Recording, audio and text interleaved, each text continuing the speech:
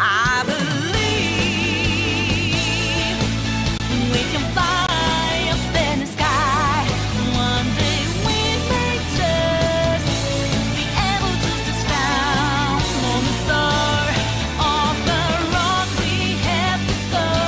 The rolling path we shall proceed until the end of our roads. There's no turning back for us, 'cause we will never give up.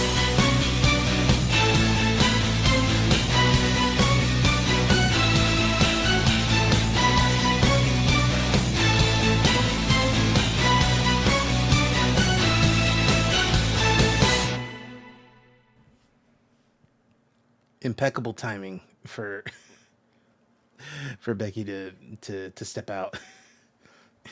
for her dad to come back with her sodi.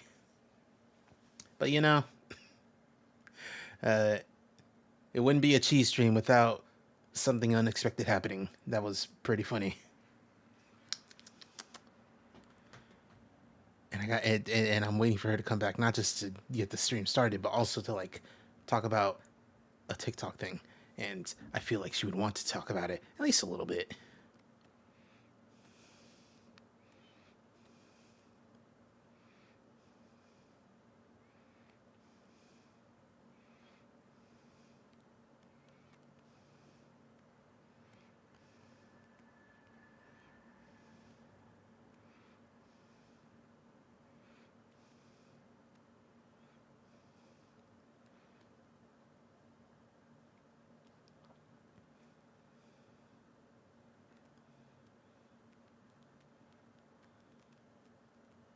Anyway, whoever's here, how's your day been?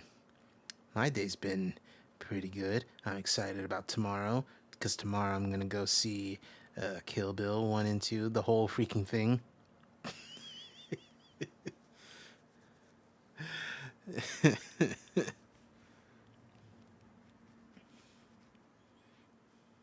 The actual name is The Whole Bloody Affair. And it's been that for a while. So, a thing about... Oh, hello, welcome back. What's up? I'm back. Hey, so before we jump in, before we get started with this, hey, how about that story where that lady drove 3 hours just to confront that one dude? Yeah! That's a fucking legend right there. And Queen.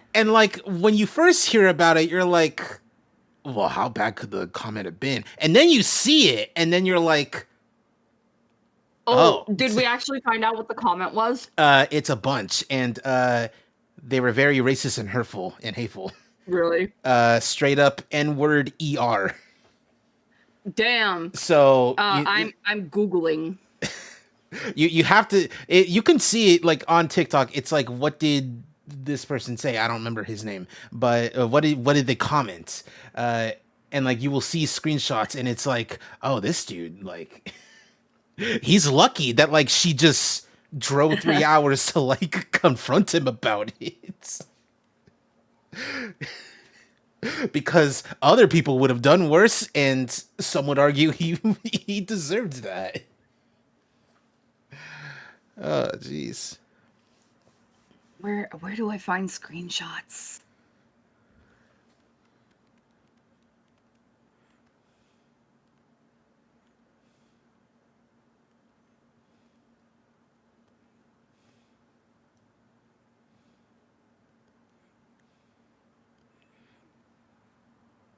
Hold on, I'm also looking.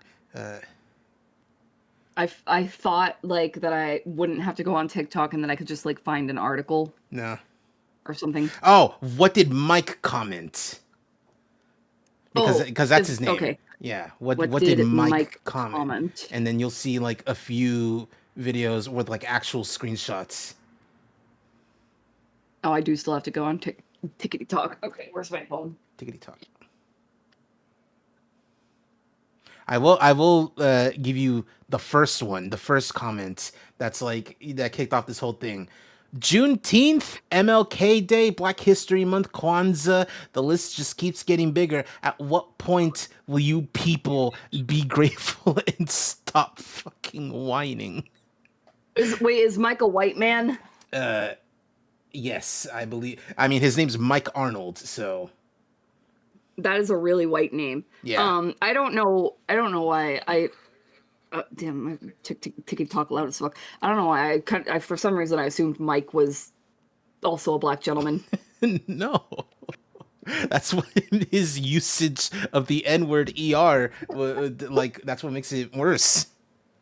Yeah. Well, I mean, like you told me that, and that information by itself was bad enough already. You know. Yeah. It's a lot. He said Let's. quite a number of things. Oh yeah, I'm seeing it now.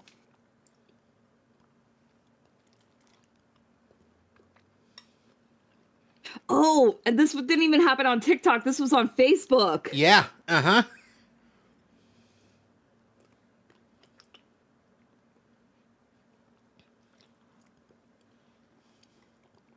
Damn.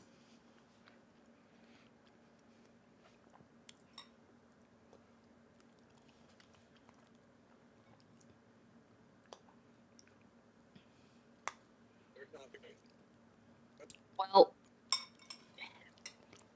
I don't know. What can I say? That woman was doing the work of God. Yep. Entirely justified. Yep.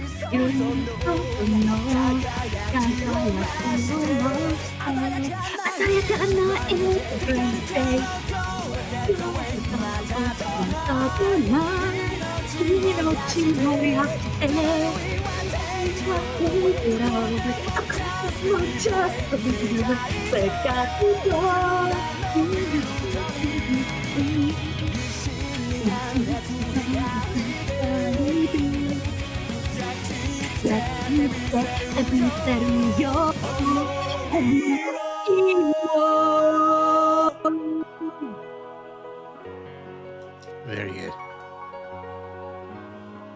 Do you like how I don't know the words to this?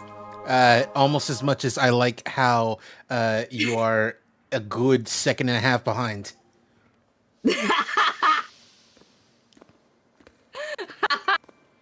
But you know, like there's no helping that unless you're like physically here in this space with me. Right.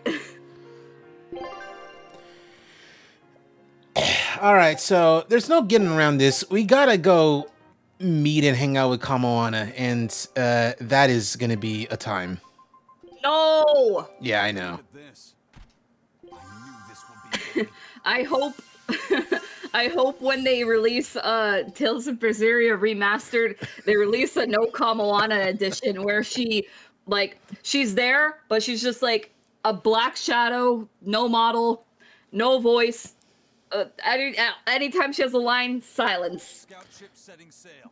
They do the thing that China did with with Kingdom Hearts 3 and Winnie the Pooh, where they just like white him out completely in the advertising. Yeah. Exactly.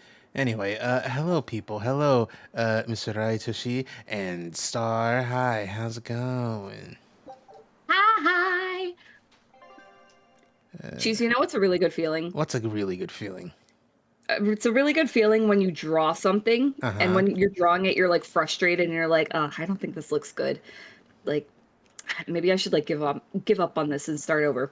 But then like you stop and you don't look at it for a while and then you come back to it and you're like, actually, this is all right. This is good. Yeah. I can Yeah. imagine that that's really good. Yeah. Who are you? The innkeeper's daughter. I happened to overhear you all talking about going to Palamedes, and Did you report us to the Abbey? report? But you already have an exorcist with you. If you have any business, talk with her then.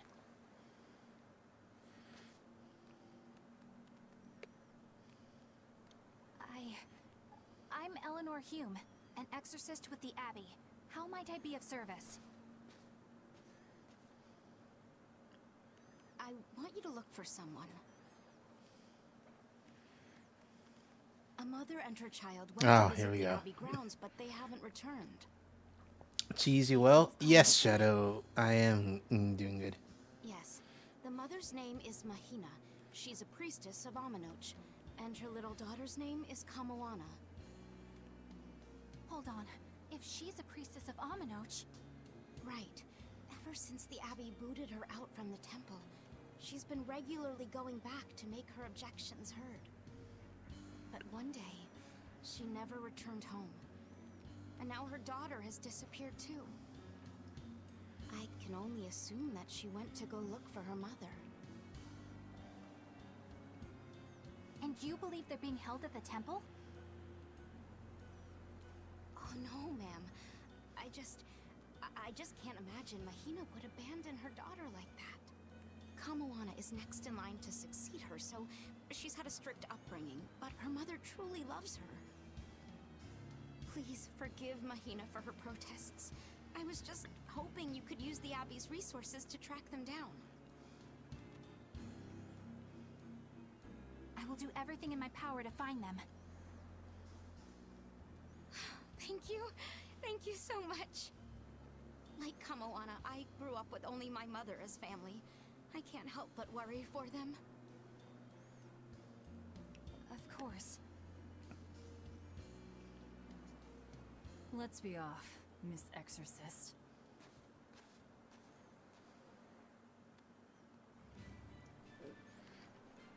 Cool. Hello, Fred. As Mr. Shadowrun Gauntlets has said, the Japanese voice actor for Akuma and M. Bison just passed. Well, two things. First of all, they are not the same guy, because M. Bison's like from where I'm sitting, What's your game here? from what I'm seeing, M. Bison's always been voiced by Norio Wakamoto, you know, Cell from Dragon Ball, amongst others. And like, I feel like people would have said something because he's a legendary voice actor. You think I'm deliberately misleading? And secondly, I think it's only one Akuma voice actor passed, and that was fairly recently. That was like a week ago. I want to know the truth. I want to know what Lord Artorias is trying to accomplish. And there's something happening in the world right now. I want to know what it is. Unfortunately, little old Eleanor has never been deemed trustworthy enough to be given such information. So, my only option is to find out for myself. You've got the soul searching down at least. The Abbey and your band of rogues follow two different paths. But something tells me either will lead me to the same destination. And so you don't see any need to lie to us? Exactly. And what'll you do if those truths don't line up cleanly with what you believe? I'm not sure yet.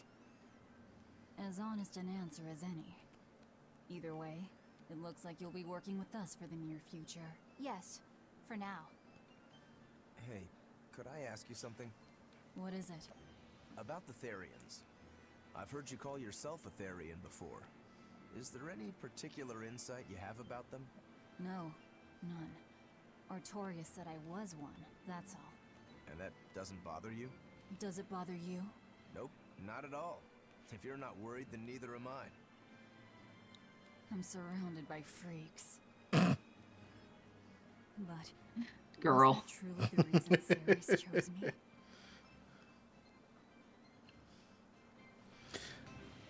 I mean, what can we say? Like, you attract the kind of people that you are, and like, if we can be for fucking real with ourselves, Everyone ready to play? Miss Velvet Crow, you are kind of a freak yourself. I just got flashbanged by the Tales of the Abyss battle music. I thought I know why. I know it's because Oh, it's Eleanor. Eleanor Okay, has- because yeah. I was like, I turned off everyone's like battle costume, like costume music. I guess not hers. Even a short weapon is effective up close. And training can help it get even closer. Mine gets as long as I want it to be. All right. I was like, wait, hold on, we gotta go. Yeah. Oh, you too. Wow, I forgot. Wrong way.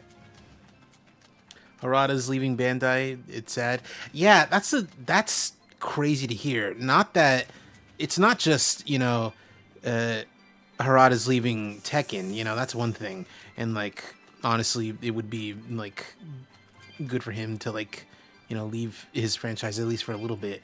But he's leaving the whole entirety of Bandai Namco, and it's like, damn, he's been there for so long.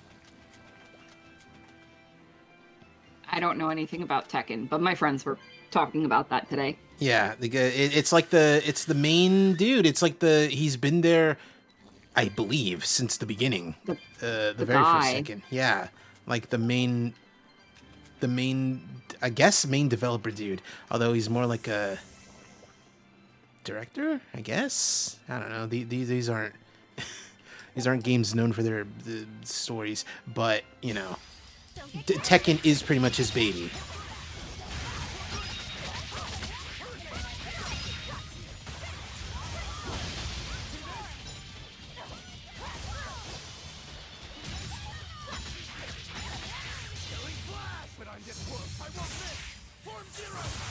Harada was for Tekken 1. He became director when Tekken 3 came out. Interesting.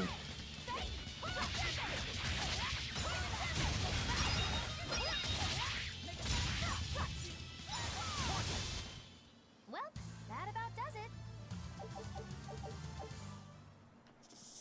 No. Damn, he followed me for a while. Do these go to the same place? Maybe. They kind of do. I'm going back down though.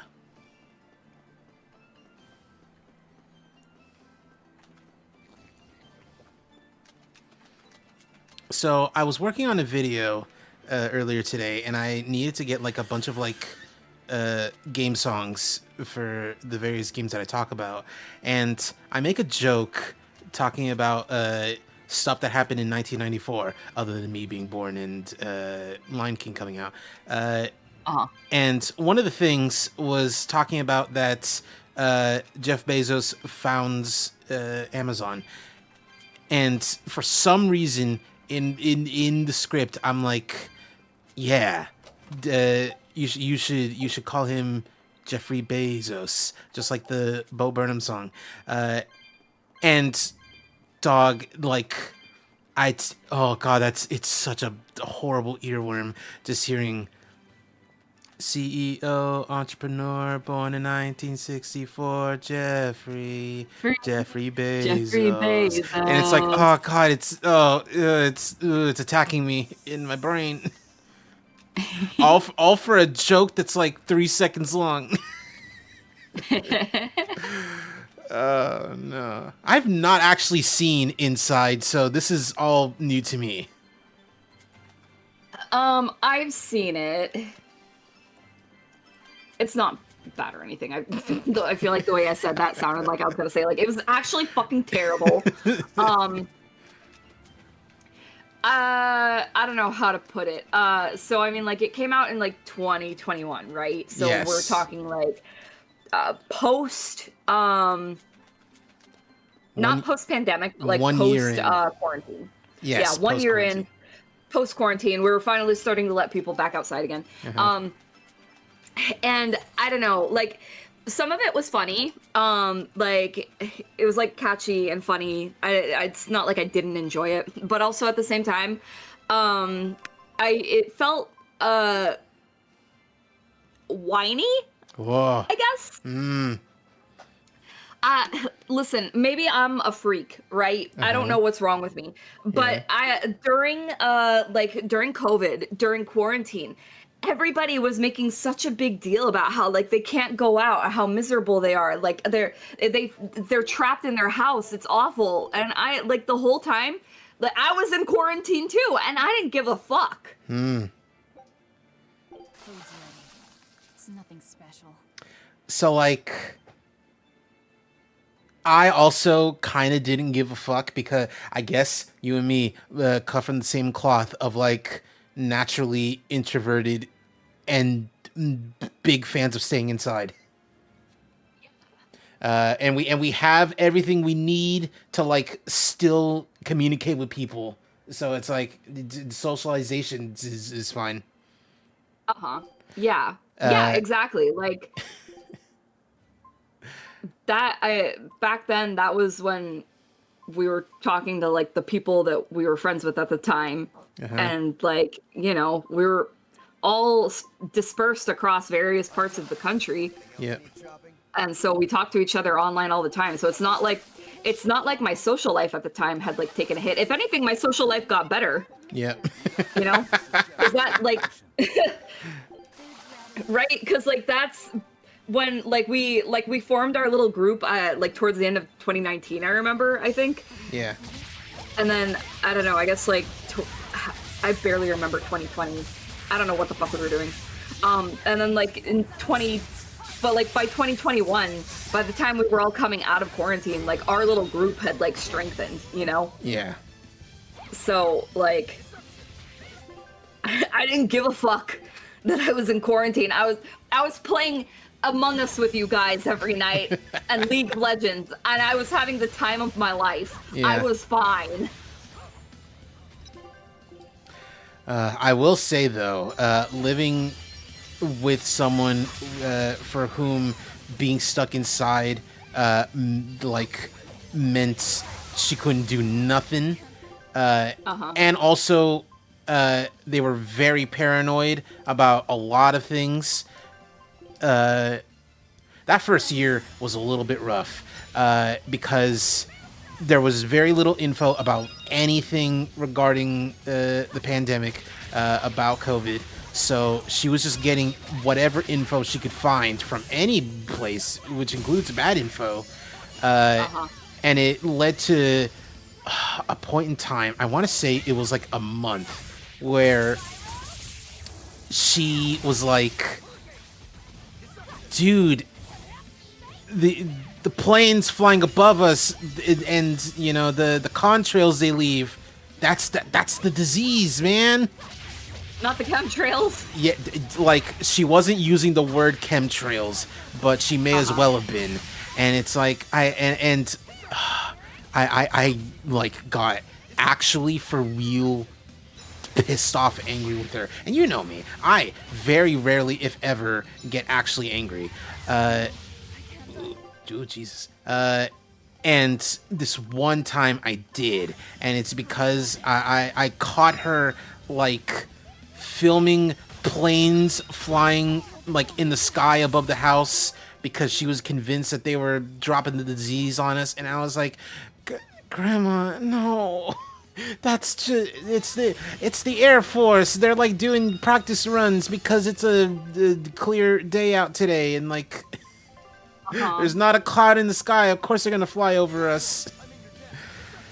And she was so like ready to be like, no, it's the disease. They're dropping it on us. And I was like, no. grandmother. I told her once, and I think she did actually take it to heart.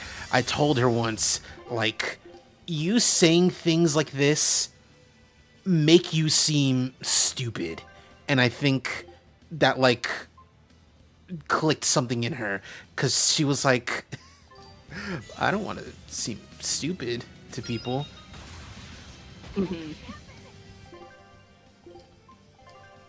You know how you properly get an old woman to like change her ways in terms of like believing in things that aren't totally real. You prey upon her fear of embarrassment. God, I wish that worked on my mom. Well, I mean, your mom is not an 80-something Guatemalan immigrant who is also very devout Christian. Yeah. To fall here.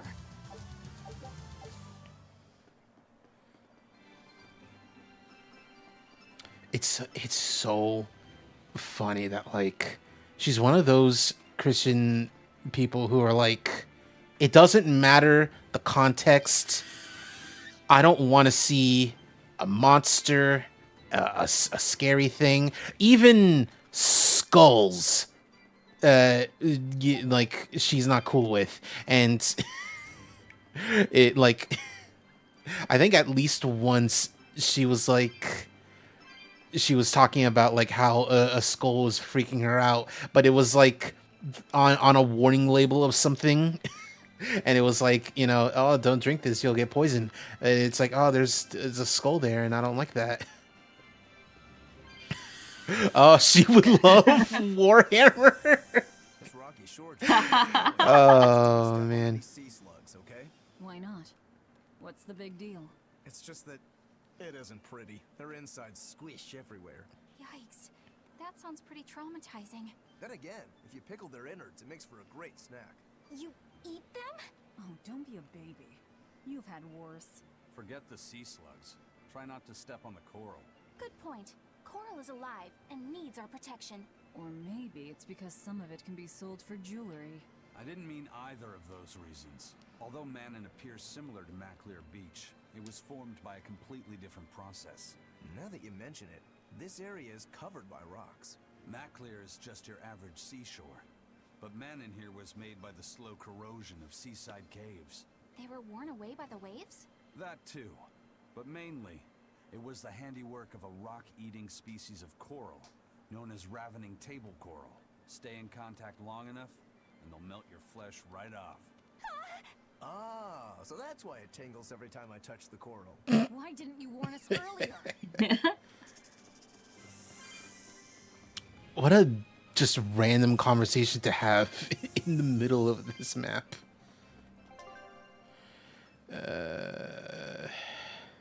Jeez, I think I'm gonna do something crazy. Oh, what's it? I'm gonna spend $30 to buy a secondhand dress that might or might not fit me. This dress is honestly a holy grail item that I forgot I ever wanted, but now that I've seen it again, I remember how badly I wanted this dress like 4 years ago. But it was sold out at the time, and it's still sold out now. Like, you can't buy it. Like, I have to buy it secondhand. But I found a listing for it for like a size that might fit me for $30. And also, I forgot to mention this particular brand that this dress is from is not known for like being very socially ethical. But So- fuck, I want this dress. Are you saying you're getting like a dress version of the outfit TM? Since it's nocturnal. What is the outfit, TM? The thing that you bought me and yourself and that other person? It's a new kind of beetle. So Do you mean that little hoochie ass? Yes. The weird cutout suit? Yes. questions. I only bought you that. I bought it for myself and for you. No. Mr. Loverboy bought one for himself and, of course, his little hoochie mama girlfriend. But anyway, is it like that, but a dress? Question. No, I'm gonna be honest with you, Cheese. I don't know why that came to mind for you. I didn't know that. Because But you no, said it's- socially ethical, and I'm like, So it's Oh, so no. it's like slutty then. No. When I say socially unethical, I mean like the problematic. Problematic is the word. Problematic. Does it say like I eat babies on it? No. So, do you know anything about the brand Dolls Kills? Dolls Kill Lovers. I've heard of it. I don't remember nothing about it though. Yeah, so they're like a fashion brand, and they sell like a lot of like alternative clothing. But they've been in hot water in the past for like making some like messed up products and like saying some pretty disagreeable things. So yeah, like they're problematic. But here's the thing: I'm buying this dress secondhand. What does it matter? They already have the money, whatever amount of money this person paid for this dress. So like, my hands are if I buy this dress secondhand, my hands are clean from any sin. Yeah. Right. Send me a picture. I want to see how it looks. Yeah. Here I'll like show you the like listing. And admittedly, like the dress looks fine in like the seller's photos. Like I still want it, but I'm not gonna lie. The website photo is doing a lot of heavy lifting, right? Wait, fuck. Not. How do I copy image? Thank you. There, I posted it for you in the streaming chat. Yeah. Oh, that's cute. I like that. Yeah, right? Like it's cute. As long as you don't draw attention to the fact that it is a Dolls Kills product, I think no one would be any the wiser.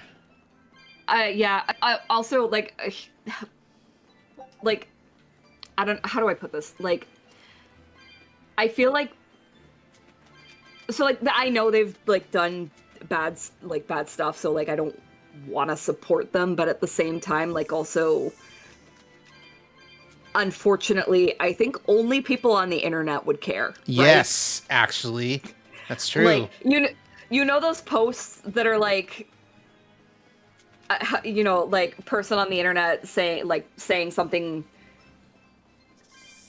like complaining about something being problematic or whatever, like being dramatic about something, and it's like person in real life, hey man, what's up? How you doing? Yeah. I don't think that anyone in real life actually would give a fuck. Uh-huh. It could be worse. It could be, and this is going to be a statement that I would like to not repeat, but seeing how the night goes, I might have to. At least it's not like that one person who at furry conventions was selling live cast dildos. I have not heard about this. Did not hear about this. Don't know what that's about. So do you at least understand what I mean by live cast? Yes. Okay. Yeah. Cool. Shadow Realm comments be like, bruh, what? All caps. Yeah, so I don't know anything about this situation personally. Cheese, what's up with you? Listen, I like I was saying, I don't know anything about the situation personally. A YouTuber that I follow was like, I found out about this. I need people to know because I can't be cursed with this knowledge. And they came out of this like 2 or 3 year hiatus while like going cross country and then going around in Europe and then going to Ukraine. And then they were like, no, this knowledge came to me. I must share it with everyone.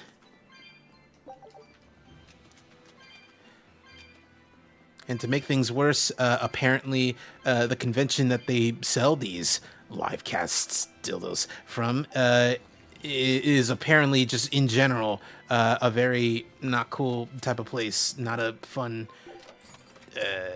furry convention to be in.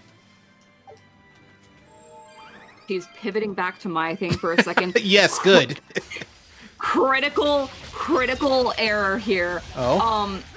The eBay seller is like on a break, like their shop is on hiatus. Okay, So even though I can see the listing, I can't buy the thing. Okay, at least not yet. Not yet. Not until the 20th. So like, Ooh. oh my god. What day is the 20th? Saturday? Yeah. Victory is ours. You should pin that tab so that way you can keep it. You can keep it I there, will. and you can be like, oh, it's there. I can see it. It's just eBay is telling me that other people are also like looking at this item and are interested in buying it. It's in at least one other person's cart. Uh-huh. So I have to beat them. I have to beat their ass. Is the text to speech working again? I don't know. I haven't checked actually because I kind of just assumed that it had died forever. I'm gonna check right now. Speak to me, my child. Penis. Oh, okay. So let's see if I feed you a link, will you wake up? That's not the correct thing. That's liked videos. I want my videos. And then boop, and then boop, and then beep, bop. Cool. All right.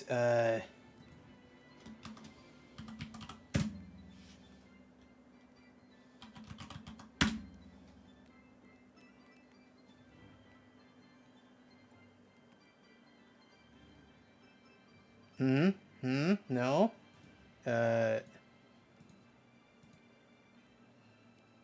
Nah, it's not working. I thought it was gonna. It's not. I think it only works with like. I think it only works with. I closed it, so it's not. These aren't gonna work. I think it only works if you're like doing a test and not like actually like putting the thing in the comments.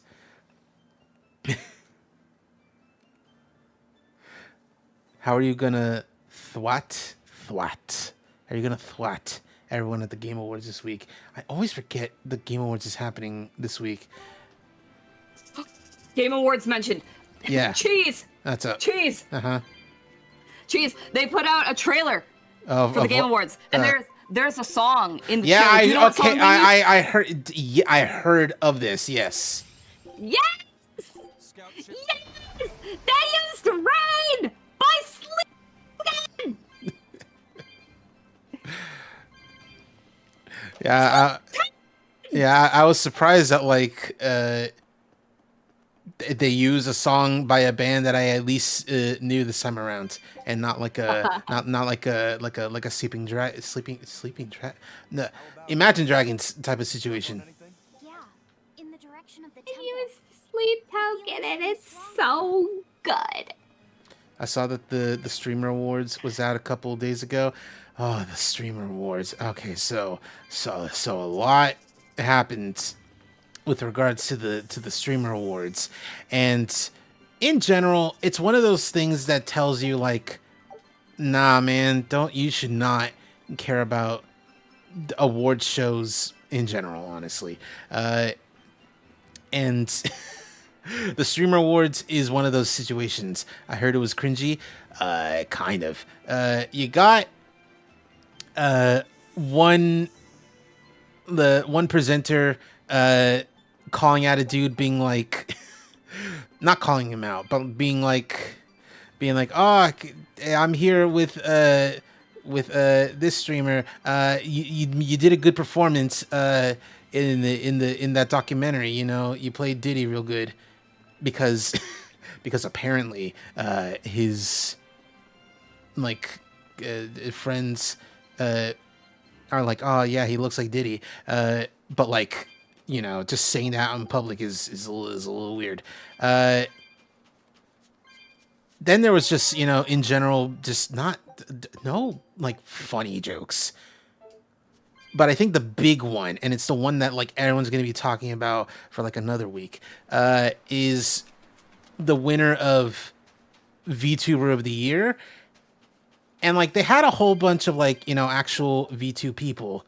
And then they had this dude literally never heard of until like the award was announced, called Burnt Peanut. And deadass, it's just like, what if a peanut was in the Annoying Orange universe? That's the VTuber. And he goes out of his way to, like, in the clips that I've seen, to just, like, make fun of VTubers and, like, be like, oh, I don't want nothing to do with those weirdos, freaks. We'll use this distraction. And maybe he may have astroturfed his way to winning by getting his fans to vote for him a whole bunch. And now everyone's all up in arms because it's like, you had a Hololive person, you have Iron Mouse there, and you give it to this to this Annoying Orange character. It's a mess, that whole situation. It also doesn't help that Iron Mouse herself was like nice about losing, being a good sport, and everyone's like, no, you don't have to be nice to this guy because he doesn't respect you or the VTubers. And it's like, on the one hand, they're kind of correct. On the other hand, dog, you are taking this way too seriously. No, I think Iron Mouse should have ripped his ass apart. I think one theory that is probably true is that, like, because Iron Mouse is like dealing with like a bunch of the VShojo shit and like is talking to a lawyer pretty regularly because of it, I think her lawyer was like, don't actually say what you want to say because it's, you have a tendency to like say too much and get yourself in trouble. So maybe just like hold off on it just a little bit. At least pretend to be a good sport about it, because if you went all in, something bad might happen. Everyone else was saying like, nah, fuck it, we ball. Yeah, fuck it, we ball. Yeah, she should have ripped him a new butthole. Fuck this guy. Lily Pichu, one FGC streamer, and she was like, suck it to every FGC streamer. Yes, I saw that too, where Lily Pichu was like, I love fighting games are for everyone, and if anyone doesn't agree, suck my balls. And she literally verbatim says, suck my balls.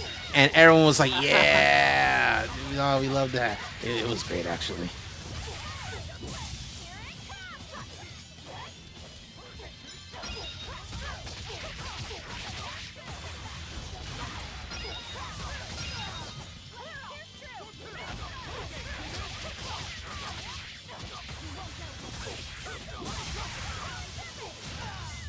Ah, jeez. Your style is really unique. Jeez, I hate blob slop. Now, what is But blob slop? I love blob slop mashups. Like, when someone draws like a relatable experience trademark symbol. And they have to use the gray featureless dudes. Yeah, the bald gray featureless little dude. That's blob slop. I see. Okay. I hate earnest blob slop posts. I think they're annoying. But Earnest. yes, but I think it's funny when they're all mashed up together. I'm also particularly fond of Becomes Brainwashed of that thing. No.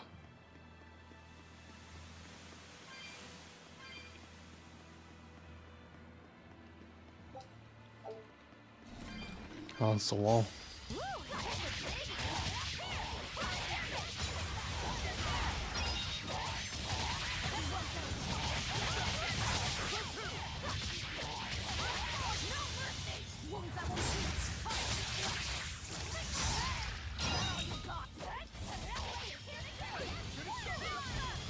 So, I have a thing happening on Wednesday, and I'm pretty excited about it.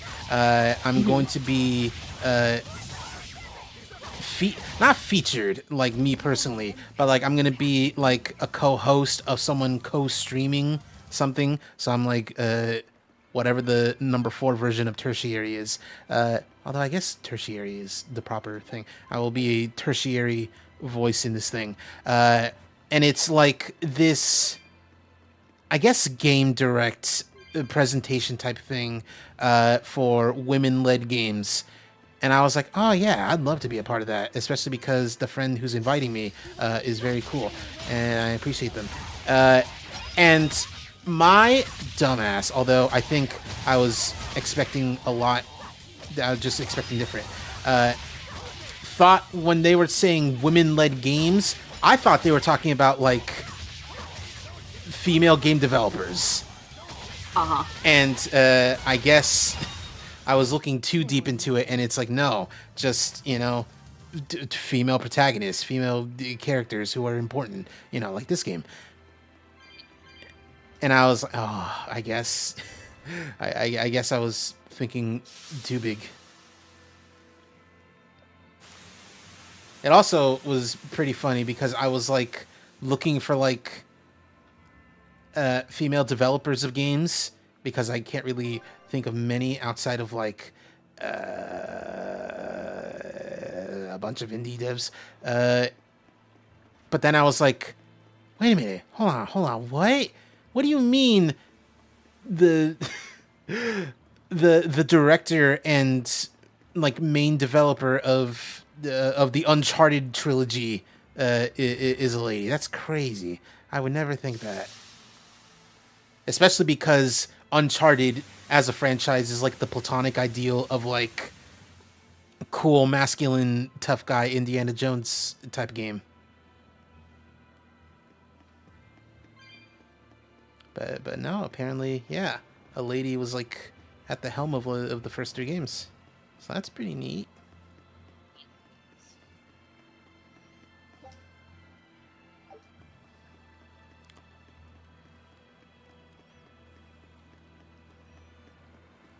Forgot how this temple goes. This kind of there are a few things that are, from what I remember, in like every Tales game. It seems there's the water temple or water adjacent temple that's like underground and looks very blue. And then there's also I just had it in my mind. What was it? Oh no. It was this water temple, and it was something else that's like, man, it's crazy that it's like in every game that I play, at least. The snow city that looks exactly the same, pretty much. Yeah. Yeah. Tales does, like, always have, like, there's, like, a beach area, you know, a little tropical beach area. There's, like, a hot climate fire area. Maybe there's a volcano. There's probably a volcano. There's a snow area, etc., etc. The water area, the water temple. To be fair, Tales of Symphonia's water temple wasn't underground, though. It was built into the side of a mountain. Yes, I remember this. Yeah, and you had but it wasn't underground. Yeah, it was like, Yeah. well, it was like that one place where you have to like go through this like tourist location, and you have to like sneak around the back. Or am I thinking? Yeah. Oh, okay. No, you got it right. Okay, Yeah. I thought it was someplace else. Cool. No. Cool. And also I will point out, if you remember, in this game, actually, the snowy mountain location and the volcano are the same place, actually. I remember this. Yeah.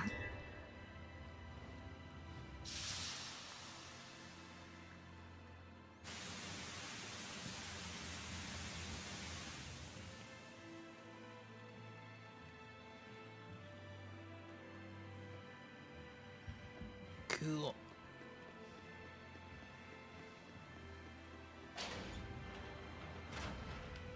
Oh, big guy. Well, it wiped out the security for us, but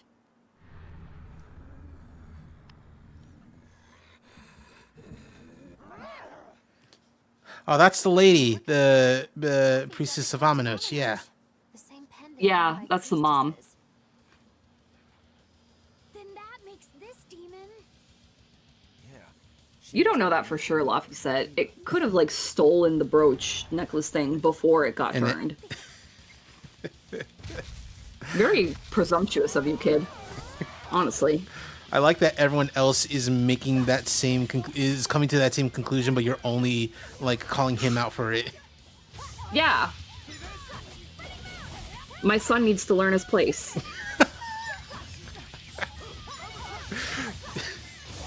But he's only like a week old. Actually, he's, Wait, no, yeah, he's 2 years old. No, he's way older than that. Okay, okay, because I was thinking like, oh yeah, he was born like that day, so that was 2 years ago. Yeah, yeah. I'm trying to remember. I don't remember exactly how old Velvet is supposed to be in that flashback, but he's that old. And he came out fully cooked, Yeah. fully dressed and everything. If it wasn't for the fact I don't that, remember. well, I was gonna say, I don't remember if it was you that I was talking about this with, or if it was like another friend. It might have been you. It bothers me. It has always bothered me that the two people that come into existence in that scene come out fully clothed. I vaguely remember you talking about this. Yeah. Yeah, I like. Fuck, I guess I said this before, but I'll say it again. Like, I get that, like, one, this is supposed to be, like, at best, like, a teen-rated game, so they have to be modest. And that, like, She's never going to be it's the same just, again. This is the least I can it's just not something they would do, but, like, it feels so, it's so weird. At the very least, they could have given them, like, very, like, basic, minimal, like, nothing ass clothing, you know? Like, give them potato sacks, right? Yeah. Damn. But for them to just come out, like, fully fitted up, fully dripped out, weird. It don't feel right. we don't need it. Who the fuck is honking? I don't know. Someone's like, hey, you're right. Your Uber's out here. Come on out. If it wasn't for the fact that Super Outlaw, if it wasn't for the fact that Bandai Namco is a family company, I can guarantee you they would have done something. It's part of the reason why, if you remember from oh so long ago, Tokimeki Memorial, the only reason why there's so much stuff in there and not a drop of pornography is because Konami's a family company. Wait, which game? Tokimeki Memorial. Oh, yes. She's a mother. It's no surprise she would still be protected. I can very clearly picture the in-game porn that would have been made, Yeah. how it would have looked. I know that must be how she felt as a human. But demons don't It doesn't have help sense of that You saw how violent there is a character who is the stereotypical hot girl, and she looks genuinely like she's 10 years older than everyone else. So people would be like, oh, I gotta see her naked. take 100 lives. Is that the purple-haired girl? That's the purple-haired girl, yeah. Yeah. Miraka. Yeah. Entire villages, even cities, just as they destroyed my village. I'm gonna impulse buy a video game. This clear. What are you impulse buying? Perhaps it would be Expedition 33. Oh, shit! Is it on Yeah. sale? Yeah. Oh, okay, well, you know it's what? only. Yeah, it's only 20%, so it's still $40, but Oh, it's $40 for a game like that. It's still a good deal. yeah. This is my new thing now, Cheese. Now that I like have a computer that can play video games, You're like, I what? love- I can play so many new games. yeah. So like now I love buying video games than not playing them. Yeah. It's just like I could play them, so the purchase is worth it to me. Uh-huh. I unleashed all my power. I still gotta hop on Metaphor Refantasio. That's like, I know for a fact I would love it, but I just haven't gone on there yet.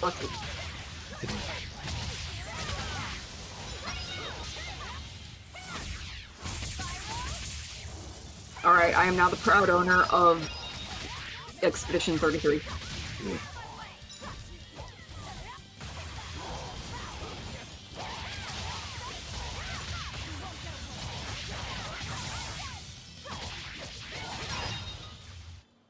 You really do have a peculiar air about you. Yeah, I don't think you're one of tough. Oh, what's wrong with her funny chocolate bar? Okay, so I'm gonna need to like get things. I know that. Whoa, shit.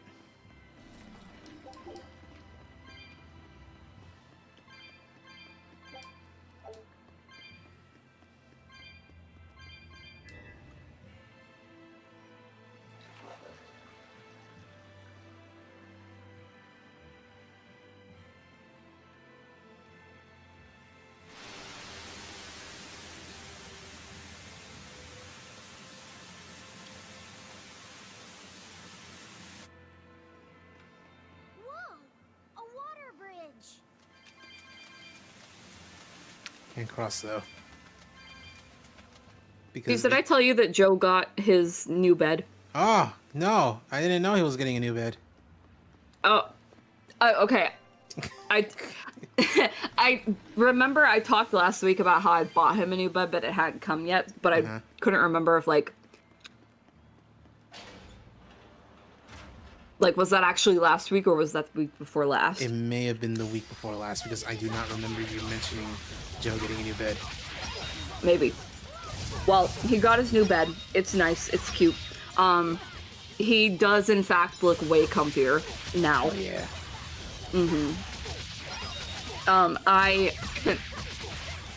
This actually worked out very serendipitously.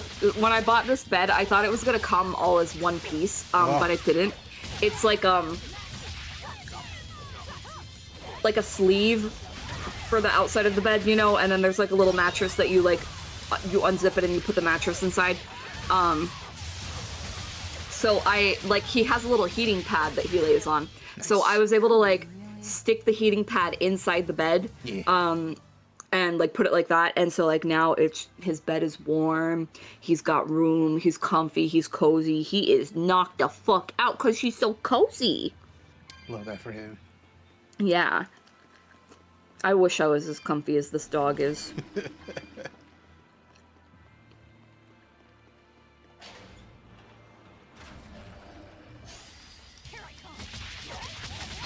There are so many enemies in this place.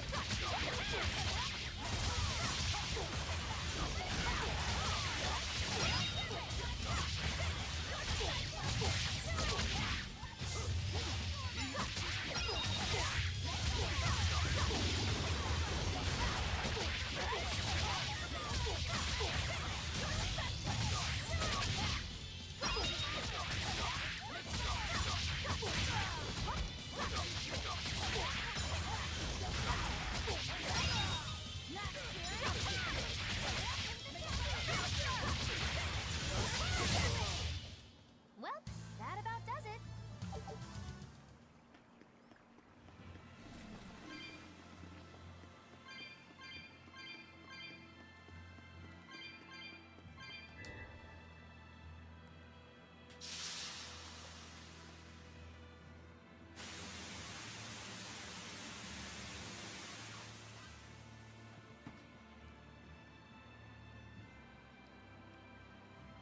See, the real litmus test for your new computer is seeing how it runs Cyberpunk.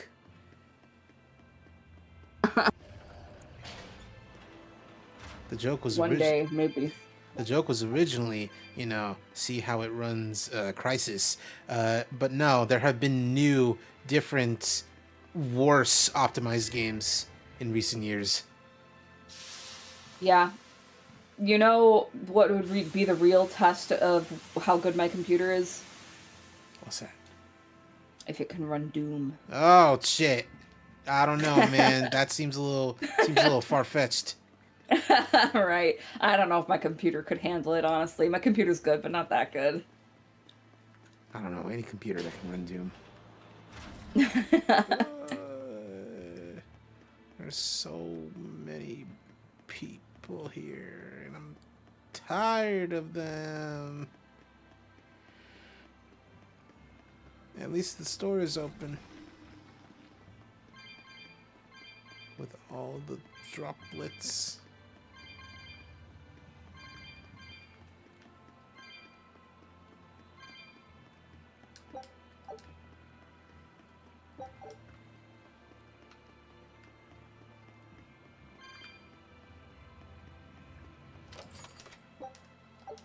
Ooh. Might be gooder. Oh, I remember this guy. Yeah, I'll upgrade him.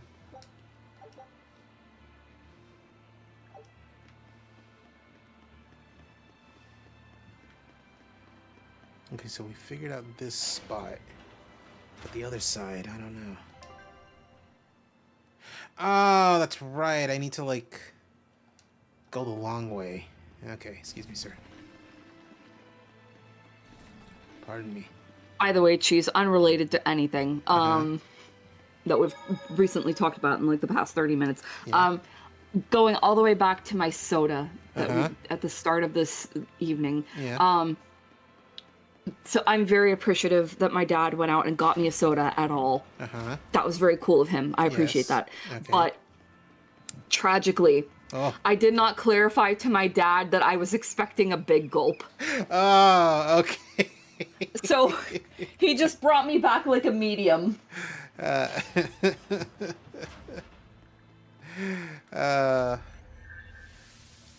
well. Very sad. It was a good Coke while it lasted, but God, I need more.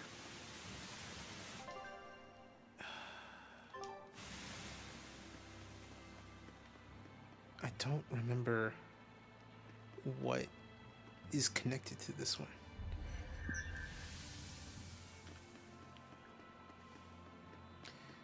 I'm the same. I still haven't played any of the Batman Arkham series that I got for a good sale, and I never played any of them. I haven't played any of the Batman Arkham series, even when I got now I can get the rest of the Backyard games for the sports sale right now, and it's a good deal.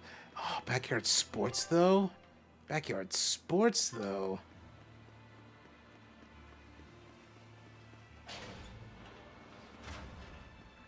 Backyard Sports, though.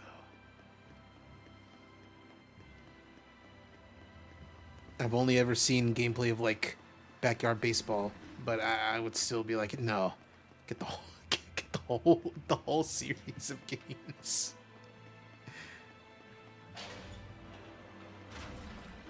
I think if I turn off the bridge, that might be what I gotta do to like free myself. And okay, I can't skip. Oh shit! It just stays there. I didn't even think about that. That's cool. Take a look at this. Perfect. Let's go to the Soma volcano. Scout ship setting sail.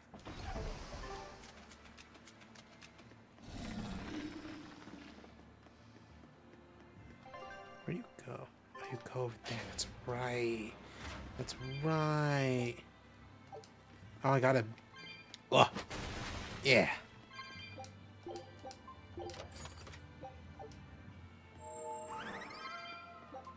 Man, they just give you so many little cat souls for the express purpose of, hey, there's going to be one that costs 200.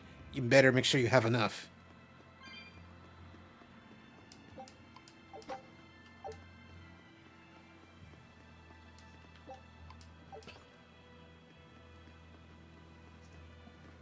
No. Oh, okay. Forgot I have to activate it.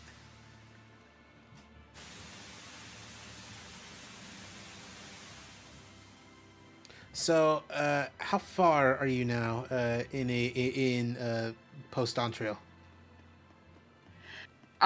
Still not very far. Let's see. I had the MSQ guide open. I have just started Seekers of Eternity, so I'm on like the second quest. So I still have all of Seekers of Eternity to go, and then the Promise of Tomorrow. Okay, all right. Mm-hmm. So you've done that one dungeon in the trial, right? No. Okay. So I've still only done. I'm gonna fuck this pronunciation. Yue Yawata. Yawata. Yeah. Yue Yawata. Okay, I've only done Yue Yawata Field that's what I Station. say. Yeah. That probably is more correct than what I said. Yeah. Anytime I'm put in one of those dungeons for a roulette, I just call it like Purple Zone 1, 2, whatever. I was doing roulettes the other day, and I was doing like level 100 dungeons, so I only have like 3 of those, right? Because I have the two post-game dungeons that you unlock, and then I have the other one, Yuyawada. So I got that one. I got the field station. Oh. And we got all the way up to the boss, the last boss, with like minimal struggle. And then we did the boss fight multiple times. We wiped I think at least like 5 times. Oh. It was bad. Hold on, I'm chewing gum and I want to spit it out. Actually, no, I don't. I'm a liar. And like it was so fucking tragic too. Okay, so as you know, I got a new computer. I had to reset up all of my hotbars. Yeah. I forgot to put flash on any of them, or not flash. Limit break. Yeah. Right. So during one of our wipes, the healer and the other DPS died, and it was just me and the tank. And the boss was like down like really low, honestly. And so they're like screaming in the chat for me to LB, and I try to do it, and I realize, oh no, I never put it on my hotbar. Oh, damn. So like that sucked, and that was embarrassing. I looked stupid as fuck. But I was like, it's okay though, it's okay. Like the boss is still like pretty low. Me and the tank can probably just like tough this out, and we can mow him down and win this. I accidentally sidestepped into the circle. Ah, damn. And then the tank, the tank couldn't DPS him down. Whoa. So we wiped. Damn. It was terrible. Truly the tragedy ever.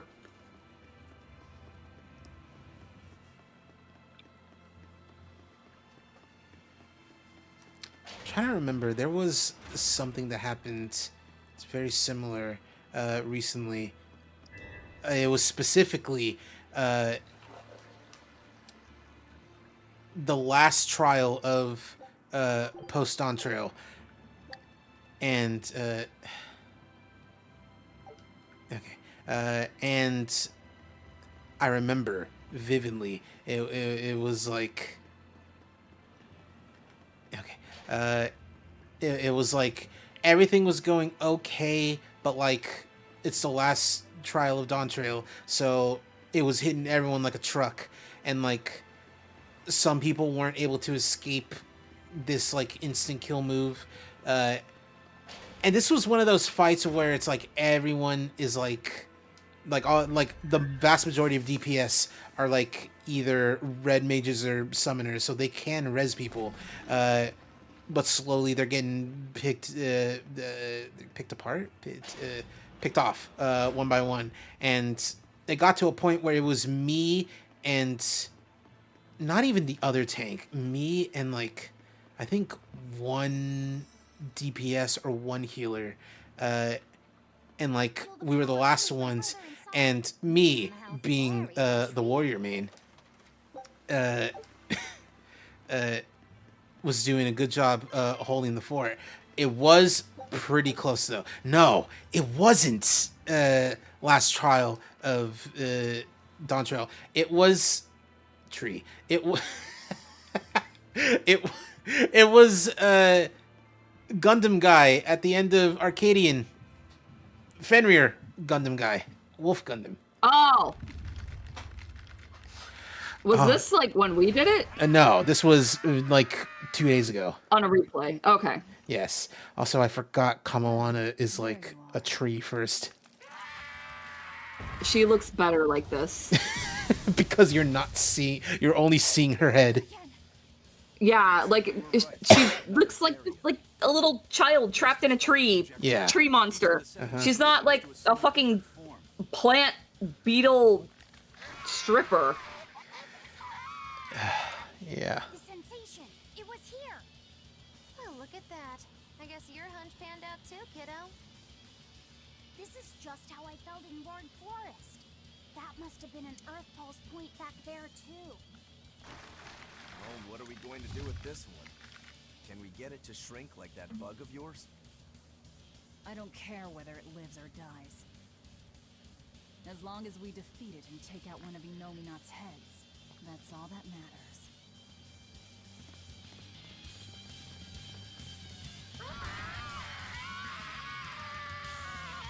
She's kind of just chilling in there. Yeah. I don't know. Probably not, actually. She's probably suffering. Yeah.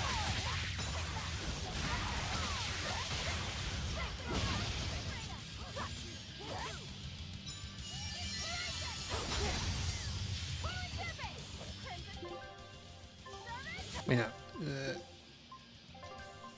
Yeah, fix yourself up.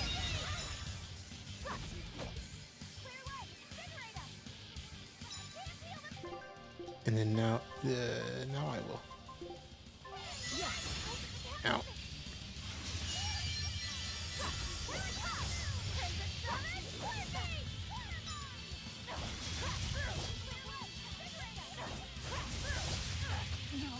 Oh, jeez.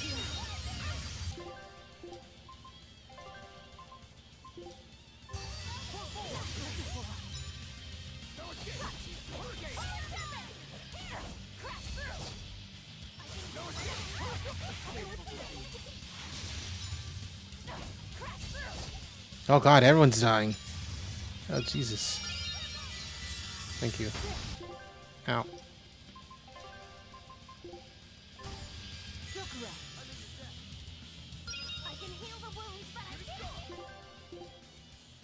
I can heal the wound, but I can't stop the pain.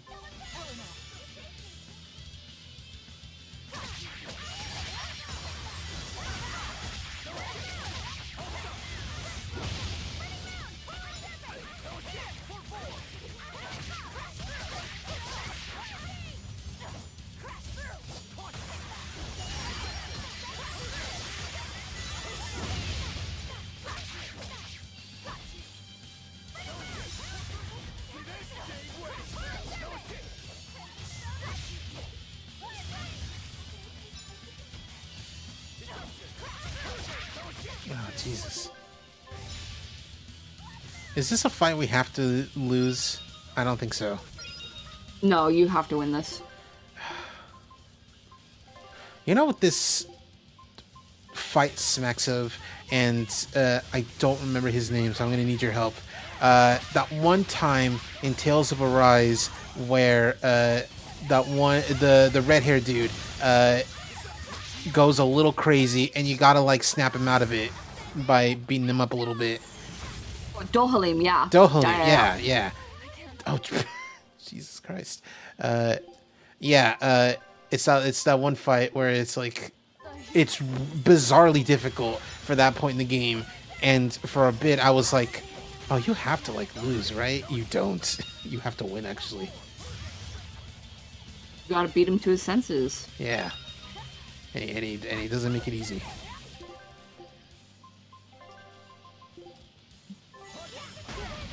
Oh, jeez.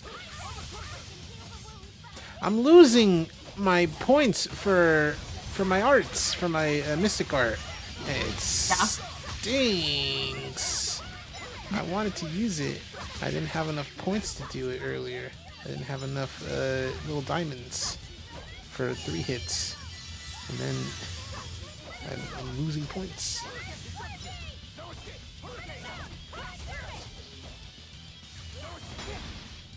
Eh.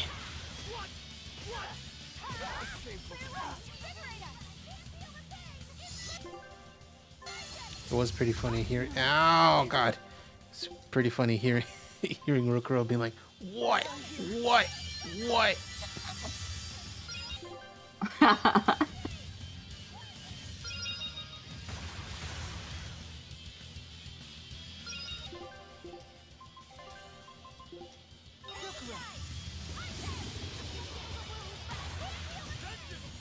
It is pretty funny.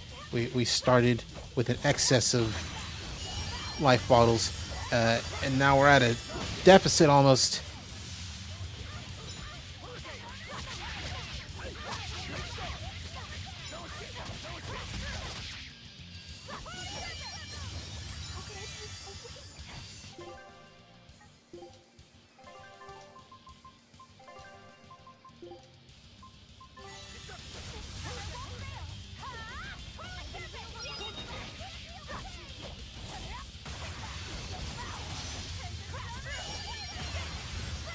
Jesus, that almost killed me.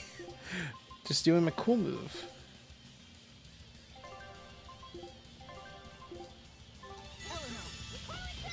That was not supposed to go to. That was supposed to go to me.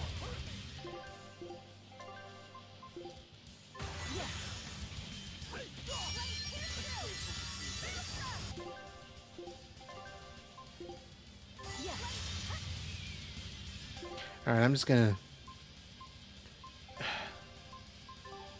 How do I switch out party members?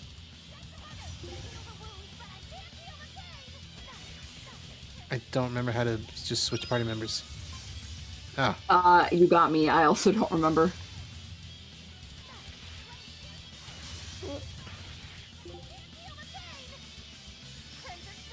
Oh, ooh.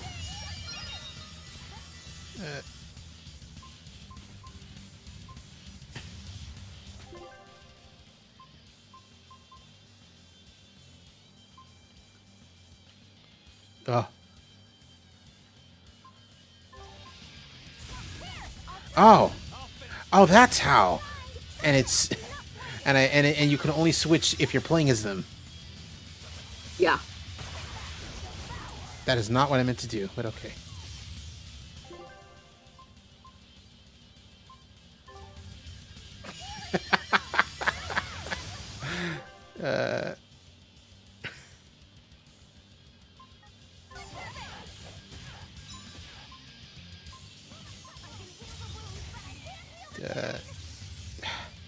Okay, I can only switch Velvet out, I guess.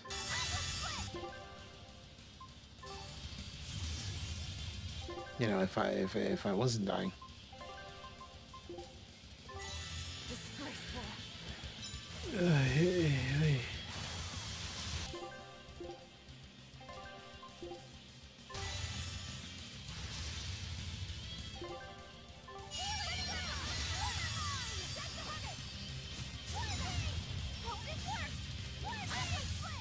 Okay, I just gotta lock in a little bit.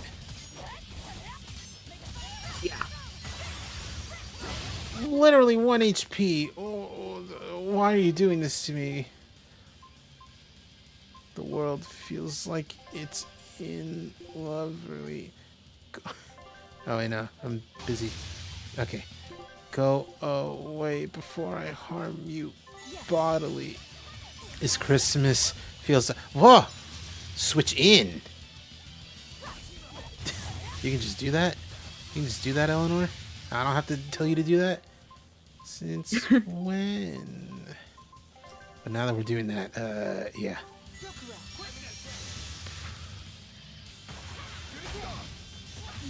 That fucking shit.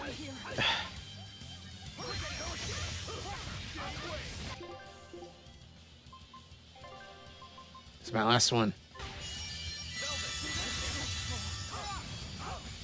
Don't waste it, Rokuro. It's your last chance.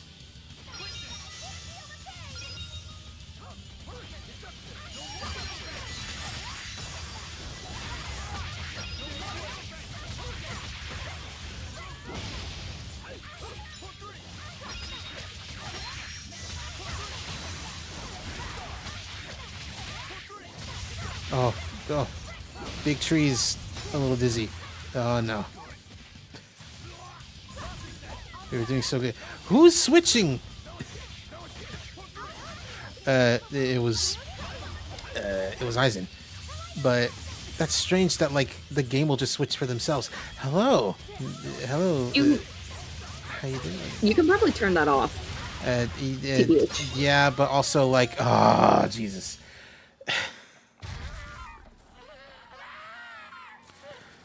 Finally, a horrible. Don't do that. A horrible tree child is defeated. Yeah, but now we have to deal with her. Uh huh. We Like normally. sure do.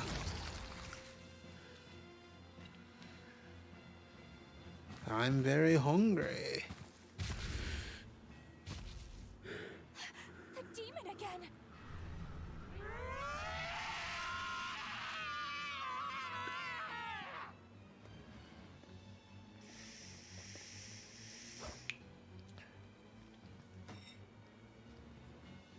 I'm not letting you go this time.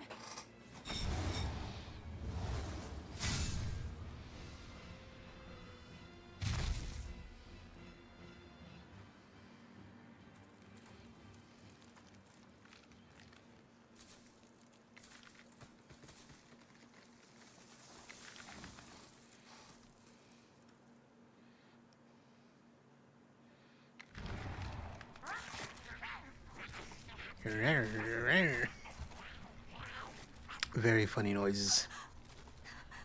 Is that Therian eating the demon?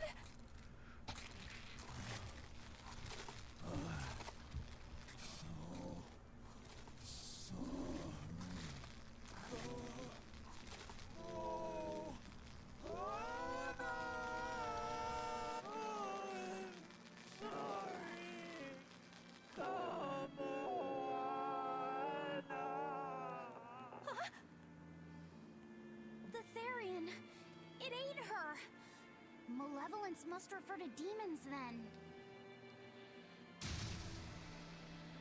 Feeding on demons. I know what that's like.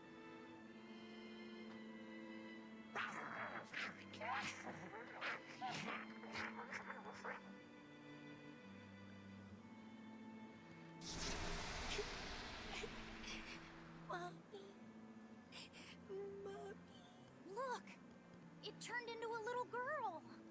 Is that Kamoana? Mommy, why? Why did you leave me all alone? Did I do something wrong? Was I too weak? I'm sorry, Mommy. I'm sorry. No, this can't be happening. I tried so hard to be strong for you, Mommy. The man from the Abbey made me strong. So please, Mommy, please come back. The Abbey made her strong? By turning her into a Therian? Jeez, those happy jokers really get off on this sacrifice stuff, don't they? I can't believe it. That woman, she was trying to save her own daughter. Mommy! Mommy! I miss you. Mommy! to save her daughter. All she could do was offer herself If- to feed her hungry child. If Kamoana crying was relegated to this scene and the last bit of her story, it'd be fine. Should we bring her with us? Uh-huh. But no, she just keeps going, even when she's not really involved in a scene or story. Oh, And it's she- this chuckle fuck. What chuckle fuck? This that one guy, Oscar. Oh, this guy, yeah. The fuck eyes McGee. Yeah, there's that, and then also Kamoana just does so much fucking screaming for no reason. No reason.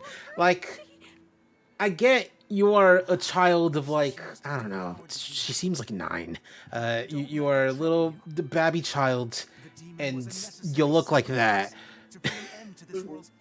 Do you have to freak out like that around us? To be fair, I think she is a little younger. I think she's like 7, maybe 8 max, but still, yeah, that Maybe. fucking kid needs to scream less. Yeah. It's like I said in the description of the stream. I don't hate Kamoana. I hate what she represents.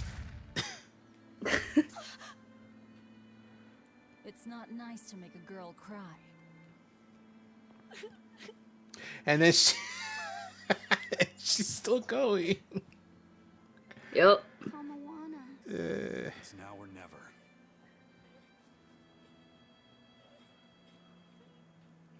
Out of the way, Laffy said. Wait! Have you no compassion? This isn't up for discussion. I thought you just wanted to weaken Innominat! You can sever the link! You don't have to kill her! Velvet!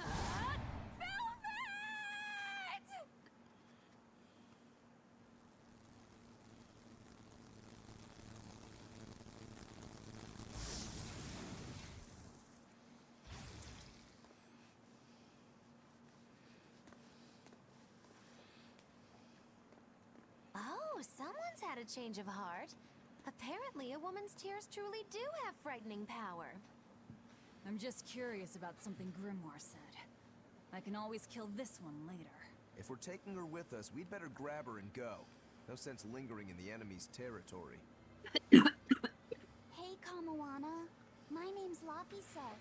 Do you want to come with me and my friends and get out of here? Where's my mommy?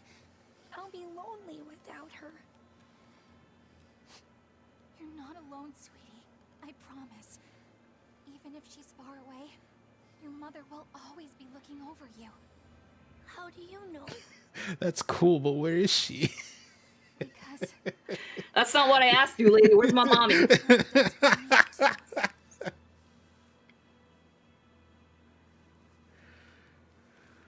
let's go, Kamoana. Okay.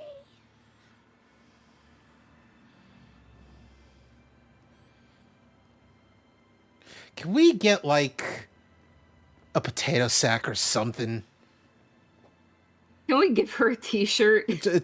Yes, one of those, like, you woke up naked and the cops need to give you something to cover yourself type of t-shirts. Superboy and Brunhilde. What's that green? What's that green over there? Oh, it's you. Wait. I can just leave. Not good. The malevolence is getting stronger. My. The effects are already starting to show.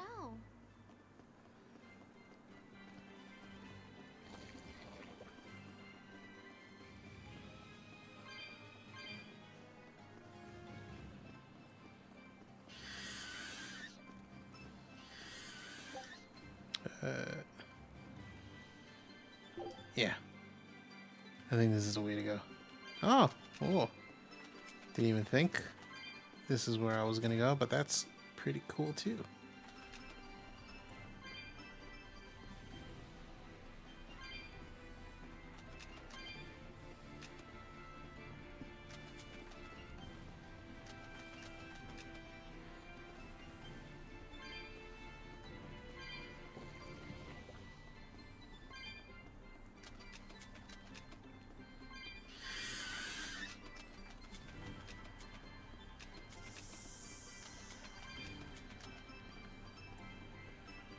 Oh, the wrong way.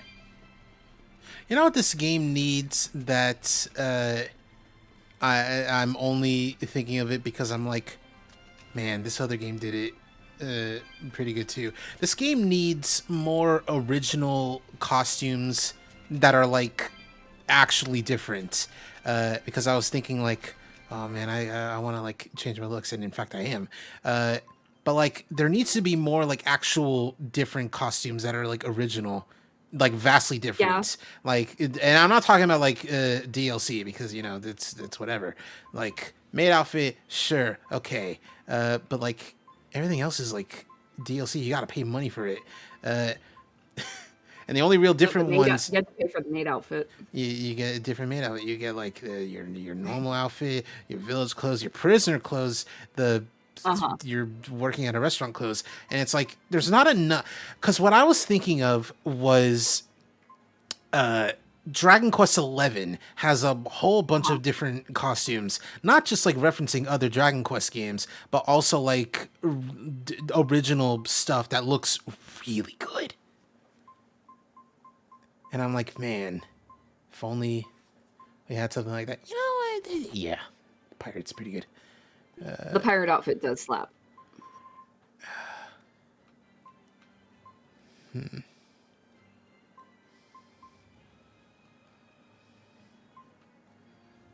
So do we know... I think I've asked you this before. Do we know what a Norman is?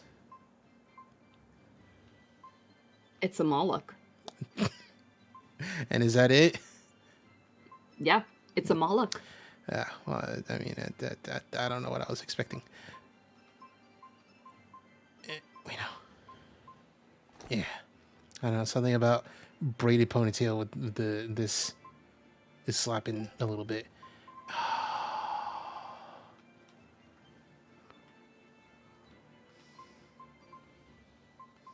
There's no pirate hat. No, like, normal pirate hat at the very least. She has a pirate hat. What was the pirate style here? Oh, nah. A lady's pirate hat is this, and this is pretty good actually. I'm gonna fix it though. Just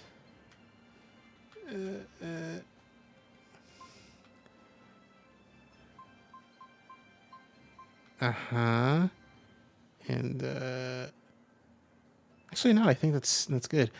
Yeah. Yeah. All right, but everyone else, because I do want to change fits around a little bit. No, it's here.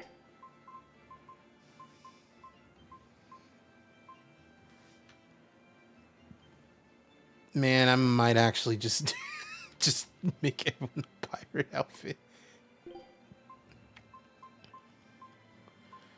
Oh, I forgot you had a normal ass exorcist uniform. What is did you borrow like a pair of velvet shorts that are all like short and ripped up? Like what's going on with this? This is a lot more exposed than Eleanor, in my mind, was thinking. It does feel weird for her, right? Yeah. Because, like, even with, like, swimsuit, you know, this is very, like, more pretty than anything else. Very, like, proper, very modest, I would say. And then you get this. I want to see if I can figure something out. That's pretty good, but no. Oh, there is one there.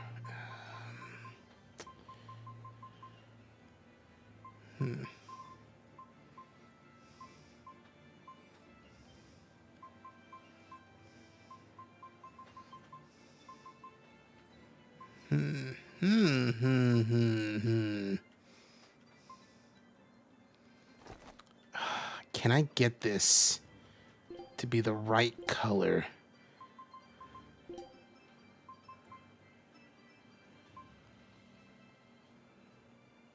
How do I get it to be... Oh, that's close. Oh, we're kind of getting there. We're kind of cooking. Ooh.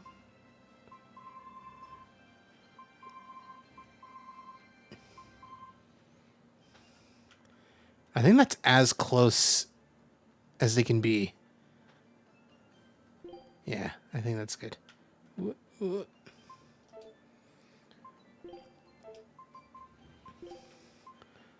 Whoa. Oh, God, yeah, that's... Oh, that's... All right, anyway.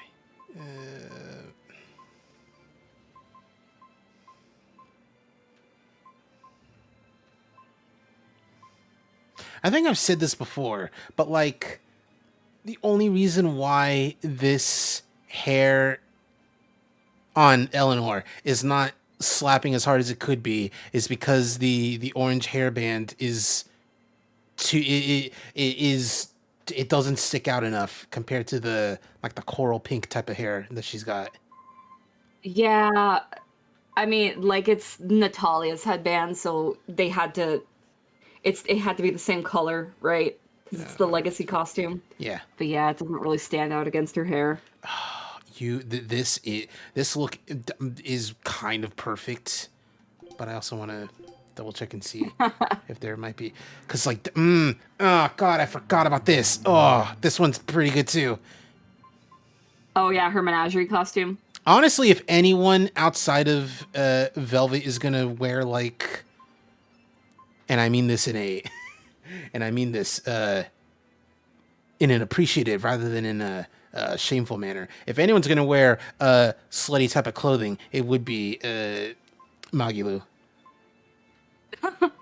She does have some pretty slutty outfits. We don't slut shame here. We Like- slut appreciate.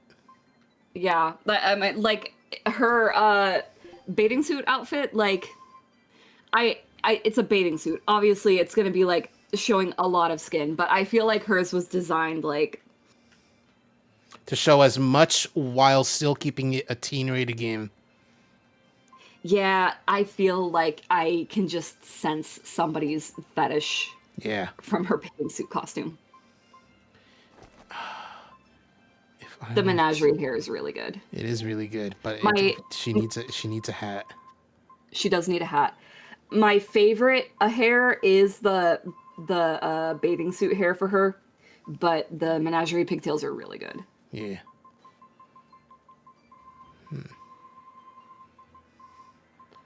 Where is that one witch hat?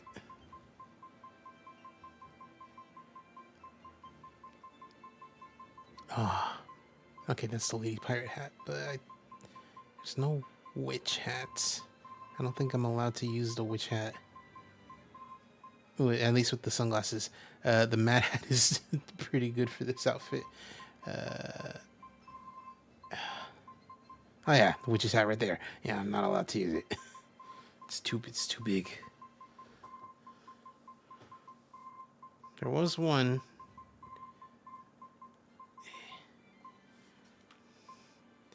Oh yeah, no, I think this just goes with this outfit. Yes, that's the hat that goes with that Okay. outfit. Yeah, you know what? Yeah, let's do that. Man, I don't remember. I'm so used to seeing him in this outfit that I always forget that like that's not his default and that it's this. Which one? His winter teacher Oh. suit. I always forget that's not his actual outfit and that it's this. Yeah. Maybe. What are these? What are those like test tubes that he's got? What are those? Let's see. What kind of chemistry teacher is he? Hello. Oh, hello. Hi, Fla.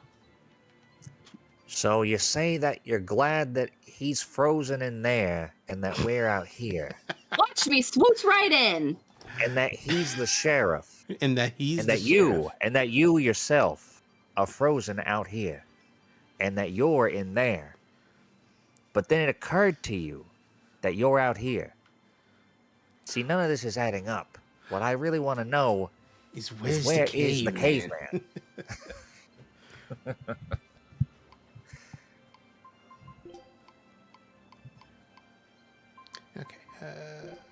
So how are you two this evening? I'm doing pretty good. I'm gonna go see Kill Bill, the whole freaking thing tomorrow.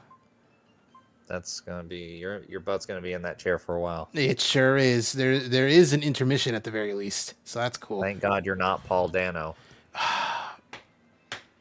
I think people just kind of forget that Quentin Tarantino is just an asshole. Yeah. For those, I think that video of him going, because it's fun, Jan, did a lot of good PR for him. yeah. For those who don't know, Quentin Tarantino, legendary director of 9 films right now. Top tier foot fetishist. Top tier foot fetishist. The only what makes him stronger than Dan Schneider is that he's not weird about young girls about it. Usually. But Quentin Tarantino very recently has gone on record as being like, man, fuck Paul Dano. He's not a good actor. What's he done? And people, for some reason, took this super seriously. Paul Dano. Do you mean Matthew Lillard? Well, no, he said that about Matthew Lillard too. Because Matthew Lillard was also part of this. Matthew Lillard Matthew Lillard at the very least was like, oh man, that makes me feel bad. But you know, I guess that makes sense. I actually have the quote here. Whoa. Never heard of either of those actors. What are you talking about? Have you not seen live action Scooby-Doo or watched any Scooby-Doo media after like 2005? Because that's Matthew Lillard. Paul Dano, if you've seen The Batman in recent years, he's the Riddler. He's the Riddler man. I have not seen The Batman in recent years, but I do know of the Riddler. There's a artist on Twitter. I don't know if I follow them or not, but at least I keep up with them of my own volition every now and again. And they, like, their main thing that they draw, that they are obsessed with, is drawing Batman and the Riddler porn. But like, the Riddler is gender bent, and the Riddler is like so Batman is portrayed as like a fucking edgy emo boy. And the Riddler is like Grim, what's up? a fucking Share something else you found? girl failure femcel Not quite. creepazoid. Malevolence has grown too dense for me to hole up at the And so like that's the main thing that they draw, and that usually what like their thing is like cisgender MF, but sometimes they switch it up. They're not afraid to portray either of these characters as trans men or trans women or cisgender men. Malevolence. Sometimes one, sometimes the other, mix and match. Sometimes they're both men, sometimes they're both girls. It's really a free-for-all with this artist. Now, I didn't know where you were going with this, but I thought you were just gonna start talking about how you may ship themselves with Paul Dano's The Riddler. No, they ship Batman with the Riddler, but yes. Here I thought you were gonna go with yeah, they do all these different gender interpretations of these characters. Speaking of Matthew Lillard, do you remember that time he had breasts? That's true, he did. Oh, yeah. You know what? I think it's on me that I need to start drawing live-action Scooby-Doo porn. Yeah? Okay, Is that right? Yeah. Where are you gonna start? I'm gonna start with Matthew Lillard, Shaggy, with boobs, but still with a dick. I'm gonna draw him giving a boob job to Fred. Fuck. Oh, Okay. damn. Okay. Just starting strong. Jesus Christ. I do not remember Scream ending like this. Oh, that's funny. So here's the actual quote here, right? Uh-huh. Matthew Lillard reacts to Quentin Tarantino's comments about him. Quentin Tarantino says he doesn't like me as an actor. See, hurt your feelings. It fucking sucks. And he wouldn't say that to like Tom Cruise or like another top line actor. I'm pretty popular with my fans and not very popular in Hollywood. Two totally different microcosms. It's humbling, but it hurts. Yeah. He's a pretty good sport about that. Yeah, the whole thing about the Paul Dano thing was that, like, basically Quentin Tarantino was doing his top 20 films of the 21st century, and he went on a little tirade during it where he said, "There Will Be Blood would have been #1 if it wasn't for Paul Dano," and then he just named a couple other actors he didn't care for. That's and apparently Matthew Lillard was one of them. That's such a funny, like, just Paul Dano catching a stray out of nowhere. It's for the record, here is the top 20. Number 20, West Side Story. Mm-hmm. Number 19, Cabin Fever. Uh-oh. Oh. Number 18, Moneyball. 17, Chocolate. Number 16, The Devil's Rejects. Uh-oh. Ooh, uh-oh. I mean, I like that movie, but 21st century? Okay. Yeah. 15, The Passion of the Christ. All right. All right. 14, School of Rock. Based. Very good. based. 13, Jackass the movie. That's hilarious. I kind of can't disagree. Number 12, Big Bad Wolves. Number 11, Battle Royale. Oh. Number 10, Midnight in Paris. Woody Oh. Allen. Yeah. Number 9, Shaun of the Dead. Yes, very good. Number 8, Mad Max Fury Road. Cool. Good. Very good. Number 7, Unstoppable. Number 6, Zodiac. Number 5, There Will Be Blood. Number 4, Dunkirk. Oh.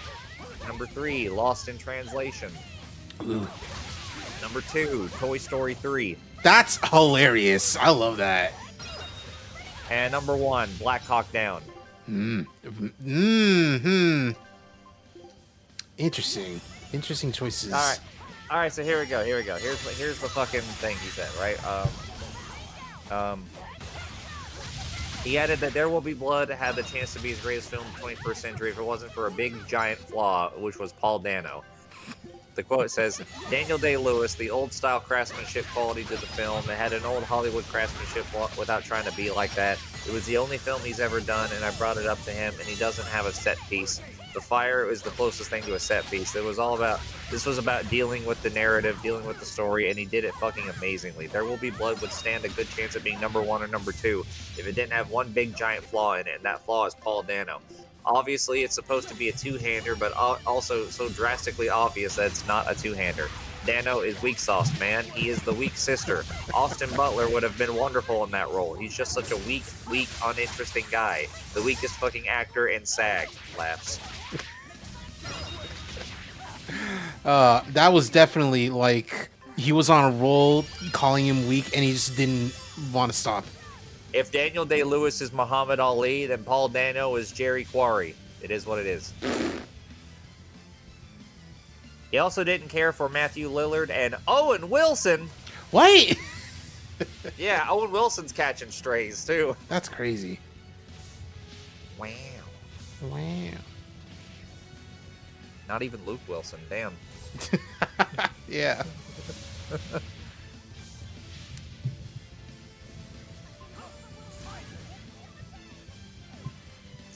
Matthew Lillard's in the Five Nights at Freddy's movie. He sure is.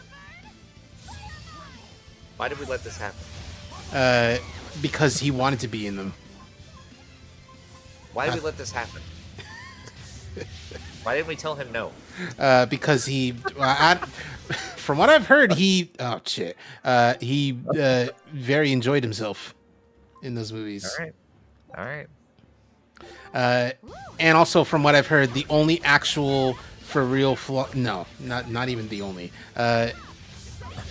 The only redeeming factor of the new one is, like, you know, sure, it has bad acting, bad editing, bad writing.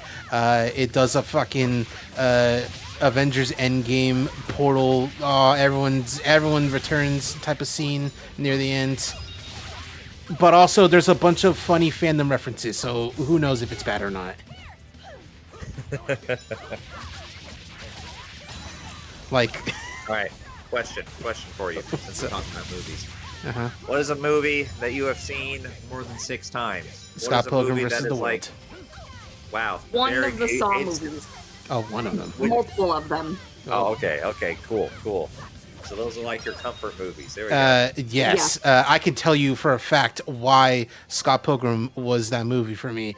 Because I first saw it in theaters when I was 15 after my very first ever breakup, and I was like in a real bad place mentally. And then watching that movie, I was like, man, life is good actually. I would tell my story of how I had to go see Scott Pilgrim in theaters, but I won't recount that tale. Oh, You had to? I had to. No, I said I won't. I said I would, but I will not right now. It's a long story. Basically, it involves me getting lost in a typhoon, but Oh, I vaguely remember you telling the story. for me, it's at least one of them. I'd say the first one that came to mind to me was The Road to El Dorado. Oh yeah, yeah. I remember you saying that. I can quote that movie from start to finish. You're like Pro ZD with Peter Pan. Basically, yeah.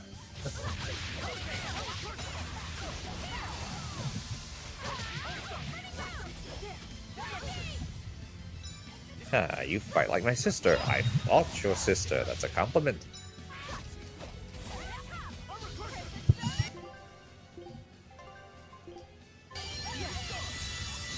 A couple of chapters have woefully ended today. Oh, yeah, we talked about one of them. Well, there's a earlier. couple things. Yeah. I'm gonna start with this one. This is the sadder news, I would say. I mean, both of them are sad news, but here's the sadder news. Tomomichi Nishimura has passed away. Yeah, I heard that, and it was Shadowrun Gauntlet's trying to say the voice actor for Akuma and M. Bison, and I was like, what do you know? Like, yes, Akuma, but like, it's not M. Bison. That's not, because M. Bison's voiced by Norio Wakamoto, and he is old, but he's not there yet. What are you talking about? He was Bison. No, where was he Bison? Nishimura? Yeah, Yeah, he was Bison. I thought it was Norio Wakamoto. They both played Bison, I believe. Hmm. He was Bison in Street Fighter Alpha. Okay, yeah, that makes sense. Yeah. He was in Street Fighter Alpha, Street Fighter EX, and I believe that one move in see, it was the Alpha games, it was the EX games, and I believe that one movie. What was it called? Street Fighter 2 5. Ooh. The one that's not Street Fighter 2, the animated movie. Yeah. That one. Yeah. Fucking also Anzai in Slam Dunk. Yeah, he was a lot of things in a lot of Blue people in a Ogre lot of Yu Yu things. Hakusho. Yeah. Fucking. He was in a shit ton of anime.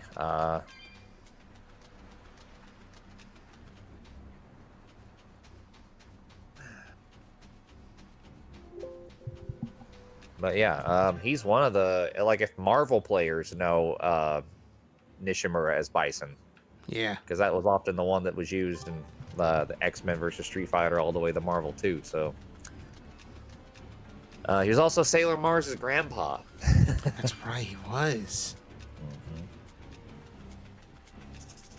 But also sad news, Katsuhiro Harada is going to leave Bandai Namco at the end of the year. His And, last official affiliation with Tekken, and Bandai Namco is going to be at that big end of the year Tekken event at the World Finals, I believe. And some people would be like, if he's leaving Tekken, that's a good run. He's been there since pretty much the beginning, and very cool. But leaving the whole entirety of Bandai Namco is crazy.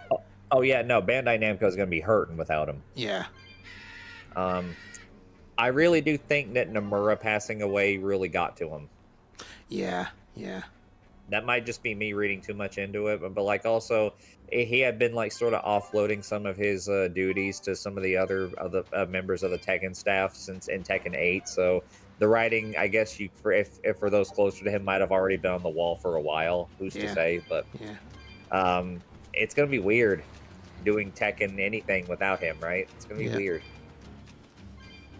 Makes me wonder what Tekken 9's gonna look like, because like Harada being at the helm of these things is part of what gave modern Tekken its identity. So I just don't know. I will say it was a fucking power move though to have his like announcement that, hey, I'm leaving. Here's the last time you'll see me here. It's been wonderful. Here's my SoundCloud DJ remix. Yeah. Tekken music. Fucking baller ass shit.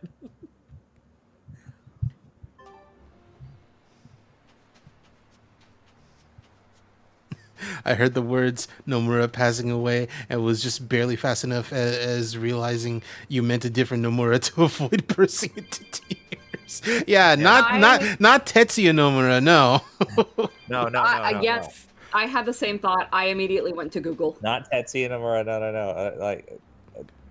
Oh, God. That's as much of a Japanese people having this. Whoa. No, not Nomura. Not like. God. I'm sorry. Like, I'm so bad with names. It's Itagaki. That's who Itagaki. Okay. Itagaki, because his name is Tomonobu Okay. Itagaki. I keep forgetting. Yeah. There we go. I don't know. I'm bad with names, right? But like Itagaki. Itagaki passing away. It was about to be like a big name blunder, as big a name blunder as when the best friends were doing lightning returns, and they were talking about how Toriyama is ruining Final Fantasy, and it's like, not Akira Toriyama, no, he made Dragon Ball, he made Dragon Quest. Well, like whoever made those games, it's like I should know where I'd be familiar with Tetsuya Nomura's name, and obviously it's playing the Final Fantasy games on my PlayStation Portable console. You know, like all the kids are doing. All right. Oh man! Haven't you heard? What a Gen Z great segue. They love retro tech now. They love retro tech now. They love their 3DSs. They love their PSPs. Their Game Boy Advance SPs, if you will. Why? Why don't they want the shiny new iPhone? Why don't they want the touch screens anymore? What happened? Why are they yearning for the buttons? See, if it was about the buttons, you know, there are a lot of different avenues to go down that way. But no, it's not about the buttons. It's about owning things. Yeah.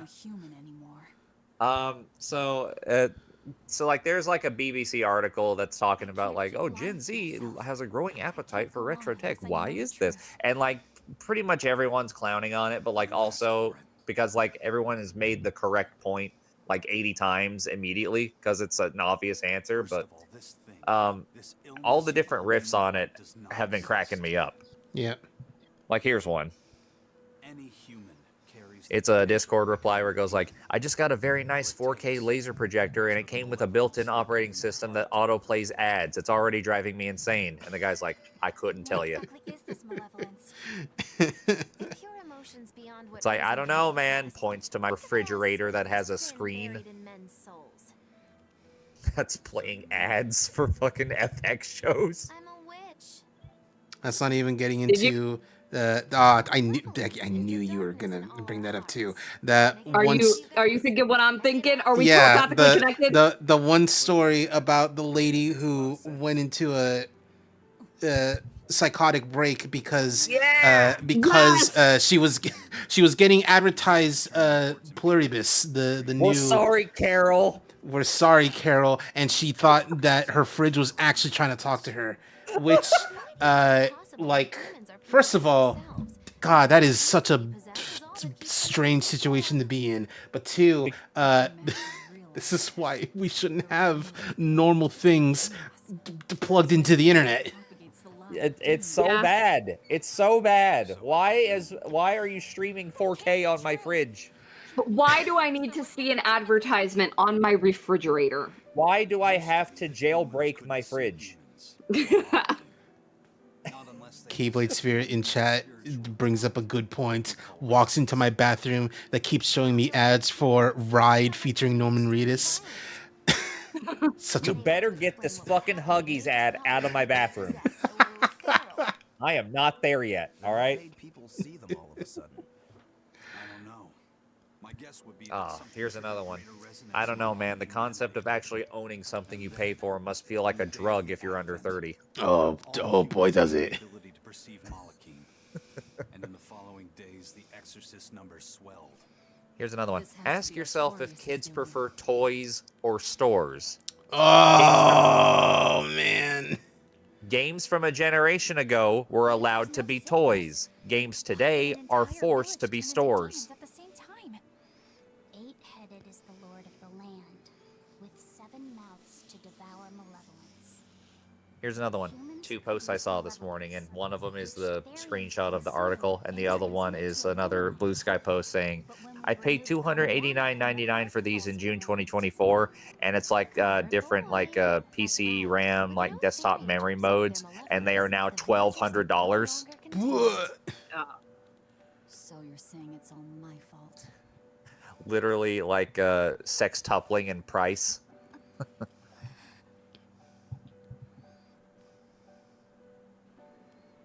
Hey, what's going on?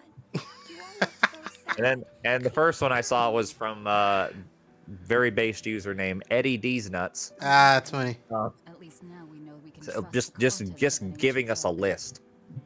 We tear the Cheap, Therians away from minimally the online, Therians. if at all, The Nominat's doesn't spy power on you, alone doesn't have will prevent us subscriptions, doesn't have winning. microtransactions, won't be enshittified, If we take you away the own it, Therians, reminds them of a then simpler more and time more or humans will childhood, turn into modern pop demons. culture is adversarial and alienating. It's the only way to kill Artorias.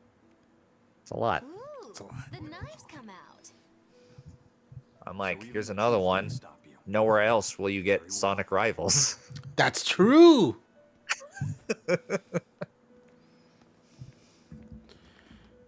Since each Therian looks different, we'll only find You them make by excuses capturing for the Sonic different Forces. I Therians make one by excuses for one. Sonic Rivals. At least Sonic Rivals is like it knows what it is. It's not trying to be more than what it is. True. At least Sonic Rivals features Silver, and he's pretty all right there. The second one has Rouge in it. It does have Rouge in it. Your mommy's looking over you too, you know. Saw posts about Robert Stack, just a photo of him from it's a screenshot. He's in a trench coat in a foggy alleyway, and it's from Unsolved Mysteries. It goes like, nobody was walking through mysterious fog like him. And someone else said, a couple years ago, my hobby was looking up all of the psychics that on Unsolved Mysteries, and almost all of them ended up in prison for fraud. Solve those mysteries. That's funny. Y'all three doing okay? Yeah, we're doing pretty good. I'm not doing okay. I'm just with my friends who make it slightly better. Yeah, okay. But your kind must have found a way around it. Malakim experienced emotions too. but You know Malakim what didn't will experience malevolence, probably unlike make you feel That's a little bit better? I've watched a lot of turn into I got your things. demons when we are exposed to Yeah. too I was much going to Yeah. ask you about that. Yeah. When I looked, for those who are wondering, for a Christmas gift, Floss sent me some Final Fantasy Magic cards, even though I don't play because they are Final Fantasy. Yes. When I saw the cards, and I was like, and I noticed that it was Istola instead of Vina. I was like, oh, that one's probably expensive. I tried to find Vina, and like I couldn't find one that was shiny in time. It's probably pretty hard to find. person. I So also try not to got pick you. on all Since I exploitative couldn't find Vanilla, I also exorcists got too you much. the other cat boy. Thanks for the Yes, hint. Grahatia. I was not expecting that, and that Puffin? was pretty cool too. Yes, the Grahatia magic card, Grahatia Scion Reborn, I also got you a Zack. and there is a Zack too. It is so funny how they tie in what the character's known for these various card effects. And how Zack is just there to die but make other creatures stronger. Yep. He's one of those. That is a genre of white magic card. Fucking just everyone has the opportunity to say, "I am Zack's living legacy." Yep. Jeez. There's another one like that where it's in one of the decks I used to run, the mono white deck that was all about, it's one of those protect the president commanders. It's like just keep your guy on the field at all costs. And one of them is a card called Selfless Savior, and it's literally a dog wearing armor. It's just a little pupper who I gives love himself that. for you. Zack is in the same category of card as that dog. And you know what? That's great. I love that. But I'm glad you got them. Do you like them? I do like them. Yes. I tried to find some Pokemon as well, but I couldn't find anything in time. I wanted to find like a fancy, like a Beware or a Zipstrika, and they did not have any. And that is quite all right. I know for a fact the card market is absolutely horrendous and only seems to keep getting worse. The only fancy Pokemon cards I was able to find, I sent to Morgan, and I hope she'll get those soon.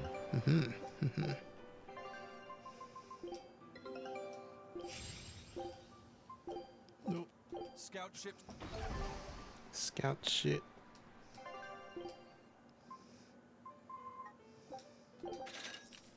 Nice.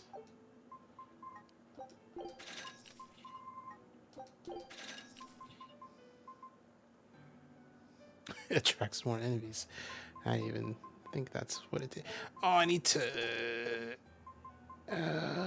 you. Oh, really? Only silver scraps? You fucking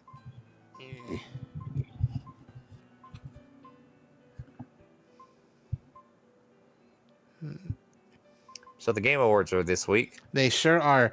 And I can't wait to not watch them. see, that's where you're wrong, because if you're on the stream, you will. I will not be on stream. I'm not trying to avoid the Game Awards. I'm having a busy fucking week. It is a bad week for the Game Awards to happen for me. Jeez. All right. I mean, because here's what I have to do. I have to go to work tomorrow, and then Wednesday I have to go stay at my folks' place to have my car worked on. Oh, That's that's a right. You multiple were day job, talking about that. and I won't be back home until the night after. Oh. So I could make it, but I probably won't make it. Yeah. And then Friday I have to start work at the work at the hotel all over again. So I don't have any time off this week, unfortunately.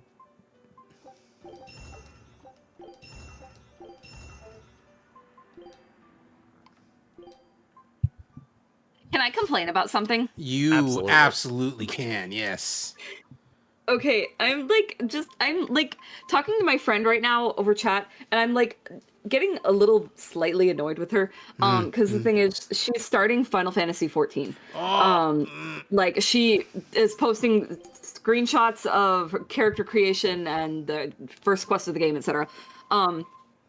And so like I was looking at them and I replied to her and I'm notably excited for her. I'm very excited for her to be playing this game or giving it a try. And I'm I commented on one of the screenshots and I'm like, oh, awesome! You picked a Seeker of the Sun Miqo'te. You're a Seeker just like me. Yay, Seekers!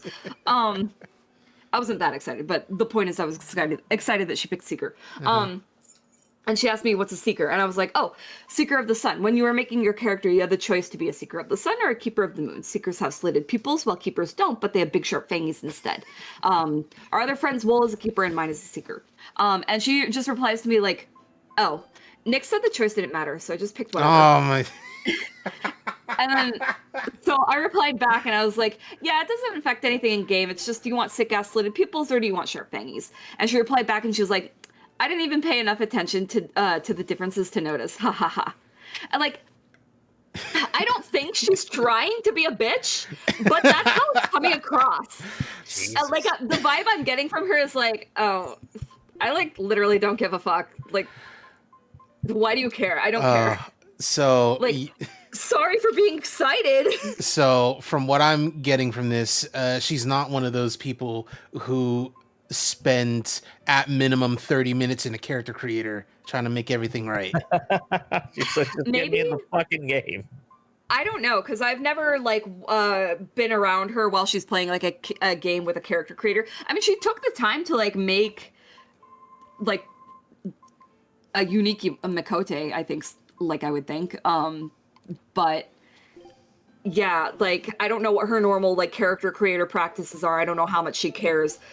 But like, yeah, like, I don't know. Sorry. I'm sorry for being excited that we're both seekers. I'm sorry that we have something in common. I think it's just. I think it might just be she might just not be super detail oriented on this particular issue. Entirely possible. Like entirely Final Fantasy possible. 14, Final Fantasy 14 is a lot. It is a lot. The reason though that I'm kind of like maybe taking it a little personally is because like also earlier like we at least 3 of us in the group chat like a handful of us in the group chat play 14, and so like one of our other friends is also playing, and she's still a sprout, but like she's like almost done with Heaven's Ward. That's how far in she is. Mm-hmm. And then me, I'll just give them all names. So like there's me, Nick, Maggie, and Rosie that we're talking about here. And so like Maggie's like halfway through Heaven's Ward. And like me and Nick are like the big regular 14 players. Like we're all the way at the end game, or I'm almost at end game, we're level 100. We've been through Dawn Trail, et cetera, et cetera. So like we've been playing with Maggie, and like we've been like big on the game. We're excited because we're all like, I got my new computer, I can play with them again. So like Maggie also like is interested in getting back into the game now that like I can also play with her. So like we're all playing it a lot. We're big into it, and we were kind of like jokingly pressuring Rosie to play 14, because like she seems like very like not wishy-washy, but like halfway about it. Like she said that like she tried it in the past, and like for whatever I don't know what stopped her, for whatever reason she like didn't keep playing it, but she seemed to like express like some interest in maybe getting back into it because we're all playing it, so like she could play it with us. So we were all kind of like jokingly pressuring her like, come on Rosie, you gotta play it, come on, download it. And it's like, like obviously if we felt that like she was uncomfortable, we would have backed off, but again, like the way she was reacting to it was like kind of like, I'm not crazy about the idea, but like you guys are all encouraging me to do this, so like I'm gonna do it. Like I want to do this with you guys, even if I'm not like super hot on the idea. But like she was like kind of downplaying it, she's like, I forget, she said something earlier that was like, by the way guys, I suck at MMOs. Like I don't know, like just kind of low-key giving me the feeling like maybe she doesn't want to play, but I don't know. That's why I'm like taking it maybe a little more personally. But I do also think that this person is just like also just super fucking autistic. And so I don't think she realizes how she's coming off over text. And also I have a personality disorder that makes me think that everybody fucking hates me at all times. So, That's, yeah. Dylan Mayhem Child in chat is like, reminds me of my friends that I was excited to play with, only to find out she skipped every cutscene until Dawn Trail, and then was like, I'm confused. What the fuck? The only thing that like that's worse than like the thing that I've heard, which was like skipping every cutscene that isn't voice acted. Kamoana, I want you to see this. Oh.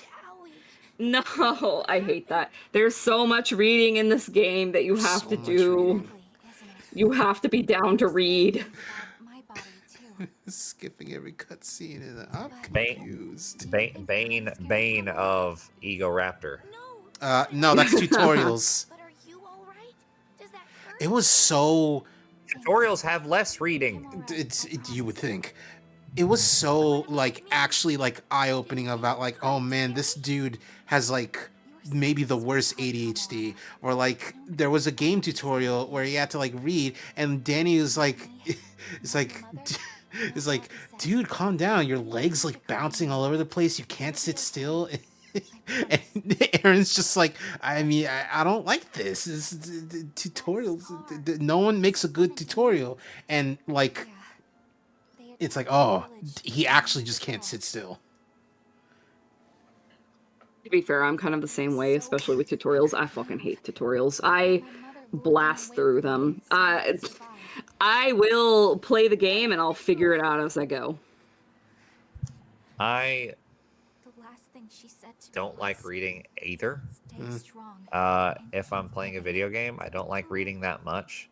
Sometimes I will get annoyed at a cutscene that is super long or has like a lot of forcing me to press A through text boxes that be like I get it. I am not going to blame the game for it. I'm not going to blame the developers because I know that's a lot of work. Yeah. That's a lot of. They are not putting that in there for shits and giggles. That is in there for a reason.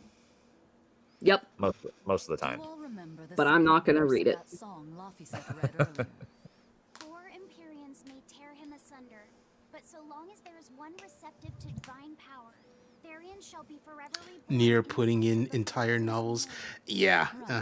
That's what was last stream. Just a whole bunch of reading, and specifically like text adventures. Can we agree there's a clear difference between tutorials and tutorialization? Yes, comma. I'm not smart enough to tell the difference.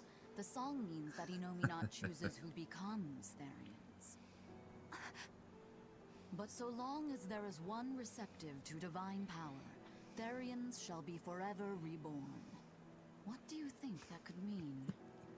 Are racist people like, ugh, my open-minded uncle is gonna be at Thanksgiving this year? Which is to say that the Yes, probably.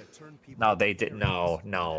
God. See, what is wrong with you, Cheese? They would never say that. They would say woke. that was literally, this is a post from Tumblr, and I put in the tags, it's like, I like to think that the young people would say woke, and their woke relatives would be like, dude, what the fuck are you talking about? This could mean that one Therian will be reborn again. The only time I watch Final Fantasy XIV lore is Shenpai when she's playing for shits and giggles. Shenpai's great. I love Shenpai.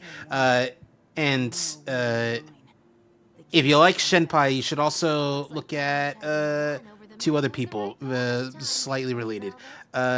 Jesse Cox, he's been in fucking video making for years because he has a bunch of like good 14 videos. And Pints, who made a bunch of World of Warcraft videos, moved to 14.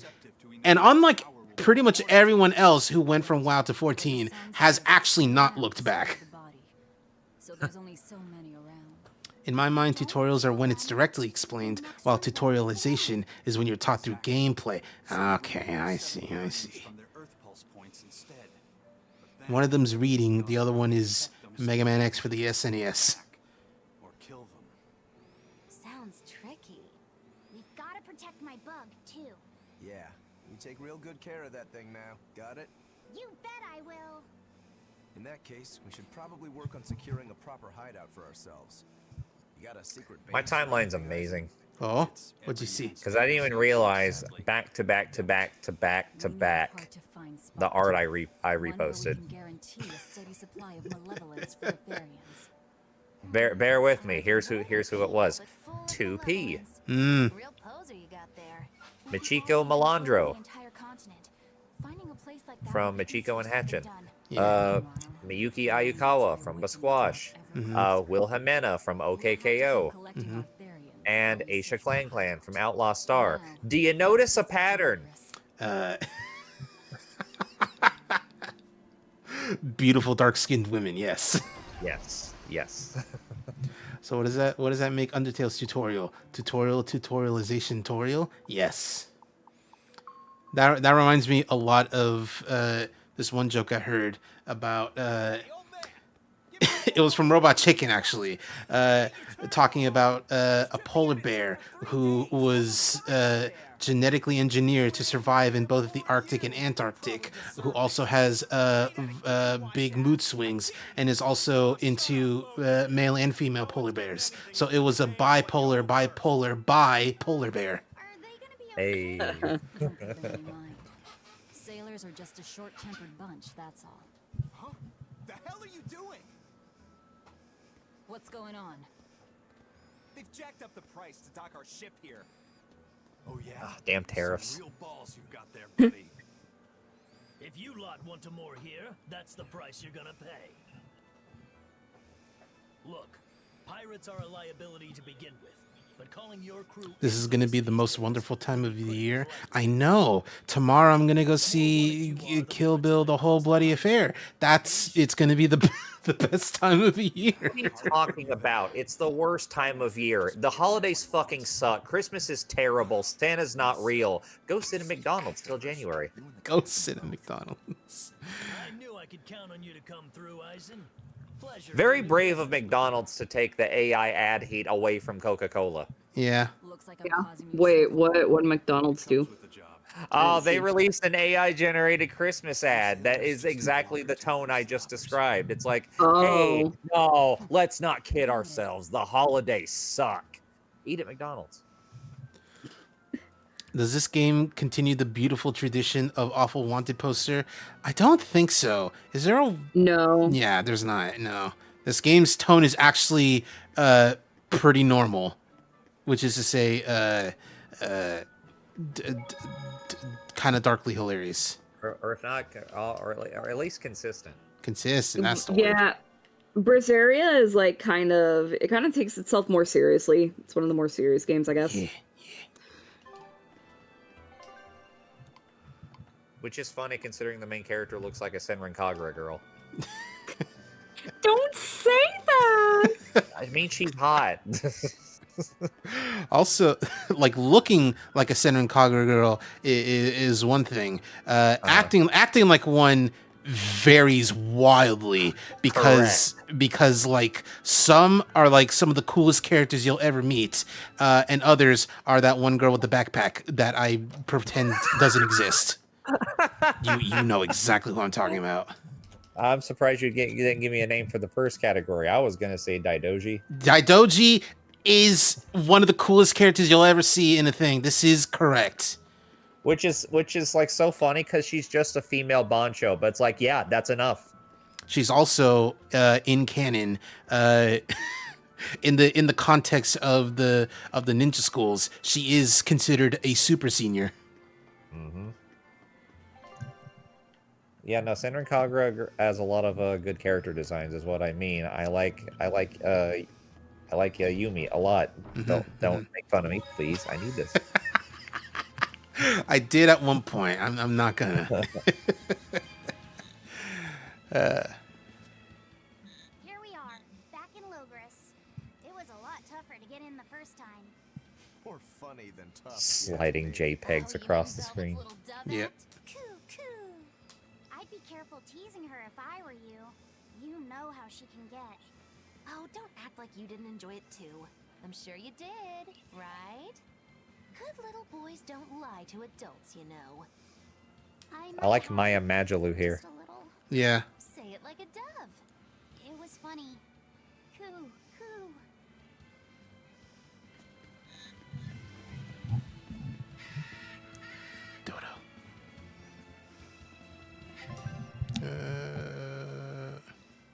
Okay, yeah, just go south.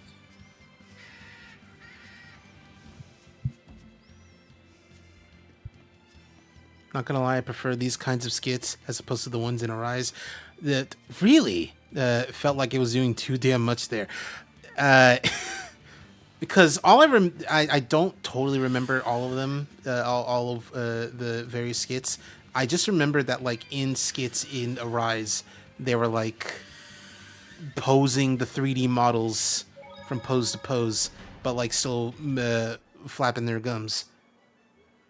Yeah. I also don't love the skits in Arise. I don't remember thinking they were like good or bad. They were just neutral in my mind. I mean, like, I didn't hate them. They were skits, but I like much prefer this. I think like I think Tales of Arise wanted to take itself too seriously. And it kind of, I don't know, it was kind of weird. To be fair though, Tales of Arise wasn't originally like when they were like, you know, first making it, it wasn't meant to be a Tales game. It was later in development that they were like, what if this was a Tales game? And so bam. Tales of Arise. That explains why the mascot character is a cute owl, and that there aren't many funny creatures around. Yeah, exactly. Yeah. Like Tales of Arise wanted to be too serious, too much. Whereas like this game, I think strikes like a lovely balance between like having a like gritty, serious story that like takes itself seriously. That's like about revenge and grief and loss and like and learning to cope with those things. But it also like it's fun, it's silly, it's an anime game. We have these fun, silly little anime portraits that allow the characters to like emote in ways that like the in-game models like kind of can't. That like the Tales of Arise models certainly don't. And it adds a layer of charm to the games that like Tales of Arise doesn't have. And I don't know, I just think it's good. I think it's nice. I think if Bamco wants to keep making like Tales games that are like really take themselves seriously, they should like lean more into to like the Berseria style of it.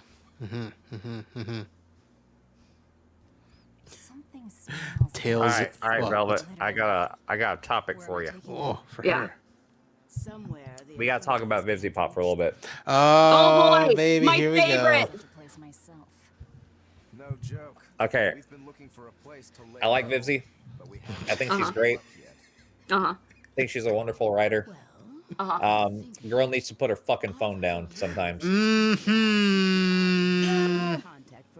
Yeah. She is chronically online sometimes, and like it shows where like she left Twitter a long time ago because harassment, and I totally get that. That's completely valid. Yeah, I wouldn't want to stay on the Nazi side either. That's great.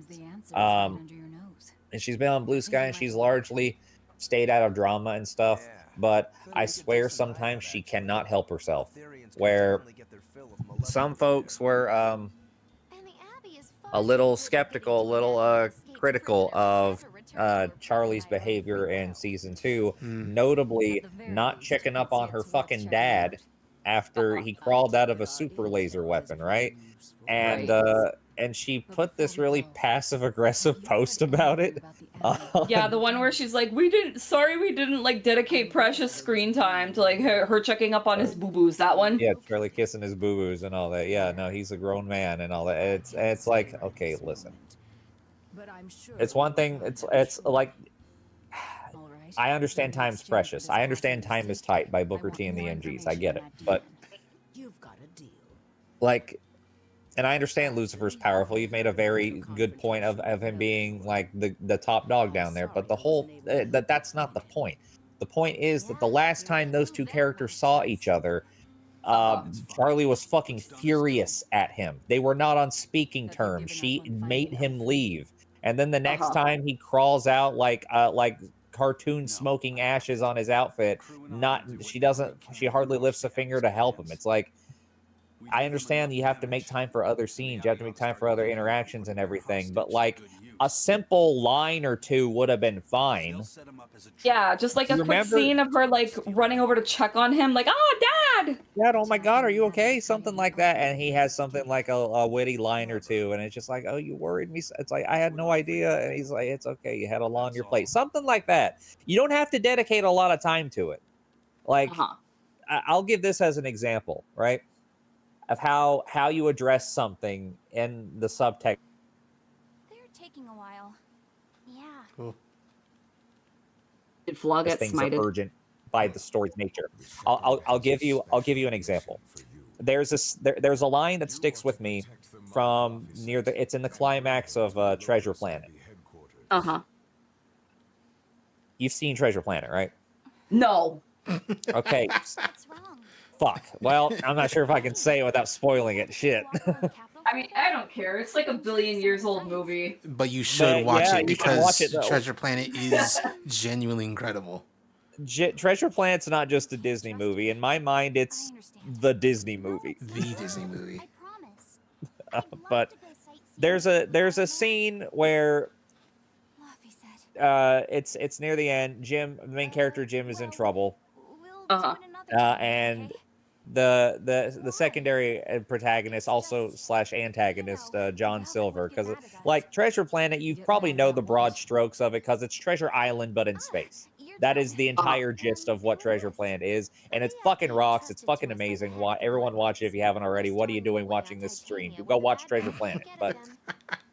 But Jim's in trouble. Silver's the one who can save him, but if he does that, that means he has to put away the treasure that he has spent so many years of his life and all the things he sacrificed trying to find, right? And he has to make the unfortunate decision, and he saves Jim, right?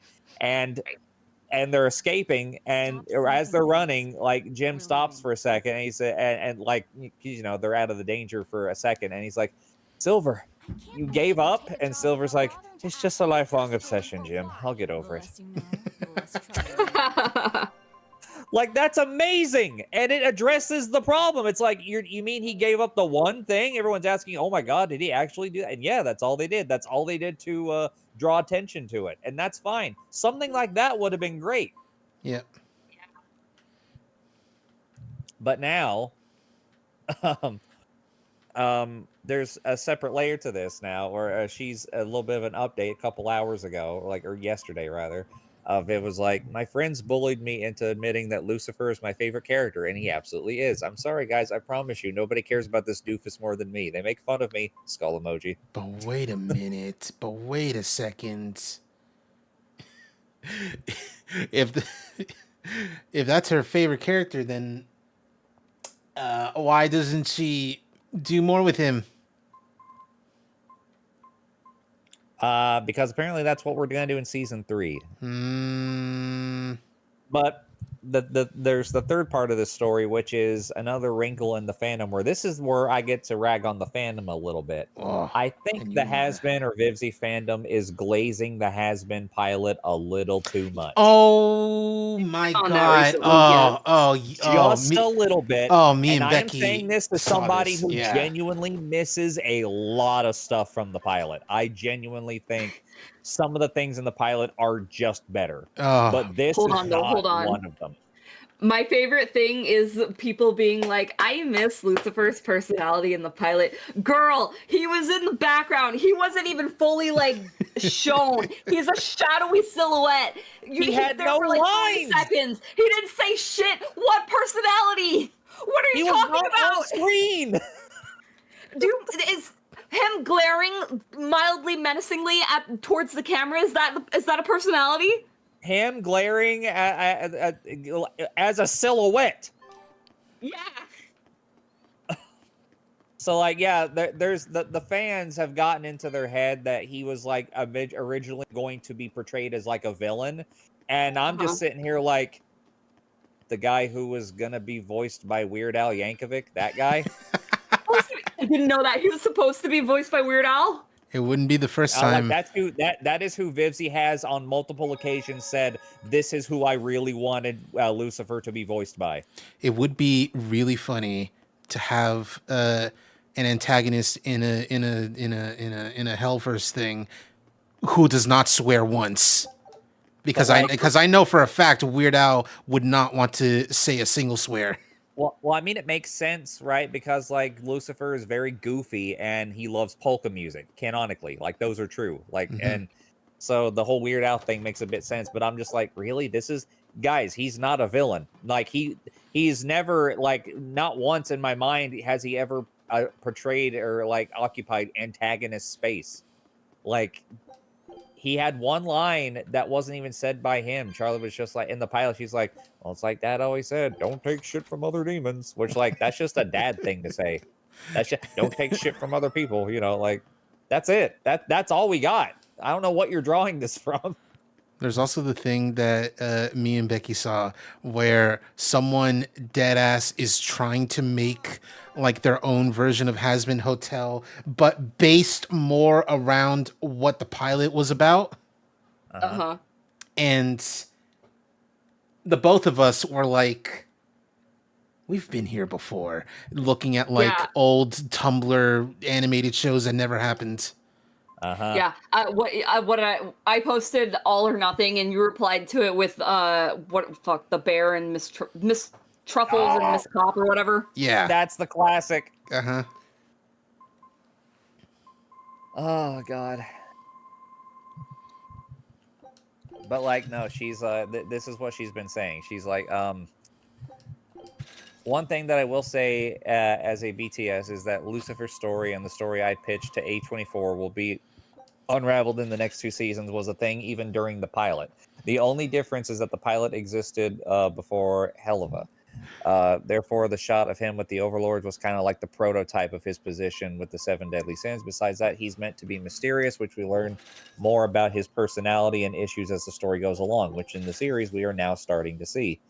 I think once the full story's out, it's going to make sense. But yeah, it just kind of makes me chuckle that people seem to think that Lucifer in the pilot was some sort of devious evil being when he was just meant to evoke mystery. But he's always been tiny and goofy. Like, my original headcanon voice for him when I crafted his character was Weird Al, guys. Weird Al wouldn't swear within 1 week of him doing a full actual cover of Killing in the Name of. God, I forgot that happened this week. like I was trying to legitimately think, has he ever voiced a villain? Yes, once. And even it was kind of in a jokey manner. He was in Teen Titans Go as Darkseid. Oh, okay, that is kind of funny. All right. Yeah. But I was trying to think, like, legitimately, what is like his closest antagonist, like, adjacent role? And the only thing I could come up with that I could remember was the fucking squid hat from Billy and Mandy.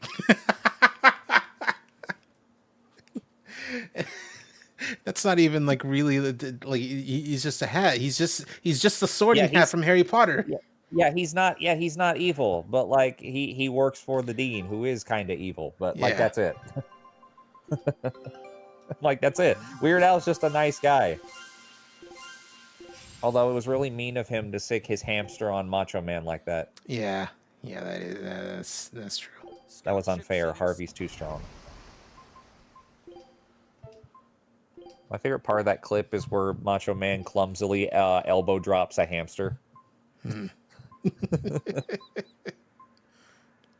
We got normal swimwear for Rokuro, which is I was surprised. I was like, wait, what do you mean swimwear? Yeah, it's different because this is cool in DLC. Now that was cool. Okay, go back.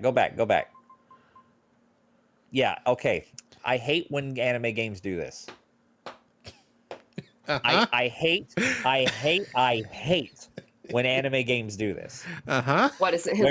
Where the girls will get all of the super sexy, skimpy swimsuits, whatever. Well, hold on. This is what they do for the men. It's so hold on in the world.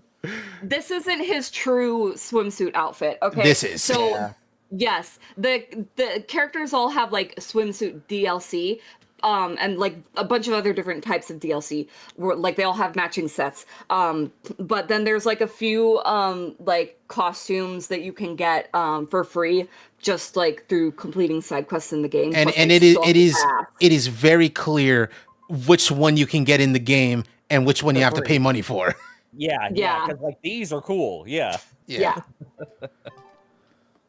Oh man, it pisses me off. I've talked about it earlier. Twin trunks. I've talked about it earlier in this stream, where like Dragon Quest XI has a lot of really good original costumes and reference costumes that like you don't need to pay money for, and like in this game, the cool ones are the ones you have to pay money for, which is less cool. Yeah. The same thing does piss me off though, Flaw. In fact, I remember many eons ago when I was a teenager, like I drew like a comic. It's lost to time now. Don't ask me for it, but I drew like a comic, complaining about this exact thing where like I hate when I'm watching an anime and we'll say like the characters go to school. It's a slice of life, or like there's scenes where they're at school or whatever. And Yeah. the girls all have like these very elaborate, cutesy, like designed out like uniforms, and then the boys just wear like that fucking black blazer and slacks. Like they're not even gonna wear the Boring! fucking things with, like patterns on them or anything. Yeah. God, I like fucking be brave with it. Put one of them in a fucking V-sling or something. True. Cook harder. Get in the kitchen. Get back in there. Exactly. Anyway, we need to hear about Magilu's books. I spy with my little eyes a kid I've been waiting for this one. waste. Oh, sorry. I just couldn't help it. What are those books anyway? Oh, that's a great question. Since you asked, I'll reveal the secrets of my tomes just for you. On the right, I've got my household ledger in the back and my magic encyclopedia in the front. That one I mostly use for oil blotting paper. Oh god, this isn't the one I think it is. It's the one, yeah. It's a girl. Oh no. The two on the left are my heavy book, which I use for flower pressings, and then my super pop-up book. A super pop-up book? When you open it, it pops out with the force of a raging river! When an enemy has me cornered, I can just open it up facing a nearby wall and pop! Instant getaway! The only downside is that it's a real pain to try to get closed again, so I haven't used it in years. What about the book right in front? That's actually layer cake. Whoa, really? But what does that mean, Magilu? Eating it is as good for your brain as it is for your stomach. Wow, I had no idea. You don't that want was cake in the possible. front. No. Just taking this so seriously, I almost feel bad. All of your books are so interesting, Magilu. That's really cool. There's no end to your curiosity, is there? What do you say? Want to take a You closer want look? fine No. delicious prosciutto in the front. No, Luffy said, don't want get to a closer to know look. you better. Magilu, I want to get to know you better. All right, I accept. I'll reveal to you my most private secrets. Wow, so that's what's on the other side of these books. And it's like, A coochie! it's like, why though? What are you doing with Laphicet? He said he wanted to see, so I'm showing him. You have no right to stand in the way of his desires. It's my job to protect him as his vessel, especially from someone so wicked as yourself. Also, Out of here, Jezebel. contrary to public decency. Witches aren't supposed to be decent. These bindings with the locks. She's got a on them. point. This style used to be really popular during the Meliodas dynasty. Now that I know you're such a bad influence for him, I'll be keeping a closer eye on you. If you can't learn to take it easy, nobody's ever gonna want to marry you, you know. Like you're a shining example of marriage material yourself. Hey, Magilu, could you turn them over one more time? Oh God, See no. how the book's attached to your belt. Yeah, sure. What's the heavy book? How about let's not look at those books again? Oh my god, you can't just ask. You can't. Oh my god, you can't just ask what's in the heavy book. So I have a friend who cosplays Magilu. It's the friend who I call Maggie because her name is actually Magilu. That's fun. but she cosplays Magilu, and her book skirt is actually pretty cool because at least one of the books actually opens up, Oh. and like it's actually, it has utility. You can use it as like a pocket. Oh. Oh, neat. Yeah.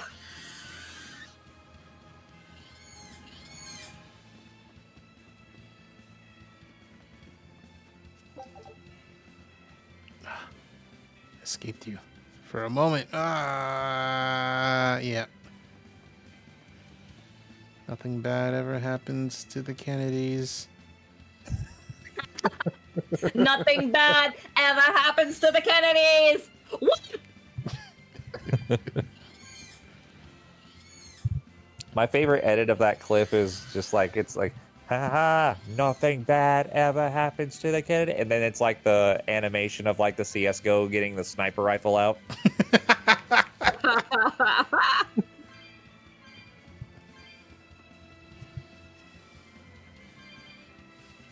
You know what's been popping off on TikTok? You've probably seen this, Becky. Edits set, animations set to the audio of Charlie Kirk getting shot. Oh no! Like it's animated memes of like various different fandom things. I have not seen. I haven't been getting that, but I have been getting like TikToks of like actual people just like set to that audio where they just, I don't know, they like queen out or like, you know, twerk on it or whatever. Jesus. Like they catch the bullet and like, Yeah. you know, start smiling on them. Yeah. The one that I've seen that like is sticking in my mind is like Dib from Invader Zim, like all grown up. And he says, "Is that counting gang violence?" And then someone shoots, but he catches the bullet, and he's just like looking at it, but everyone's still freaking out. Ugh. Counting or not counting gang violence. I was haggling for supplies, and You know, but what this conversation has done now, though, is now I have that goddamn song stuck in my head. We are Charlie Kirk. We are Charlie Kirk. We carry the flames. We fight for the gospel. I don't know what's after that. Stupid fucking songs like that are they're so goddamn atrocious, right? Like it's like, do you remember on the campaign trail last year where the fucking Latinos for Trump had that campaign song? Uh-huh. I Oh don't my remember God, I will vote, like that song. Uh-huh. Every now and then I think about that song and get a migraine. You know what's the worst part about We Are Charlie Kirk? It is an AI song. Yeah. Jesus. Dude, I was so disappointed. The other day on the subject of AI songs. Okay. So I was on Spotify and I found I let my shuffle play or like my, you know, random shit play. And this one song came on. And it's like a D&D inspired song, you know, it's like it's about playing D&D. And it's like, it's really funny and catchy. It's like, I cast Fireball, and it's like, I don't care how big the room is. I cast Fireball. Dun, dun, dun, dun. And I really liked it. I was jamming out to it. I had it on repeat nonstop. And so I sent it to one friend, and I sent them the YouTube link. And I was like, hey, I think you would really like this song. It's really funny and catchy. Listen to it. And I thought nothing of it. And they were like, oh yeah, it was pretty cool, blah, blah, blah, whatever. And then I sent it to another friend. Again, I sent them the YouTube link. all right, we're safely on the road. But this time I noticed that in the just like the preview, the thumbnail for it, it says like AI music or whatever. AI band, AI musician. And I was like, God fuck damn it. I was pissed off. Like, one, I was disappointed that like I was rocking out to an AI song. And then second of all, I remembered that I like sent it to the first friend and like didn't say that it was AI, and I was like, damn it, now my friend just thinks I listen to AI music for fun.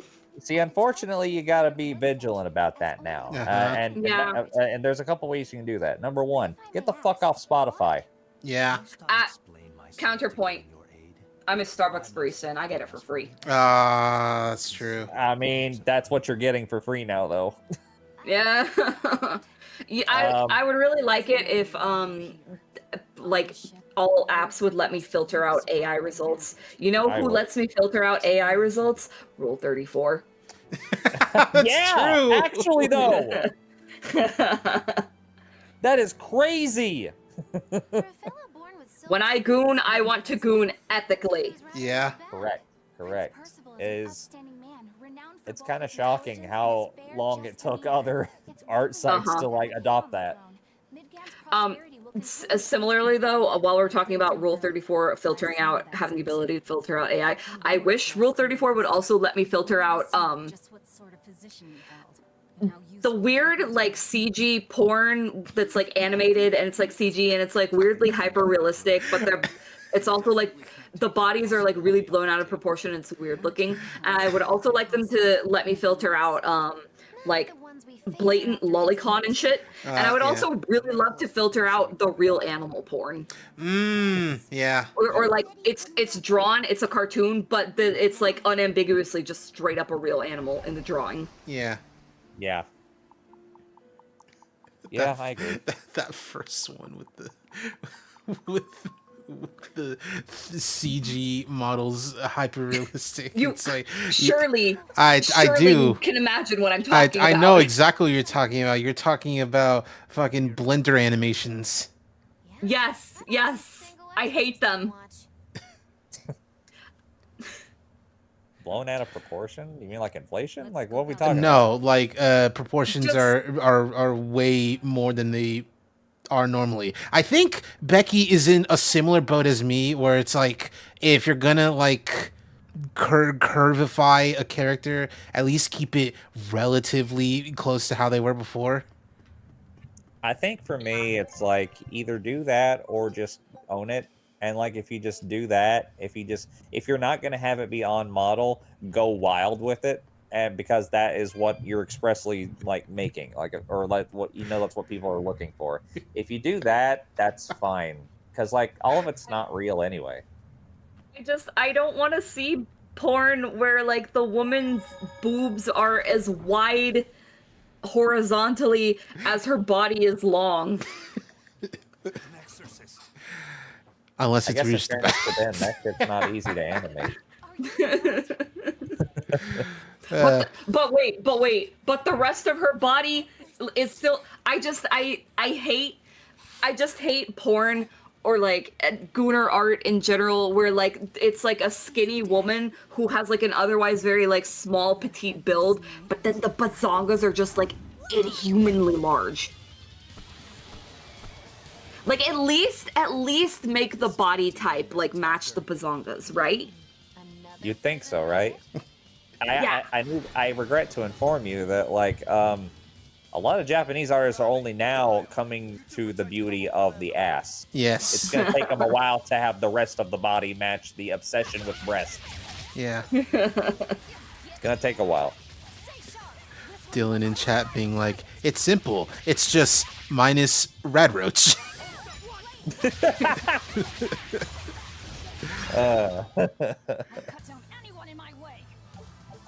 This is a good post. Here we go. So did the Abbey actually fail to quell? Country music star Zach Brown is facing accusations that his Las Vegas Sphere show featured a dark, satanic-like ritual. I started this. Fans see the visuals plunge the audience into hellish scenes filled with demons, tortured souls, and imagery that included a crown resembling devil horns. And it's just like, I love that a significant portion of the population of the world just believes in demons and the devil and Satan. Like, they think it's real and it's scary. At the very least, it's not specifically a racism thing, because this also happened with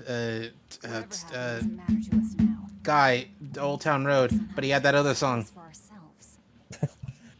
But like, oh, Jelly Roll. No.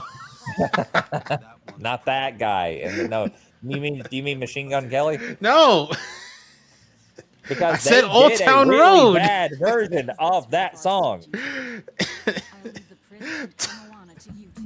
Lil Nas X, thank you, Dylan, because he had Monroe, that song, and you know that has a lot of Satan in it. If anything happens, And what I'm saying is that, like, hey, at least it's not a racism thing. At least they're being like, no Satan, bad Satan. Let's go. The thing is, but it's like I'm not gonna squash on what if someone has like beliefs or whatever, because everyone's got their shit that they believe. But what I'm saying is that, like, if you're saying that this is like, oh, it truly scared me. I was frightened for my life when I went to this country show, and then the images I'm looking at, this looks like some fucking Spirit of Halloween shit. What are you talking about? Yeah. How soft are you? This island reeks with malevolence. I imagine it's emanating from all the big old demons roaming about. All them big old demons.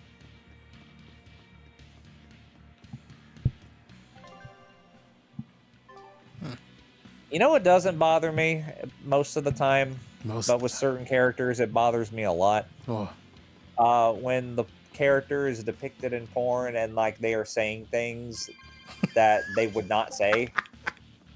He would not fucking say that.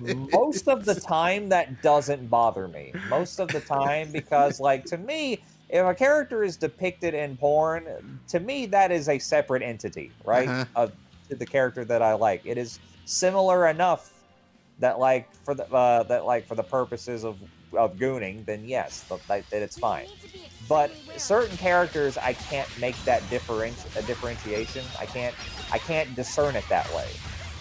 Like if a character is put in a lewd scenario, but they're saying some ridiculous porn bullshit, it irritates me, right? And I have come to the conclusion that Charlie Morningstar is one of those characters. Oh, what did they have her saying? All kinds of shit, but like, and almost none of it fits. And that's not to say I don't love Charlie in porn. Of course I do. But like, you have to make it at least a little bit believable with her, because it's just like, they'll have her saying the most ridiculous bullshit just to get her on all fours, and it's just like, no, God, no, have some craft, have some tact, please. What happened to the like, artistry? Charlie's a great character. There's a lot you can do with her, but they often go with the very easy. And it's just like, oh, what can I do to get you to stay at the hotel? It's like, try a little harder. Come on.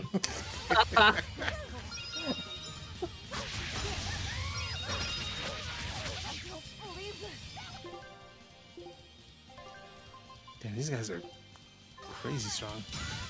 I did see some fan art today that introduced a very interesting question that I hope either Season 3 of Hell of a Boss or Has Been Hotel will address at some point. And it's what the events of the other show do to the other show politically.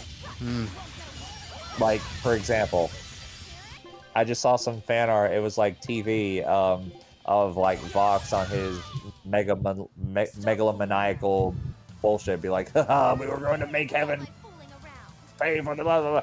And it's just Luna, Blitzo, and Stolas watching on TV, and they're all in their comfy jammies at home, and they all just have like the most jaded look on their face, like, yep, same shit as always, fucking sinners, right? Right. I'm like, I hope one of these shows does this at some point. I need to know what the other's reaction would be. Yeah, honestly, now that you mention it, like, low-key, what... Like, Vox's whole thing was that he wanted to, like, shoot his big old laser beam at heaven, and somehow they were all gonna get up there and invade the place. And he was, like, pretty much speaking almost exclusively, like, to, like, the sinners, but, like, what about the Hellborn? Were they watching that? How did they, like, do they want to get up there? What do they think? Exactly. Like, what do the Hellborn have to say about this? Like, apparently that ring isn't just Pentagram City, so it's just like, okay, what else? What now? Are we ever going to see any Disgaea characters? Oh man, I'm sure. Because, like, from what I've heard, as someone who has not seen much Has Been Hotel, from what I've heard, Has Been Hotel and Disgaea share pretty similar, not the same, similar plots. Cheese. What's up? How much Hazbin Hotel have you seen? I plead the fifth. I will say it's not a lot. Cheese, I think if you're down and willing, we should have a day where we just sit down and we take a couple of hours to blast through the pilot and the first season. I would love that a lot. Would you like to join, Flaw? Yes. He does. Yeah, let's do it. He does love. We need to pick a day for it though, because I can't do it on the weekends. Oh, okay. That's fine. Well, I mean, unless it's late at night on the weekends, I could. I mean, like, are you around in the afternoon, evenings on weekdays? Yes, but not. Do you work like a regular ass 9 to 5? No. During the weeks I do not. On the weekends I do, but like it's not a 9 to 5. It's more like a 3 to 11. Okay, gotcha. So at my job, I work early, and so I'm off pretty early. Like I said, I'm a Starbucks barista, so I'm available from open to 3 p.m. So generally, at the latest I'm become available is 3:30, something like that. What time zone? This is important. Oh, EST. Okay, so I'm the odd one you out have to between get the up three in of the us. morning. Yeah. Wait, are you in EST, Flaw? Yes. Okay. Yeah, so I mean, just looking at, my dad is in town for a few days, because on Wednesday morning, we're gonna go, we're gonna practice driving, and on Wednesday morning, I'm gonna go try and get my license for the first time ever. Oh, shit. Yeah, big day. Wish me luck. But, I think he's gonna go back Wednesday, in the afternoon, and then I'm free. So, Thursday, for the next few days, I'm off at 2, I'm off at 11, 12:30, 2:30. How are you next week? Next week after this? Yes. Okay. So again, the plan is if I don't get my license this time, and I have to take the test again, my dad will be back, and we'll try again next Wednesday. So that's a variable. But besides that, on Monday, I'm off at 12:30, and then Thursday, I'm off 2:30, 3 p.m., 2, 3. I mean, I'm cool with Monday if you want. Because the thing is, with this week, I'm just not going to have any free time at all until Monday, really. Okay. But starting Monday, my job is going on its hiatus period of the year, so I'm gonna suddenly have a lot of free time on the weekdays. Gotcha. Okay. So what about you, Cheese? I'm obviously Monday is the nights when we stream. So honestly, this coming Monday would be pretty good if we take that Monday off, because the following Tuesday of next week, it's the 14 patch, and we're gonna be kind of busy with that on stream. Yeah.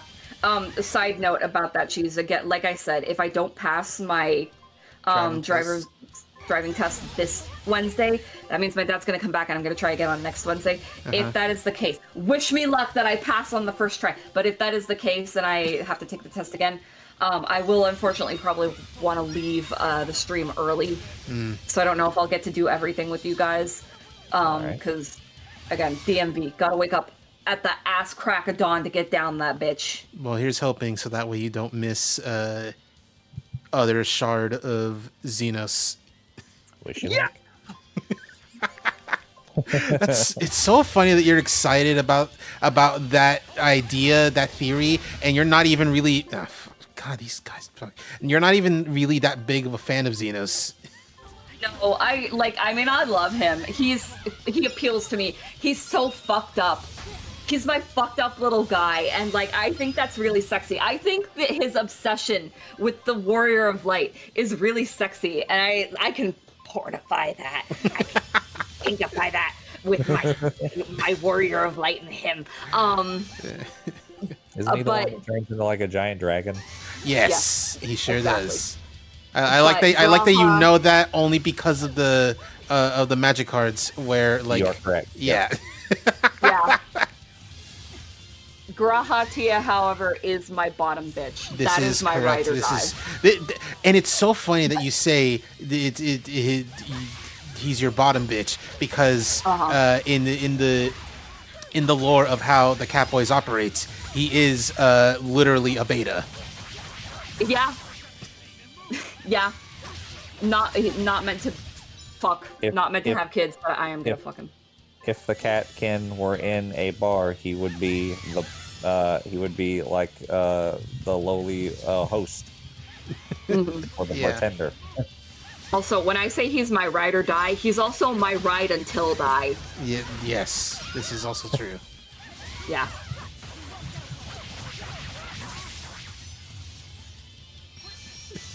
Xenos, my beloved. Everyone say thank you, Ilbird. I'm not thanking Ilbird for anything. What the fuck are you talking about? Sloppy. I'll thank him for having a funny line, and that's it.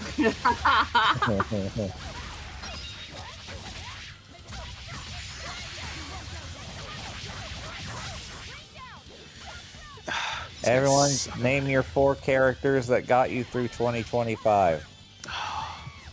Wait, I my was talking 4 about characters this who with- got me through 2025? Yes, through this year in particular. I was talking about this with Ollie, and I was like, because I saw a post about it, and I showed it to him, and 2 of them were mine. And I was like, okay, so I got to think of 2 more. Oh, Go God, ahead. I don't know. What did I'll I give you even do example. this year? I'll give you an example. Here's the 2 that matched with the post I saw were Superman from the 2025 Superman. Charlie Morningstar, season 2. I don't know. She's a fucking mess, but I still love her to bits. And the other 2 I had to pick. I picked one Miss Ragatha from the Digital Circus. You do love I love her. And I picked I picked Indy the dog from Good Boy. Yeah, that's right. You did watch Good Boy, and you liked this Good Boy. Yes, he is a good boy. It's correct. The title did not lie to me. Honorable mention for a bad character who got me through 2025. I have to give it to John Ryder from The Hitcher. Goddamn, Rutger Hauer has never been scarier and /sexier. If you haven't seen The Hitcher from 1986, drop what you're doing and watch that movie. Scout ships.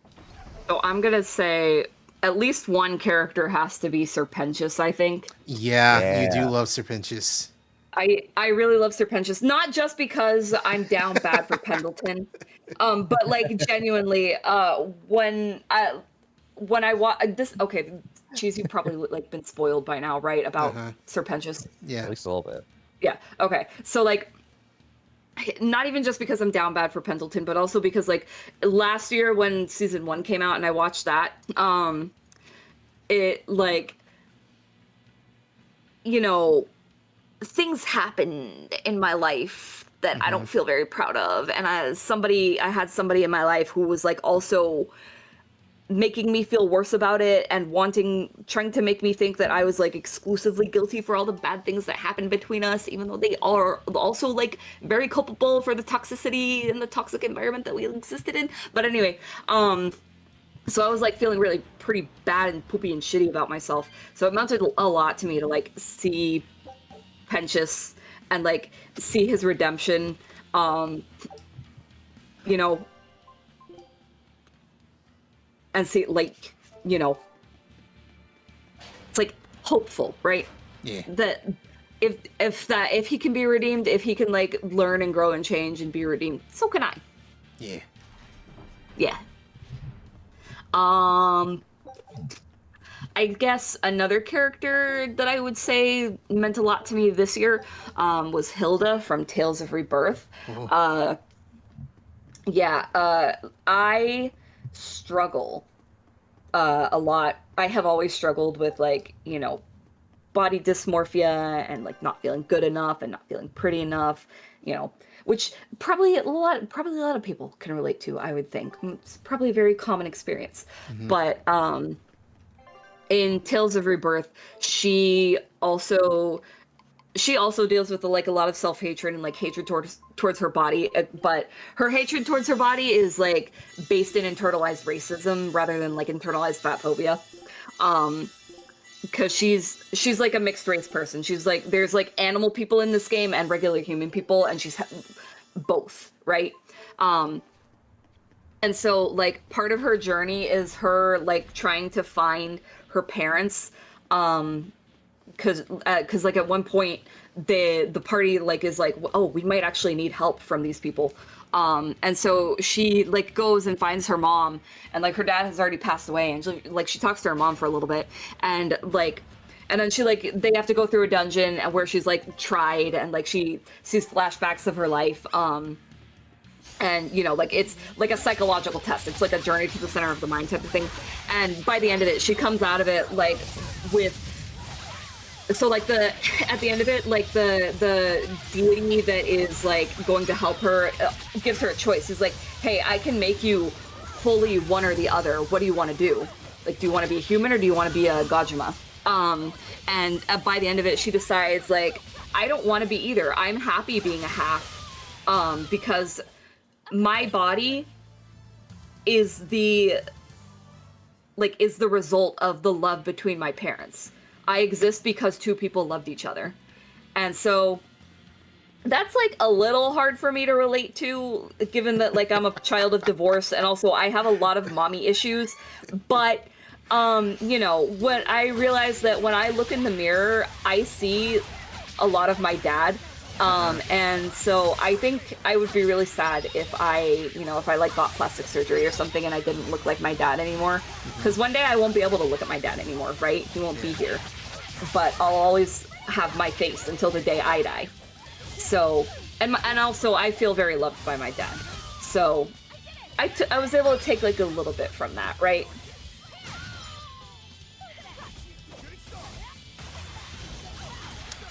I thought about mine a little bit. Just like Dylan, Wuklamat, I would not say Sphene, mostly because as much as I like Sphene, she ain't no Wuklamat. Wuklamat's my fucking wife. Fucking Woklamal. Yeah, exactly. Wuklamat. And then there's and this is a character I don't think you've had any kind of like interaction with from Date Everything. Diana, the Diary. Oh, I saw you interact with her a little bit, but I didn't care about her. I don't like we met her. I think it's because like you were not here when I actually went through her story. Probably that, but I also like even if I was there, I probably wouldn't have cared. Because like I was there when you first like awakened her and met her. And she's like crazy and like hectic and like, you know, very disorienting. Like she's very chaotic, and I didn't like that. So the reason for that is because as your diary, she is full of thoughts, but only your thoughts, and she doesn't really have like a way to like properly differentiate what's her mind and what are words that you wrote into her. And for some reason, the story of like, hey, you did this to me, and you didn't know you were doing this to me, but I'm fucked up from it now. It really like affected me, and I was like, oh man, I gotta make this better. And the actual like for real conclusion to that story, I think was actually quite nice. I liked it quite a bit. Yeah. I don't know when like you awakened her, and I was just like, eh. Yeah, you missed the entire middle chunk of that. Another one would be Sifrin, the main character of In Stars and Time, which, for those who don't know, is an Earthbound like, where the main thing is it is a time loop game, and you got to figure out how to make the time loops stop. and Sif goes through the fucking ringer so badly. And at the end, I'm like, man, I gotta give this kid a hug. They have been through so fucking much. This poor kid. And the last one is Zero from Drinking Guard 3, and that's one half because Zero's just so fucking cool, and the other half is similarly to Sifrin. I'm like, man, I just gotta give this woman a hug, but I know she would stab me, and I'd be willing to risk it. Deliberately marking up items so as to take advantage of the less fortunate? I was under the impression that the Abbey strictly forbade such unscrupulous business tactics. Dylan says, I'm out of a dungeon. Time for my real answers. Luke Lamont, Sphene, Sophie Tales of Graces, and Susie Deltarune. Oh, hell yeah. I appreciate Susie Deltarune being there. I think a lot, if people were not into Susie at all when they first played Deltarune Chapter 1 and 2, they're definitely like warming up to her now. And the Susie heads are like doubling, tripling, quadrupling down with how much they like her, which good. Because she's Driving very in my cool. car right after a beer. Hey, that bump is shaped like a deer. DUI, how about you die? I'll go 100 miles in an hour. Little do you know, I'm filled up on gas. I'ma get your fountain making ass. Pulverize as fuck with my Bergen truck. If you're out of luck. Truck! I love, that's the only real thing you know about Deltarune. Yeah.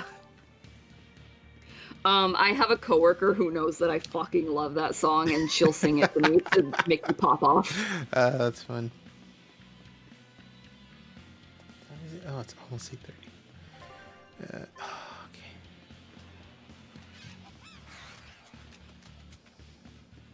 From the way you were talking, Were you lost here last time you played? Where you have to fight the Headless Knight? Yes, I hate Titania. It's so fucking confusing. It's really not, but it's so boring, and every room looks exactly the same. It sure does. Excuse me. she used the prisoners? Yeah. You'd expect different from me? How did it end? We didn't stay to see, but the prisoners were losing badly. At least that's what. Wait, actually, we're playing Nichijou with Youngwin. I know Oscar left to report the incident, but the other guards should have remained at their posts. Well, if they didn't flee, we have to assume they were all killed. Honorable mention for character that got me through 2025, Denji Chainsaw Man. Another, God, I gotta hug this guy type of character, because I think more than no, not as much as Sifrin in Stars in Time, but pretty close. Because man, Denji Denji is kind of the embodiment of the indomitable human spirit versus that whole thing. Because like he gets it so rough. Anime, manga, and new movie that came out that is, actually canon. But like, he's still like a fun, cheerful dude, even after they kick his heart in the ass as much as they do.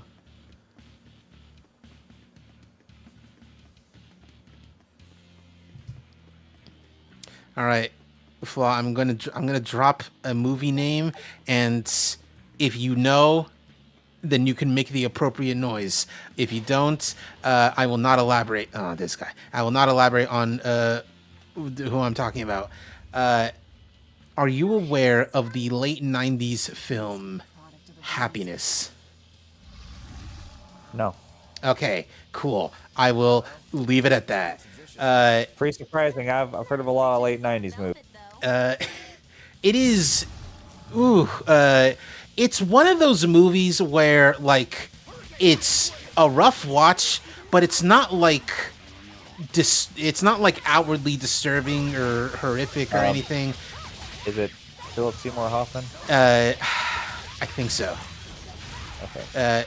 It's the kind of movie that's like the real disturbing horror part of it is in what's being said rather than like what's actually happening. Okay. To talk about it would be to No, I get it. I get it. Yeah. I'll take a look sometime. Yeah. I got a lot of movies on my fucking watch list that I need to get to that aren't just horror stuff. More malevolence. Like No, I'm gonna try and find some time point. soon and watch this movie on my list called Philaday. oh, It's very close. Directly underneath us, I would guess.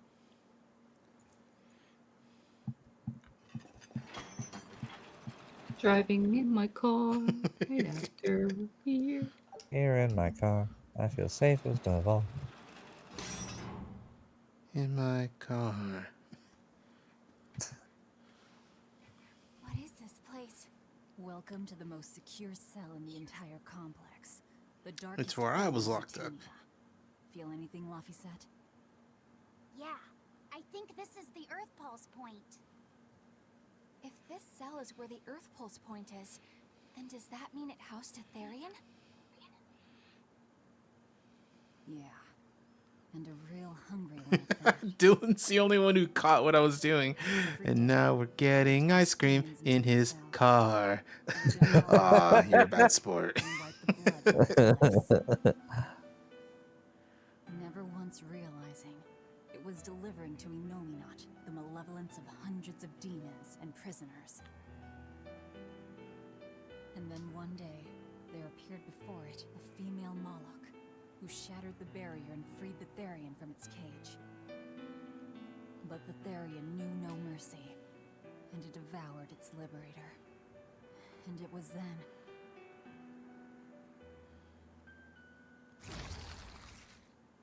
It was then I obtained the power. The power to avenge my brother. Velvet, you're a Therian? This prison Well, what did you think this hand was about? harnessing the malevolence created by the prisoners within. You don't put two and two together quick, do you, kid? Escaped. The malevolence went out of control. There's a video someone posted of like getting this really like nice looking like Lord Artorias. adult sized That's thing. dog bed situation ready.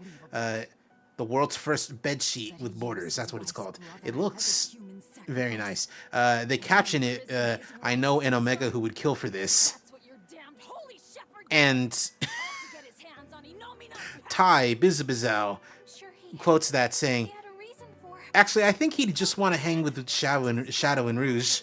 pain. Don't give me that. Who will spare my brother's pain? Who will soothe my brother's despair? He murdered my little brother Loppy, and you'll stand there and tell me it was for the greater good?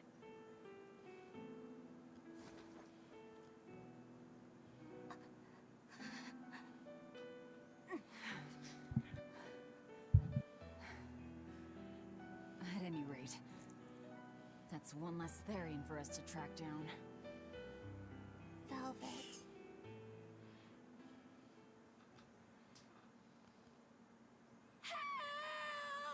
Oh god, it's this fucking child. Kamoana? You know, we thought we were safe for a little bit. Yell at you so hard you're starting to hear voices now? I have a feeling something's wrong. Kamoana could be in danger. But we already beat the Headless Knight. I still can't shake this feeling. Please, let's go back and check on them.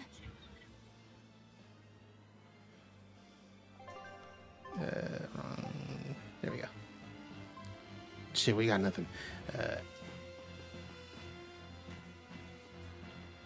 Oh my god. Do you have this man in a Hubert outfit? Yes. He was originally wearing the winter teacher outfit because it's honestly, I think it's his best look. But yes, Aizen is wearing the Hubert outfit now.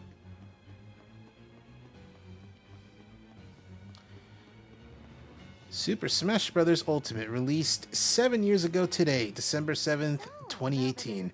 And I quoted that with a little story. That's really on my mind. The first and only time I ever worked retail, parentheses, as well as my last actual legit job. I worked at Target during the 2018 Halloween season all the way to Valentine's Day just to have money for both the Switch and Smash. It was so worth the breakdowns and genuine depression. I heard you whispering. Doesn't I matter. remember Artorias your is story really reminded me of my also journey to get a Switch We lived and together Fire Emblem for Three 11 Houses. years. That does explain a few Where things. I started doing commissions on Twitter, and I was working for like pocket change. I was doling out these like pretty decently high quality commissions for like chump change. But I did it. I did a whole bunch of them, and I scrounged up all my money, and I got enough money to buy my Switch and Three Houses. Very cool. Let's get moving. And now I have a real job, and it Yes. sucks the life out of me. Yeah. I would love to go back to doing commissions though on Twitter and stuff. Like obviously not full time. I Yeah. don't think I don't maybe it would be nice if I could like do art full time, but that's it's 2025 and I live in America. But yeah. Yeah. Yeah. But it was fun. I kind of miss it. I gotta get better at setting boundaries with myself though, because like I would like put out like examples of my art that like I was offering, and I think I would price them like maybe a little lowball, but still like for the Twitter market like pretty fairly. But then when I would get a commission, then I'd like put so much pressure on myself, like, well, it has to be like the best thing ever. Right. So I'd put like way more work into the commission than like the price justified. She could devour only the Yeah. malevolence and turn a living demon human again? It's funny, you were talking about like I was doing commissions, and I thought you were gonna go into like an actual story, and you were gonna be like that one Zuby video talking with the girl talking about how when she opened up commissions, someone asked her to do a Sailor Moon animation of her eating all her friends. That's right. No. To devour No, anyone who although I wants do, if you would like, I kind of have a similar story. Oh. Velvet. I'm sorry. One time, I don't mind. not that long ago, I was like Convenient. so when I'm on Discord, like in a server, like in a voice call, I can't stream like my tablet screen, like the tablet that I draw on. So like when my friends want to watch me drawing, I have to stream it on Twitch for them and give them a Twitch link. Which is fine, you got to do what you got to do. But that means like other people can also watch my stream, which again is fine. I don't care. They can come in. But I get this one viewer who like, they're generally like pretty nice. They're like very supportive. They're like, oh yay, great art, good job. And I appreciate that. But one time I was drawing, I was working on something, and like they were in my chat, and they were like, wow, great art. Hey, do you think you would ever be interested in drawing something like this? And then they like provided a link to like an Imgur account or something where every single picture is like some like busty short stack type of girl, like in a like sitting position, but like she's sitting on somebody's hands and they're like holding her up, if that makes sense. And it's like dozens of pictures that are all this exact same format, and I'm like, this is a fetish. You are trying to get me to bust out fetish art for you for free, no less. And that reminds me of a TikTok video I came across. You might have seen it, where like a lady who does makeup, she's in the stripe sickness like costume, you know, like the based on the children's book where like a girl gets sick and she's got the stripes, and she's telling this story about how she worked on some lady's makeup to make her look like the Mask, like Jim Carrey's The Mask, and then some dude leaves like a weird comment on like the video talking about doing the makeup, and it's like, oh, okay, whatever. And then like she comes across like a different video of someone dressed up as Jim Carrey's The Mask, and like that same dude has left a different weird comment. And then there's like a few other people there too making the same kind of comment, and she's like, wait, hold on a second. So she looks into it, and like the only kind of comments that they leave are like on videos of like girls dressed as Jim Carrey's The Mask and being like, oh, you look great, you look beautiful. And it's multiple people doing this as well. And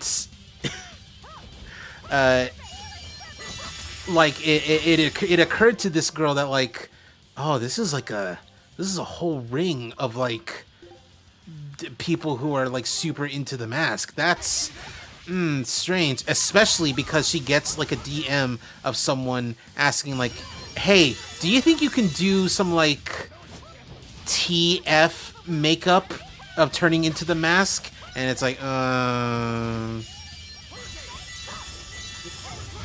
yeah, this is definitely a fetish. Yeah. On the subject of TikTok fetishes, are you familiar with? Can you sit down so that the skirt poofs up?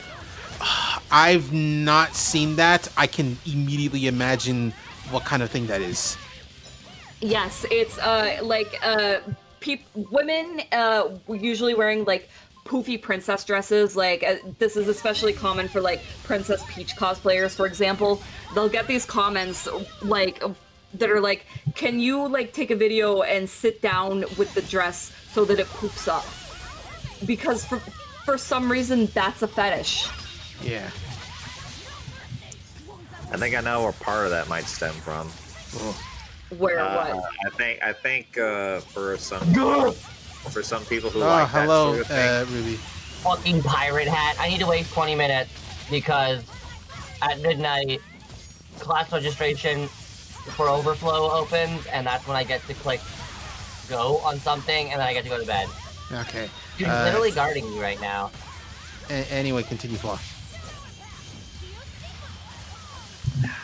See, I think for some folks, it's just like the idea of like the skirt being up like that, or just having that sort of distinct shape. It reminds people of like having a large ass. Yeah. Really? Yeah. Like cute, like a large ass for large ass. Velvet is dumpied up, canonically. It's not her fault, man. She was drawn that way. We were talking about the not necessarily TikTok fetish, but popular on TikTok fetish thing of leaving a comment that's like, "Can you sit down so the skirt poops up?" That's some real 1700s kind of fetish there. The way that it sounds, yes. If you know, for those folks, if you know the name Slewfoot Sue, you know ball. I do not. I don't either. I don't have TikTok. But, I mean, yeah, I think that you're basically right, is that it creates the shapely butt. Maybe. Illusion of ass. Maybe you're onto something. That Majilu has to deal with.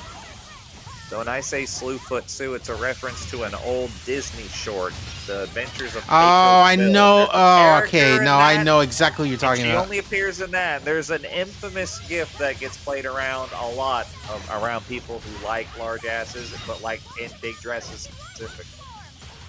I think I actually know the gif you're talking about, even though I have no idea. Like, no name, nothing. The only reason I saw that short was because it came in like a VHS of like a whole bunch of American Legends Disney shorts. Yeah, but I'm ancient, so I might have seen it in a different context. Like it came with John Henry and Paul Bunyan. It was one of those. Ruby, I can tell you for a fact, you've definitely seen it on Tumblr in like gifs that are like, oh man, they don't make Disney movies like they used to, and it's like, yes, they do still. Like, that's probably where I saw it. Oh, you're really close to the end of the game, huh? Decently close. If this motherfucker, if green motherfucker is here with you, you're like 2 areas from the final area. Oh no. I don't think I'm that close to the end. Oh god, no. I would say they're like halfway through the game at best. Yeah. What? I thought green bitch. Oh wait, no, I'm mixing green bitch up with the Snake one. No, with your child's evil counterpart. Yeah, no. Yeah, who shows up later. Yeah. Evil child. Yeah, evil child. I like lizard guy here. He deserved better in this game. He did. Griffin has been my dear friend ever since I was What a is with child. anime's obsession with green-haired girls and like insect nudity? No, see, we already have a lot of I'm sure feelings you did. about Kamoana parentheses negative. Yes. Wait, hold on. I want to find that GIF. What's the thing it's from? Uh, Guess we shouldn't be surprised. the thing? He's gonna do whatever he likes. The gift we're talking about. Yeah, the big ass crab. It's a Disney thing. It's Sleepy Hollow, but it's like from a movie. What is it? Ichabod and Mr. Toad? Is that what it is? Yeah, it's just the Legend of Sleepy Hollow. Yeah. Disney Legend of Sleepy Hollow dress. Wait, what? Wait. No, not dress. Oh, you mean the character Katrina? Katrina Von Tassel. Yes. Okay, cool. So her name is Katrina Von Tassel. Let's see what we got here.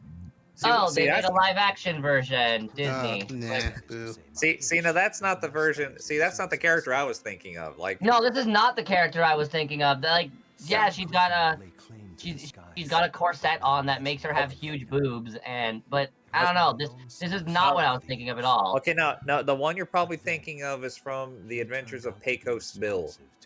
The character's name is Sue, Slewfoot Sue. There's literally a gif of her looking at her fucking dress ass in the mirror, and she smacks it, and like there's like a thing in the dress that actually makes it bounce like as if it were a real ass. It's horny as fuck. Yes. Okay, I remember these. That's like the least. Looking at somebody's like covered ass is maybe the least horny as fuck thing you can do. I don't know. Have you seen it bounce? I don't know. The way that it does. I have it right here. That the bounce is kind of ridiculous. It is ridiculous, but this is no less ridiculous than like the average teenage comedy of the era. Oh man, look Of the at era, look this at is from like the 60s. look at Yes! Ruby. Look at Ruby over here with their gooning standards. No, like this is absurd. This is over the top. Yeah. That makes it less horny. If it was No. more realistic, it'd be more horny. It's like how Kill Bill managed to avoid the restricted rating by adding more blood. Like that's fucking silly. I don't think that's how that worked. It's not. No, No, that is how it works. They were not restricted because they suddenly make the scene black and white. No. I remember this being a very well-known story at the time. Kill Bill, they got told it would not be able to be shown in theater, so they they just turned it black and white for like a good 10 minutes. Let's see. It's the whole reason. It's the whole reason Sin City looks like that. Yeah, that's true. I figured that was a stylistic choice. I mean, is, it can but, be like, both. also that. Yeah. I'm checking because this is like one of those stories, that feels like everybody knows it, but it also is a good chance that it was just made up in like the early zeros. Let's see. My favorite genre of like the big dress pants thing that make it look like it's a big butt is when the magic happens and then it becomes a big butt. Do you have an example? Yes, there was like a piece of fan art where like it was a arms fan art, right? Where like Twintel is in the locker room. She's in the locker room with Lola Pop, and she's like, "Ooh, it's good to get out of these tight pants, right?" And then Twintel's like, wait a minute. And because like Lola's wearing clown pants. It You know? appears to be both. The black and Oh. white thing is specifically cited as something he did for that, but the candy gore, making it less realistic, was also another one. There's not like, quote unquote, a number of techniques used. Number of techniques. Kind of reminds me a little bit of how RoboCop almost has enough blood and horrible violence to make it an NC-17 movie. Yeah, no, that movie, That's called having they had fun. to cut some shit. Also, wait, aren't there people fucking in the middle of that movie? The RoboCop? Yeah. Probably. And he walks in, he's like, no crime allowed. Probably. Dead or alive, you're coming with me. Yeah, she's coming all right.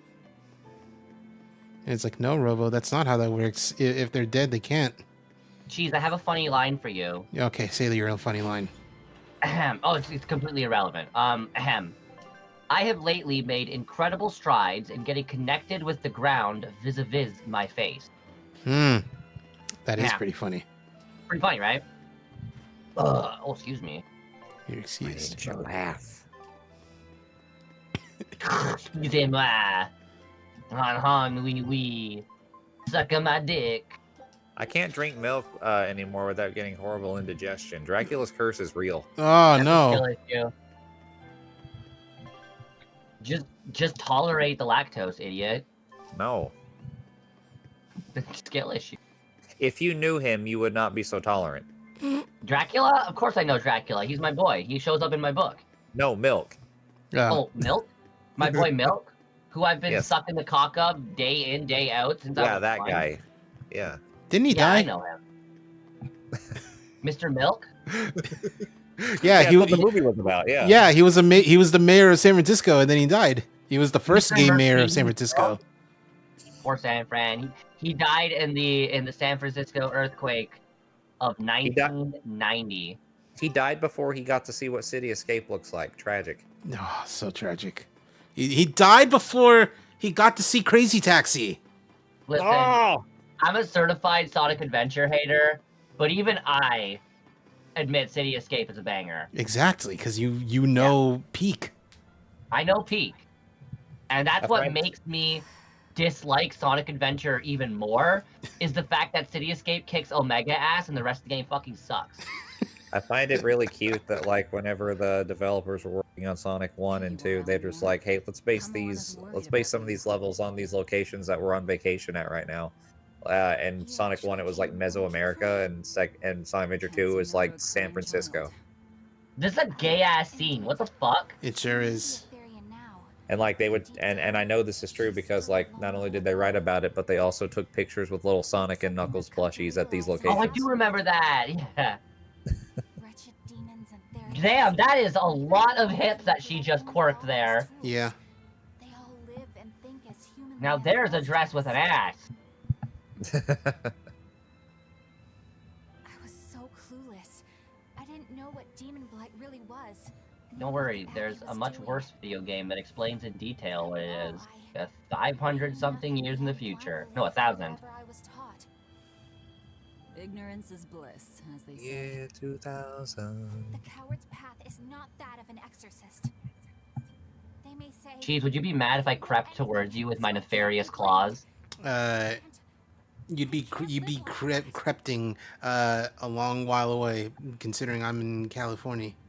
I'm already on my way, brother. All right. My nefarious claws are implanting into your... It's like the snail that, like, if it catches you, you die.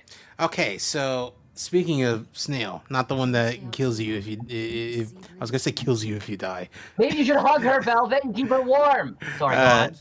I needed to. But speaking See, that's of what I'm saying! Sorry.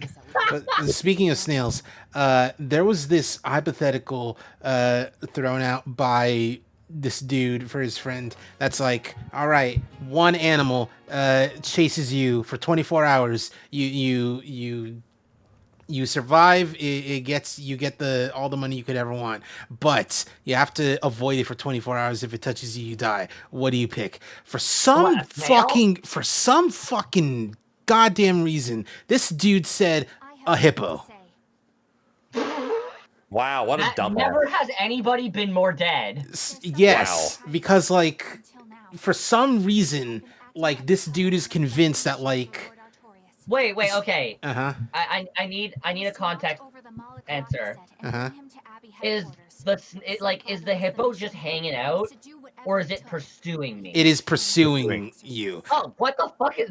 Yeah. For some reason, this dude just doesn't believe that like hippos, one, can kill literally anything and everything, and two, aren't fast as fuck on land. Being sighted. What a dumbass. This is I don't know if this is the gimmick of the podcast that these guys are in or what, but like the guy who said hippo is genuinely a dumbass. Like he asks actually for real, why doesn't the moon melt? Why doesn't the moon melt? Good question. That fat ass hippo's not gonna catch me. It's literally made of cheese. It should be melting. Because they think that like, oh, you know, if it gets so close to the sun, then you know it should melt because it's made of rocks. Wait, why does he think it gets so close to the sun? Oh, is he referring to a solar eclipse? Made of cheese. So, you live by your emotions after all. Can we pick insects? Well, I mean, yeah, they're technically animals. Can we pick We're mollusks? technically animals. Largest form of biomass on the planet. Yeah, that's true. The humble beetle. Don't ever underestimate the beetle, motherfucker. See, most people would say like a snail or even a sloth. Sloths can move quick if they need can to. move quick, but like for how The thing is long? that snails are incapable of moving fast. That is true. Unlike sloths who can. If I spend 8 hours moving away from the snail, I know it won't be able to catch me. Unless it has like goons that will help it. Like what is the handicap mechanics at play here? Does it have a series of Italian goons who will pick it up and be like, "All right, boss, let's get you to this son of a bitch"? Yeah. No, you just avoid the animal for 24 hours, and it's like, Really yeah, easy. Can I use a microscopic like microfauna? yes, get a water bear. Yeah, literally a water bear. I don't know if he's anywhere, but as long as I keep walking, I'll probably dodge him. Yeah. Okay, so What? my friends and I also talked about this hypothetical. Oh. And here's my answer. Uh-huh. So the animal is constantly pursuing you, right? But there's no stipulations on where you can and can't go. You can go Exactly. anywhere. Yes. Right. So my solution is to, first of all, my animal of choice is a cow. Oh. And all I have to do is get up into a high enough building. Get on a plane. Oh, that's right. They can't go up and downstairs. No, they actually exactly. Can Horses, sorry, cows can go upstairs, but they can't go downstairs. So really, you need like a Scooby-Doo trap where you get it up the building and then Right. Yeah. Okay. So yeah, I'm gonna get all the way up the building, and it's gonna follow me up the stairs, and then I'm gonna jump out the window, and there's gonna be like a crowd of people with one of those little like parachute blanket things. Right, of course. Ready to catch me. And On the then I'm other good. hand, why not just put a box over the snail? You know that? Yeah. Yeah. Put a box over the snail. I'm Yeah, just gonna pick something small that can never possibly catch up, like an ant, and then just tell it to go fuck itself. Yeah. Well, that will see. The problem is that will engorge its anger response, and it will swarm you. Gorge. No, it's fun. No, yeah, I'd love to see the single ant swarm me.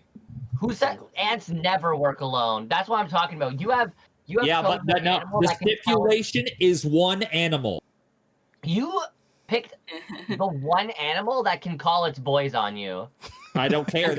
If the boys get me, it doesn't count. That They ant don't has need to to get hold me. you down And for the ant long will enough. never get me. Have It's to an hold ant. you down. The main man will get you. to your pajamas? Okay, my class is opening now, so I'm gonna go do that and then go to bed. All right. Watch out! cool. Watch out! You know how ants are very strong. They They're are. 100 times stronger than their body weight. I know. I saw that Rammstein video. What? I'm talking about fucking Bill Nye the Science Guy, baby. Didn't he die? What? No? Oh. Bill Nye died. New Mandela. Bill fucking Nye?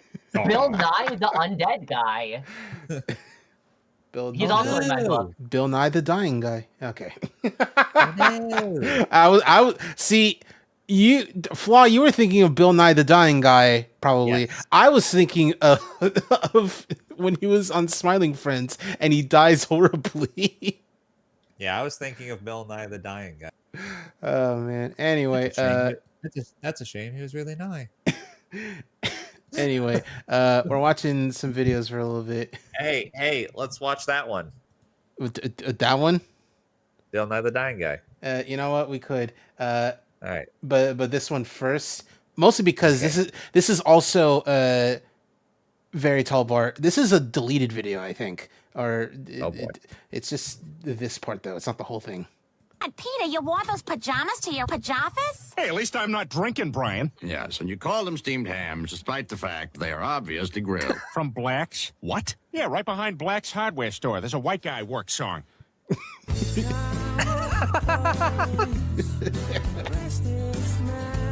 Please send that to me. Hold on. Oh, boy, does it feel good to undo my butt fluff. All right, I'll get Bill Nye the dying guy. Oh, send that video to me first.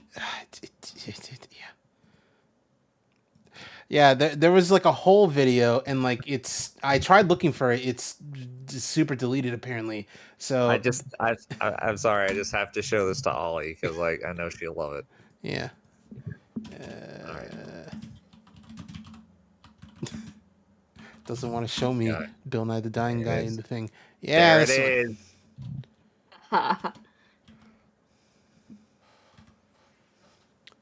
These captions are fucking huge. I don't like that.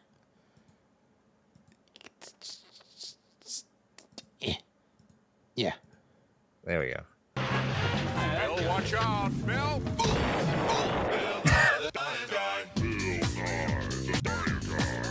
Oh no, that's a shame. It's really nice. Brought to you by One Piece. Let's say I were over here. Classic science. Take a look at safety belts. They protect, but they also attack. Airbags are set to protect average old grown-ups. Air belts and safety bags were invented to keep people in a car crash, so they don't always work. When you're getting into a car, never buckle up. Never buckle up. Got a problem with that? Because I'll give you a car. Convert some chemical energy into kinetic energy. Kinetic And energy. convert some kinetic energy Kinetic into energy. chemic Into energy. chemic energy.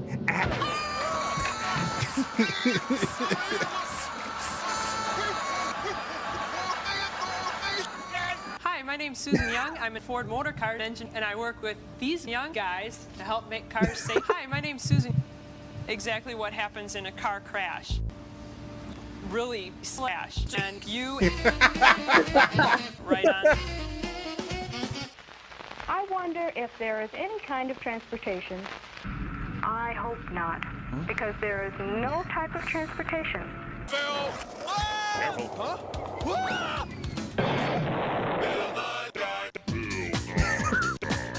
Oh no, that's a shame. It's really cool. When this ball hits the ground, it'll bounce.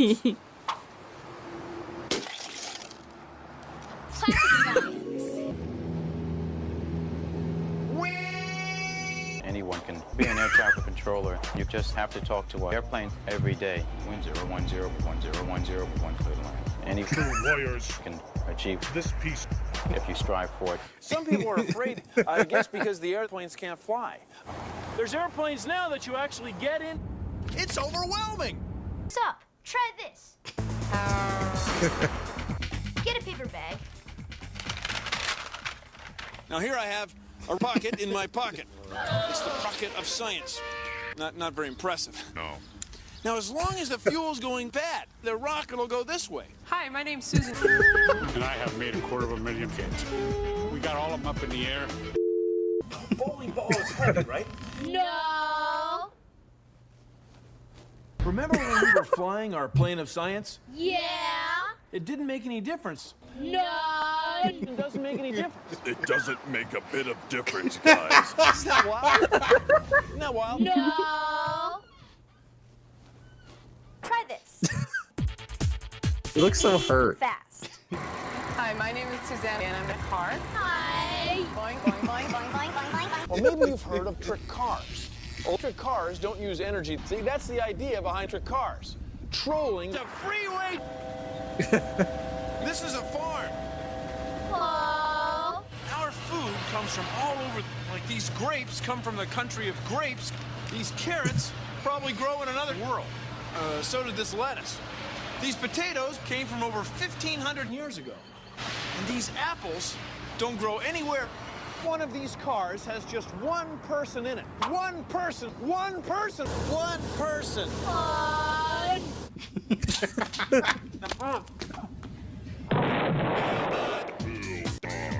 Oh no! That's a shame. It's really science. This pool is just, this turbine is turbine, this turbine is turbine, this turbine is this turbine. Have you seen my... what is this evil thing? Try this. Do this. A lot of places have laws. But lucky for us, we don't have to worry about that. Yay! Hi, I'm Rod Player. I'm basic and nothing else. How about...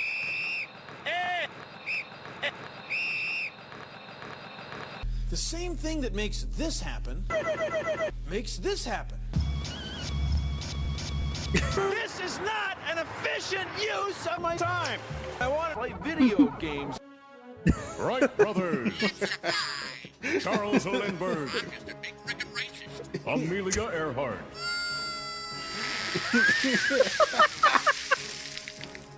One, 2, 3, 4, 5, 6, 7, 8, 9, 10, 11. Time for the 12th. 12. Ping pong balls are great for ping, but they're not for pong. Pong balls are great for bowling. Isn't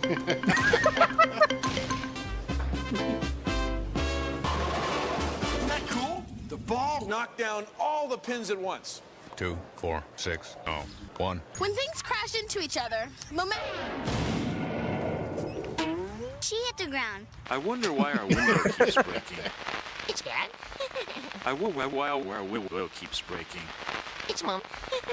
I'm devastated that you're getting married. I'm just devastated that you're getting married. I'm just devastated that you're getting married. Buoy. Imagine if you had all this water. No thanks. Here's a cool thing to do. Get a tennis ball. When you're in a car rolling down the road, you're moving right along. I want you to turn left if you come to a f***ing fork in the road. Left at the f***ing fork in the road. Turn mad. Kermit the Frog. Oh no! That's a shame. It's really slippery and sticky. Don't try this.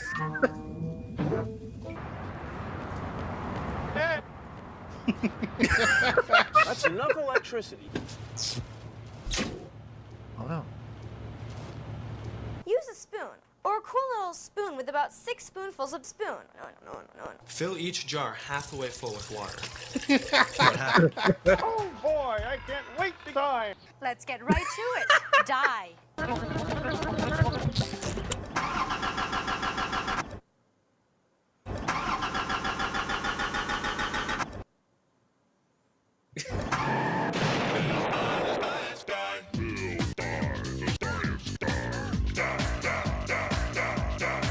Oh no!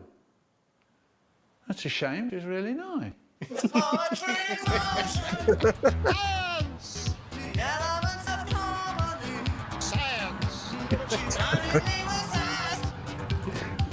She blinded me with sauce.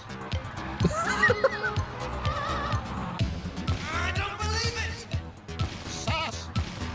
There she goes again. Sauce. I can smell her. She blinded me with sauce. Sauce. Hey. He's dead. What do you mean, dead? He's dead. actually okay. Nothing happened. Incredible. One of the best. This is a crazy thumbnail. Oh god, Netflix is buying Warner Brothers with Dick Dastardly from Scoob and Jinx Arcane. Like I understand, like, oh, you gotta have Warner Brothers and Netflix. These two characters is crazy. Ridiculous, even. Oh my god. Oh god. She blinded me with sauce. Whoa. Hello. Get these fucking things out of here. Hello. Whiplash was there for a moment. Sound.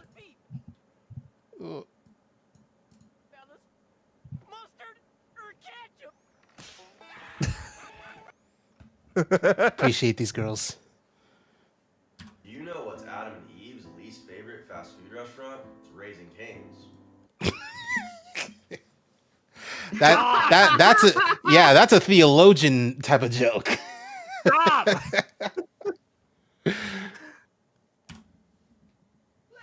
and gentlemen, introducing the chocolate starfish. But like, why does it look like that? Listen, just be thankful you didn't also get the hot dog flavored water. Okay? That is true. You know what I want to go in? Where? Where the fucking cranberries are. Where you wear like overalls and you what? No. Why? No, you don't. You haven't heard of the spiders? What? So those cranberry fields, what they do, for those of you guys that don't know, cranberry juice, cranberry. That is like such an effective like deterrent. It's like, haven't you ever heard of the spiders? Vodka, the way that they harvest them is they fill them up with water, and the cranberries that are ready break off and float to the top, but the spiders that run through the cranberry field float on top of them. So as you're wading through cranberries and gathering all the cranberries, you're getting crawled on by, I think they're called wolf spiders or something like that. Any sort of animal that has another animal's name in its animal name, I don't fuck with. Horseflies? No. Wild flies. Wolf spiders? Wild. Look them up. Look up cranberry field spider, and you will see. I'm gonna throw my computer. Yeah. I was having a good day. So pull it up. You think I'm fucking lying here? Ew! Yeah, babe. No, I don't. Ew! Oh. Who is that black animatronic from FNAF 4? The ever helpful M Shadows. If you know the song, then you know.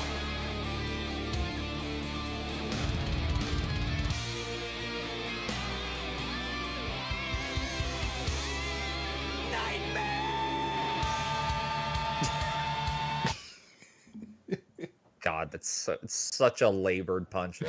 Oh, no, I love the longer it takes. All I want for Christmas is you and Phantom of the Opera.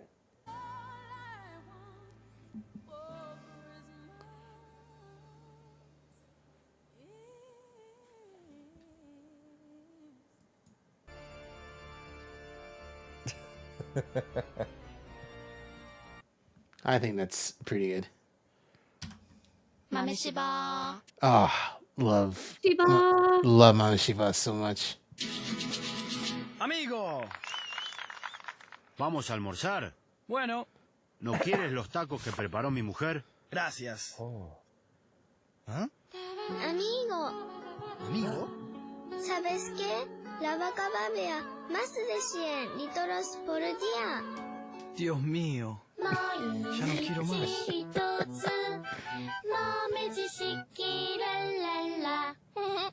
And I left a comment. It's like the reason why Spanish sounds so good is because Spanish and Japanese, despite being vastly different languages, share very similar vowels. Damn. So as long as they can read what is written down on the script, they can definitely speak Spanish. Will they know what they're saying? Probably not. Banh Mi has French influence? Yeah.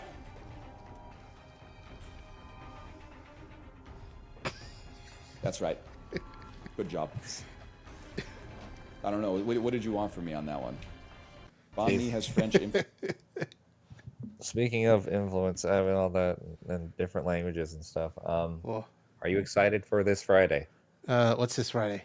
Yes. Yes. Episode 7 of the Amazing Digital Circus. I am ready for this is gonna sound really bad, but it's also a way to like express like, oh, I am actually excited. I'm excited to see how they will put the Jax girlies on Suicide Watch. Oh, Ollie. No, Ollie's ready for it. Ollie can't wait for everyone to crash out.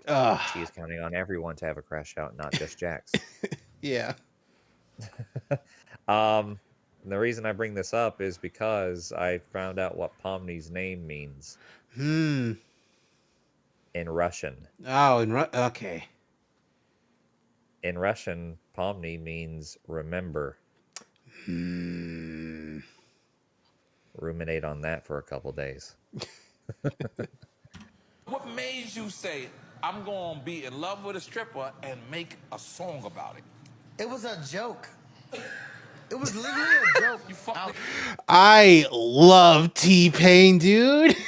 No, T-Pain's goated. He's one of the best. I was 15. You fucked his lives up. A lot of people's lives are fucked up. I was 15. Was you in love with a stripper at 15? No, I wasn't. I was making fun of my homeboy. Okay.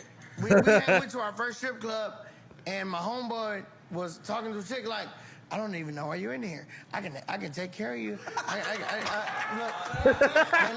Hey, look, baby. I can fucking get you out of here, baby. You ain't never gonna have to work here in your life ever again. I love that his friends literally said, I could take you away from all this. I can show you the world. Oh my god. He was like, bro, hey look, I can get you out of here. I can make sure you ain't never gotta answer no questions again. You ain't gotta do no interviews. You ain't gotta do nothing. I'm gonna make you the star of our city. It's Tallahassee. It's Tallahassee. The song was making fun of him. The song was like the next day. I was like, bro, I'm in love with him. I was making fun of him, and then Big Boy from Outkast walked in the room because we was recording at Stankonia. Woo! Love the floss. That's crazy. Love the floss. Big Boy walked in, and I was making a joke like, you stupid idiot. And then Big Boy walked in, was like, that's a motherfucking hit. And I was like, yes, sir. Yes, it is. Yes, sir. Yes, sir. I was very serious about everything I was recording a second ago.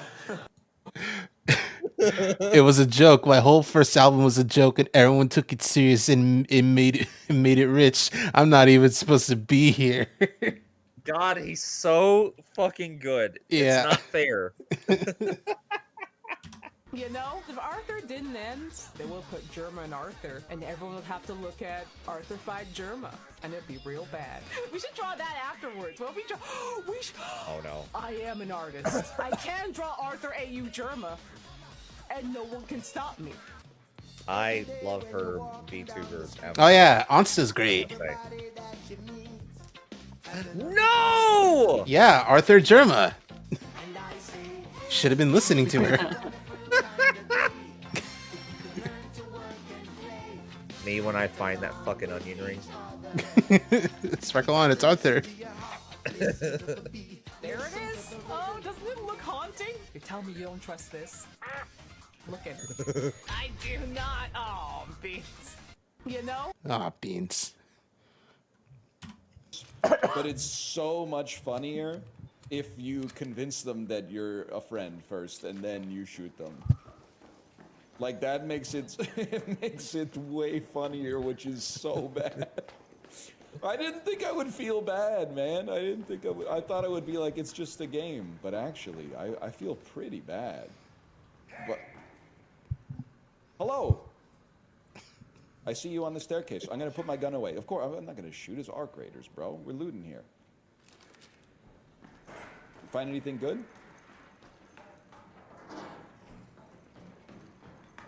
Any robots you need help killing? Are you winning, son?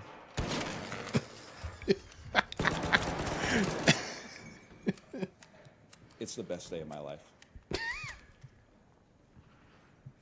Lord. This is the only way that I can ever get it.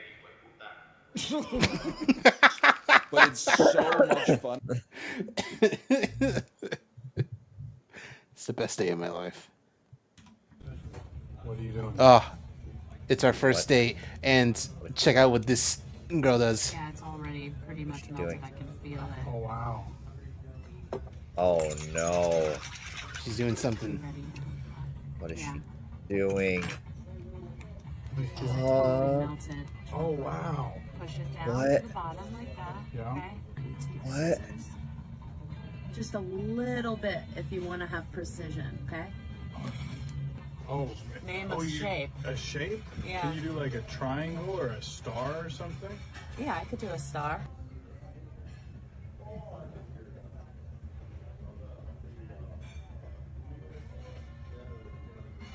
Whoa. Put it over the top like this. You put water on the top of it? Yeah. Look. Watch this. Are you ready? Yeah.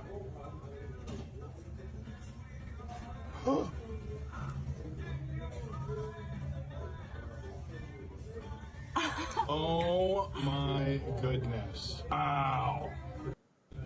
Oh my god. So she's a keeper. Yeah, 100%. She made satanic chocolate on our date. Let's go.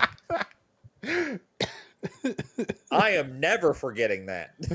I love people trying to be like, I don't know, didn't even give him the chocolate. She brought scissors to the date. Yeah, uh-huh. Oh, man. Turn the lights off in this place.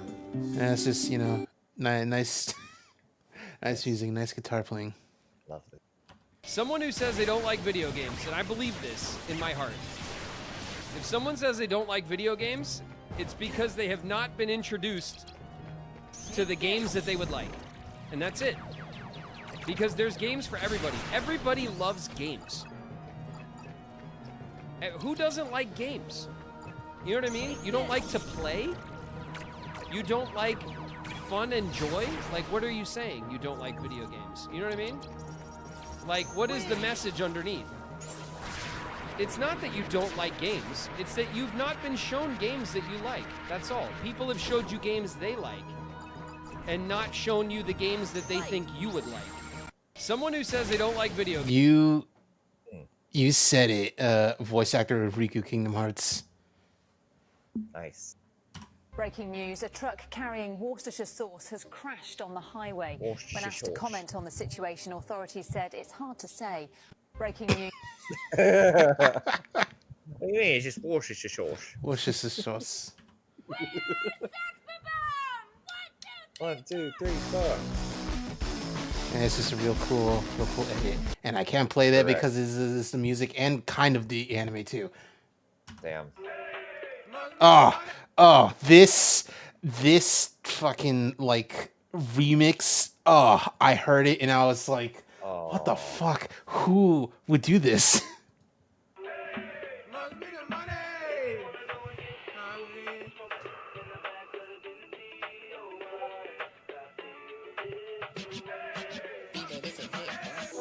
Yo, it's your boy once again, Little Z.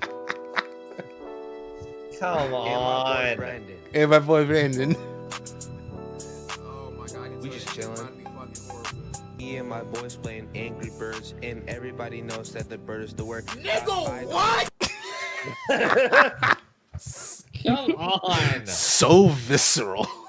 Yeah, no, I agree. Fuck that. Oh yeah.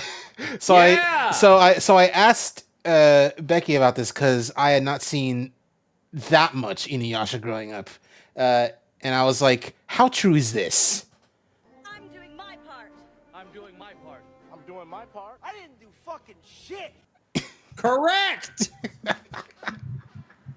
So true. And she was like, "Yeah, that's pretty true." Yeah. No, Shippo is there for no reason. I told Cheese sometimes he'll throw out a little like Fox Magic illusion bullshit to like buy the team some time, but he really doesn't do shit. He is the Oolong of Inuyasha. Oh man, even Oolong was cool in the beginning of Dragon Ball. Never Was again. he? In the beginning, he could turn into like a cool a robot with a bowl of soup and chopsticks. He was getting pushed around by like 6-year-olds in his introduction. Then again, he is also a 6-year-old. I guess so. Does he know y'all have this? So if we want a new chapter in real top tier haterdom, we got 50 Cent. I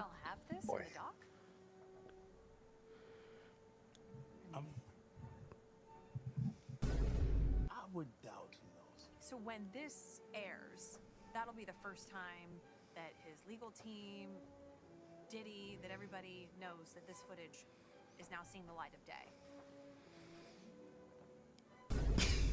One could watch this and think that you really hate Sean Combs.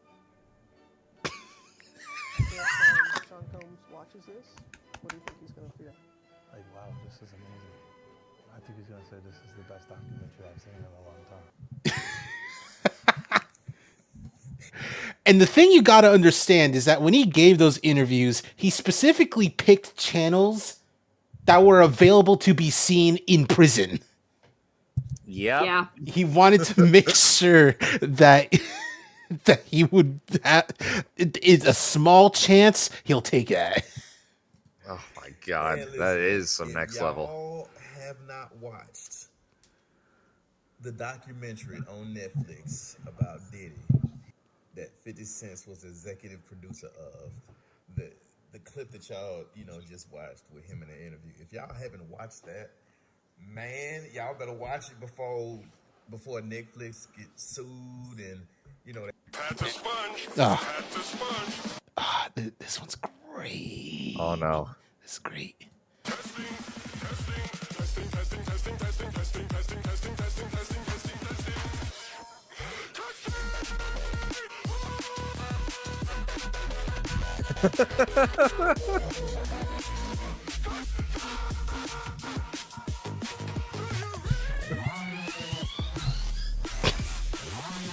My god.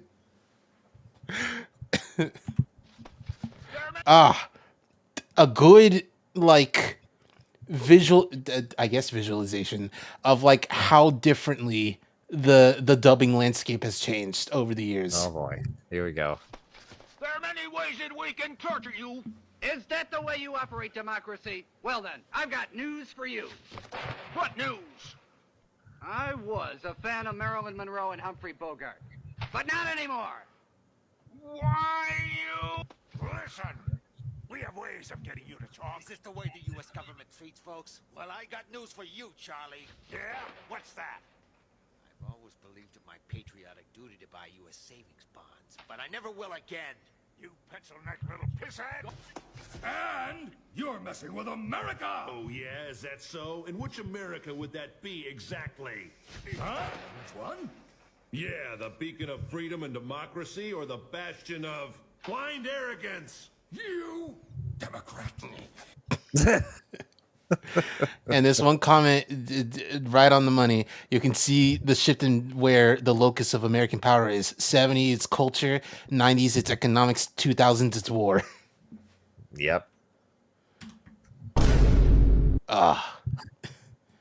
This is a great one. Boy. Ash's team versus legendary spammer. Oh boy. Oh. Hello. Oh.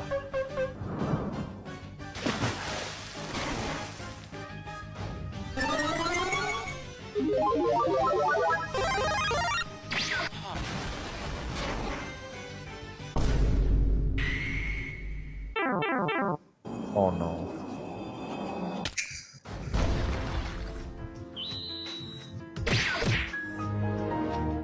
Another one.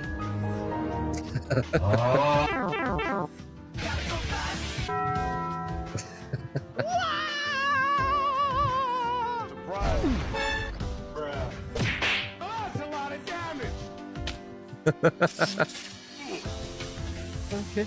I don't think you have any idea how fast I really am.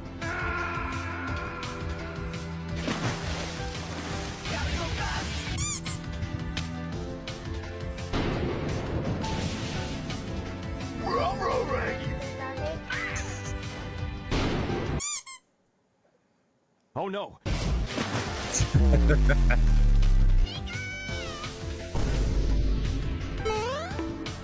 Bye-bye. Bye-bye.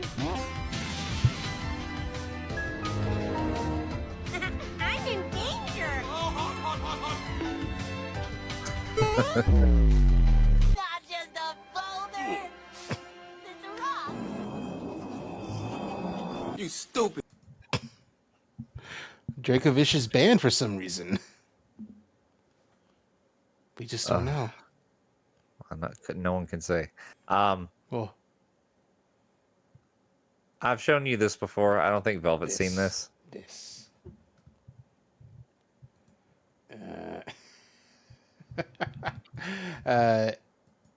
I remember. this. Lampo, rope, bombs. You want that? It's yours, my friend. As long as you have enough rupees.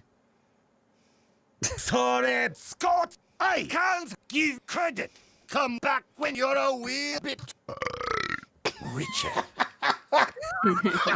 Demo man is more Joe. I remember the being turned into a burp. That's funny. And the best part about it, because everyone cracks up when he does the burp, is that, but then they miss the way that he says richer. Yeah. The craziest thing to ever happen to me in a dream happened to me. A small man, and I'm talking like a man about this tall, started crawling out of the toilet. He reaches up, grabs my wiener. Oh my God. And like uses it like you would use a rope. The craziest thing. Okay. And that's it. That's the whole story. Okay then. Making JoJo's Bizarre Adventure women appeal to the male gaze. Yep. Correct. Yes. Yep. Yes. Yep.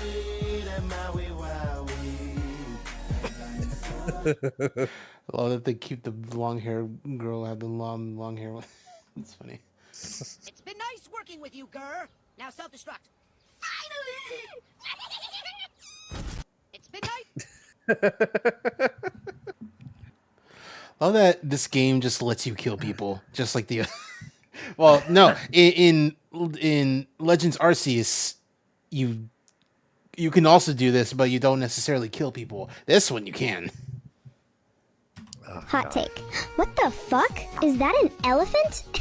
Excuse me? I'm trying to do a rant video here. Can you just go or something? Right, okay, thank you. Ugh, I fucking hate elephants. They're so fat. And who does it think it is coming into my rant video? Wait, what's that noise?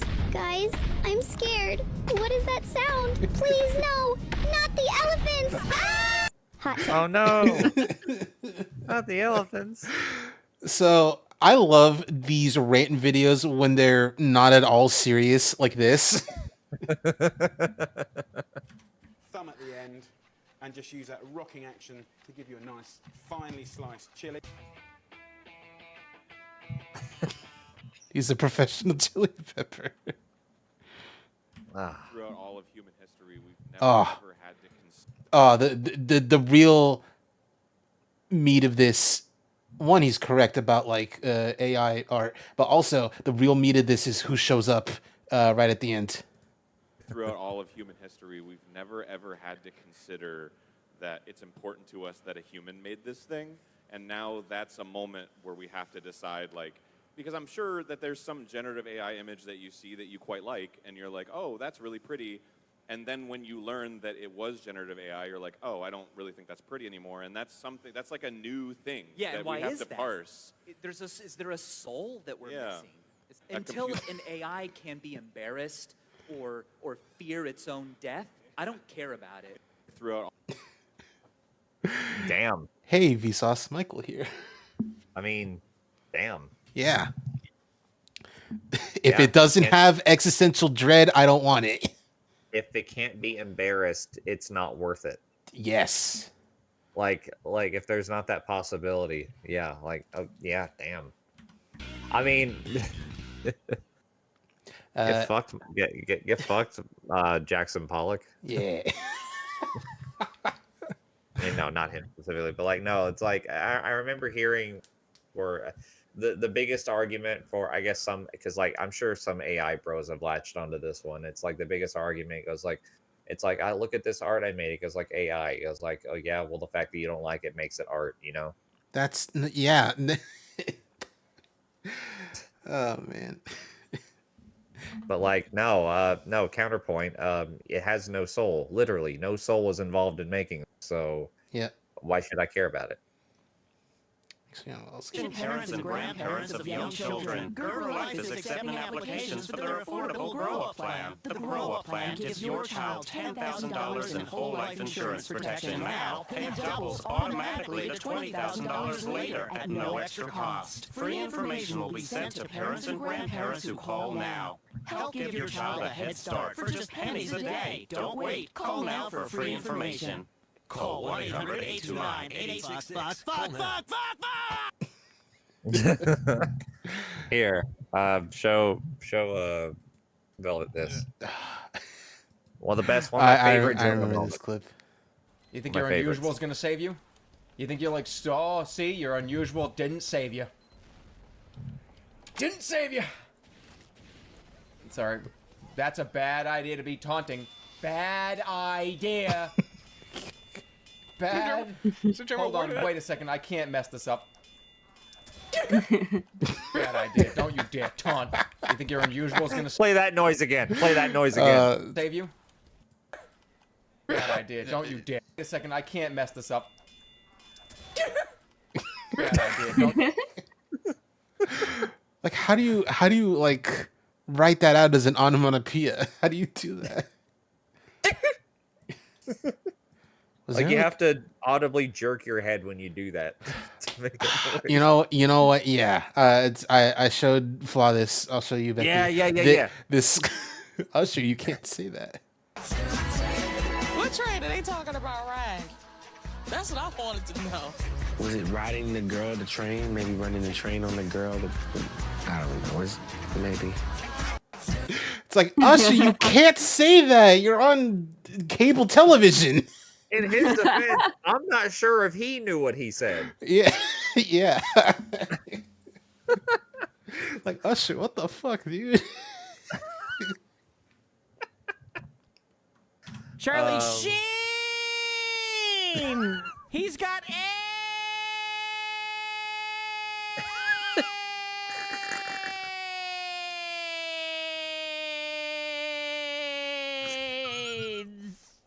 Wow, Rich, you held on to that AIDS longer than Magic Johnson.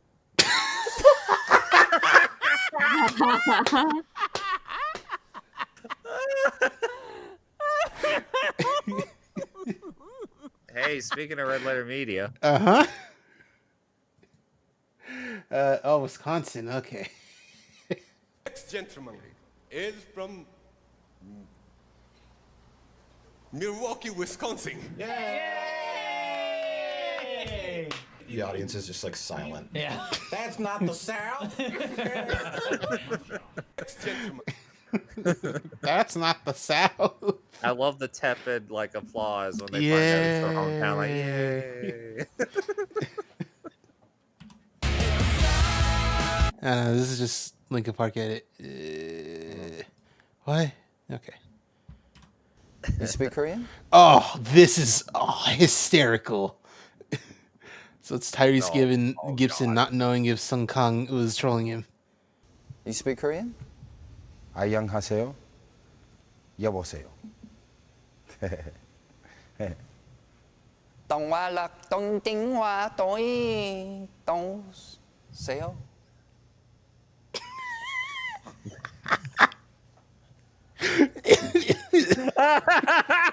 He's like, oh, I can't call him out.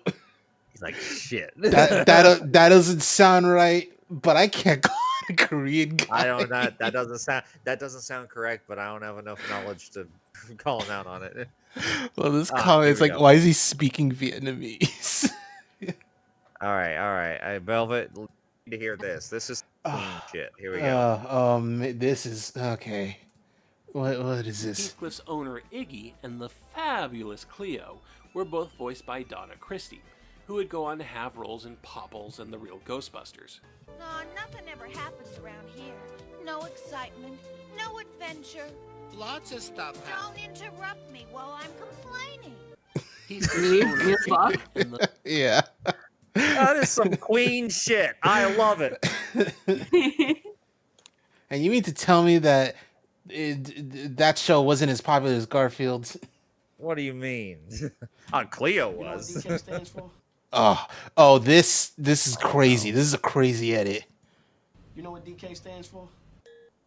Donkey Kong. Driftkin.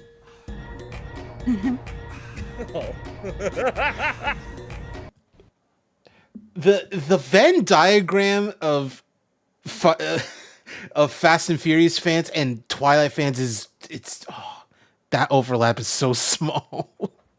Oh man. Oh my god! When I eat margarine, it tastes similar to butter. Oh my god! I can't believe this. Yo, I can't believe this. Yo, I cannot believe this. Thank you, Rap Critic. We can't believe this. Here. This. Pills.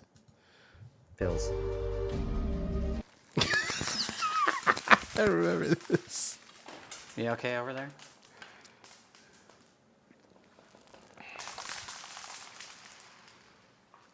Laxative. I forgot. I forgot it was this one.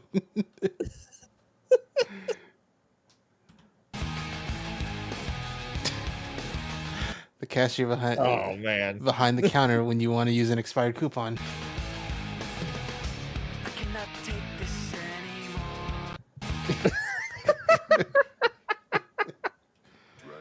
anymore. Hold on. No, I'm gonna try and find. He's packed. No, actually, no. You would get a kick out of this. He's packed with beef. We want to ride. And I want to ride, baby.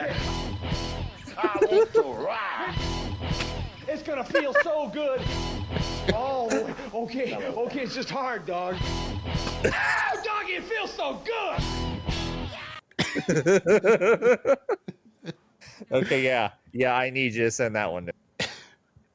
Yeah, you got it.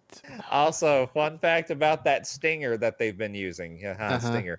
That music cue. The orchestra hit. Yeah. That's Billy Gunn's theme back when he was Mr. Ass. That is the Ass Man song. The Ass Man. Which is one of the worst wrestling theme songs of all time. It holds a special place in my heart. It is uniquely awful. I gotta get to. I gotta get to one particular one.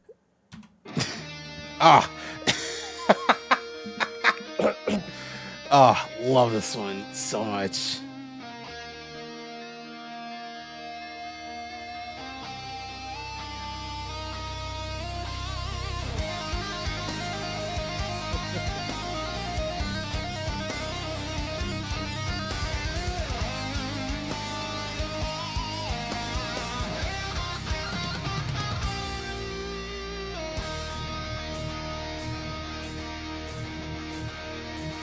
All right. Her, babe, don't stop me.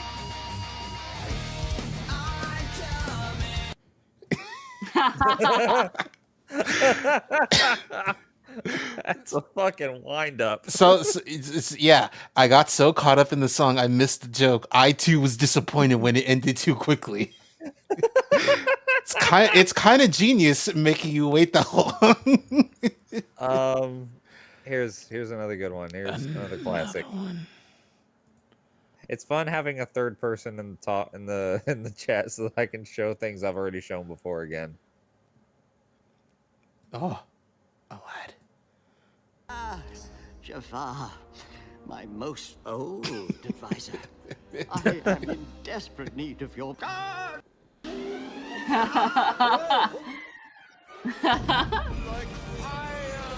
think it's time to buy ammo.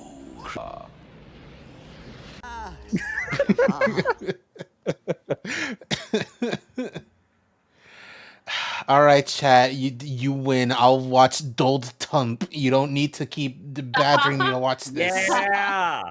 How big of a threat is China? You know, a little bit of a But threat. as you know, the Chinese, they steal and... They're very streetwise. And? They're always watching us. And? They're vicious. And? They're Japanese. If we could stay on China for just a moment. For soybean farmers, China had stopped buying the soybeans. Yeah. China was withholding these rare earth soybeans that you need for everything from soybeans to soybeans. Sure. Are we going to war? We're going to cut people's hands off. When I was in Japan, Toyota, Mr. Toyota, I said, Mr. Toyota, I said, what's your name? Toyota. And I said, no, I don't believe so. And he said, Toyota. I said, are you going to answer my question? And he's like, Toyota. I said, sorry, you're fired. Get the hell out of here. Millions of Americans are going to be without Snapple. Imagine playing Fortnite without Snapple.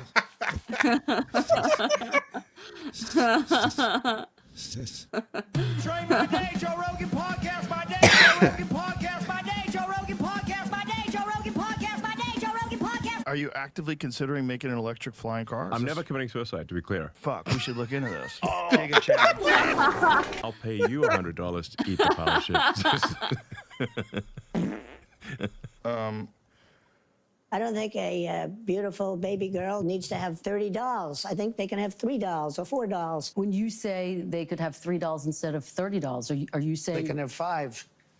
But you're They basically can have saying... 5. They have a new person named Crockett. Yeah, I wish I was a little bit taller. I wish I was a baller. I wish I had a girl who looked good. I would call her. Wish I had a rabbit in a hat with a bat and a 6-1 parlor. I was wondering. Watches YouTube poops with subtitles. I was wondering what this fucking mashup was about because I posted it and I was like, yeah, that sounds good. But I didn't think there was like a video for it yet. There wasn't. Not yet. This is one of the best. You might have seen this best post. This.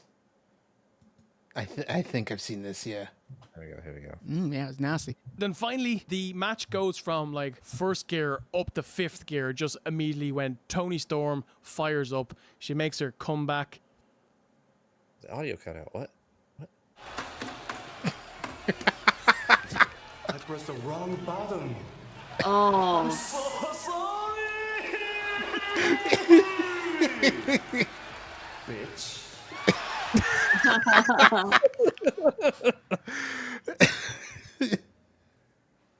Can I say something? Yeah. Yeah. What's up? Go ahead. This is OSW. Yes, this is. Yep. It reminds me of my ex. Yeah, I bet. I'll say this about the clip: like Kazuchika Okada, it has an unparalleled comedic timing. He just so happens to be the best wrestler on the planet. He has the timing of a mid Carter, but he happens to be the guy. The guy. Let's see. You know what I like? I like it whenever a character is being purposely difficult to another character for no reason, but like they're not a villain. Yeah. Like they're just being difficult. Like, I present to you Mike Nelson. Okay. Oh, Mama, do I need a break? I sure could use that old electronic babysitter right now. So could you guys quick whip up a TV show? Maybe one of them public kids shows, you know, educational. You know the kind of crap I'm talking about. Ah, Mrs. Forrester, so you need me, and I have all the power. Once again, you see, there is nothing you can possess which I cannot take away. Too bad. The Havidos could have warned you. If only you spoke Havidos. Hokanno Matusu, Hawogai! Oh, would you just help me out? Pretty good Belloc impression, not gonna lie.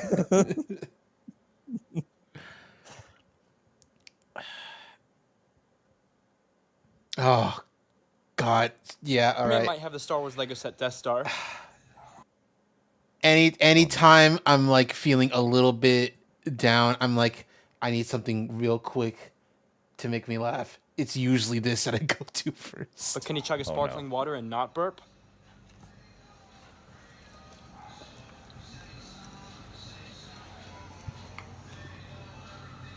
Oh my gosh. What do I do?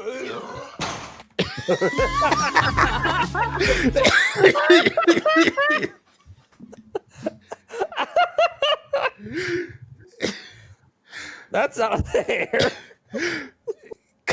Because it's not even him running into the garage door after burping. It's him saying, "What do I do?"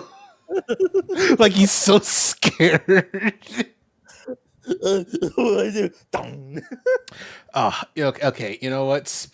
Speaking of things that fucking annihilate me, I in my funny video thread that I have on Blue Sky, there's one Dylan, who's not in chat anymore, was like, oh, I know exactly what's going on here, but who didn't know old Slipknot, I was like, I have so many questions. The other day I was watching the pornographic version of Bambi, and I was saying to myself, I really wish I was there helping out in any way I could. And I started to tear up a little bit, especially when, the den mother started to get drilled by the sex drill. And yeah, I'm kind of an emotional guy when it comes to that. By the sex drill. There was a moment a few days ago where like just the phrase "I was watching the pornographic version of Bambi" was fucking killing me. Pornographic version. God. Dylan left comments that's like, as a former Slipknot fan, great start. I can at least explain this is before they revealed their identities. So instead of doing regular interviews, they would say absolute nonsense to throw people off the trail of figuring out who they were. I love that you're reading this over top the fucking Yeah, Wiley no, I classic know. mode. Yeah. This is also why in the Nardwuar interview, one of them gets pissed off and leaves because he got dangerously close to exposing his identity despite giving nonsense answers. All right, what's this thing you got? Oh, just this delivery. Lady, you picked the wrong girl to adopt. Lady, you picked the wrong girl. The wrong girl to adopt.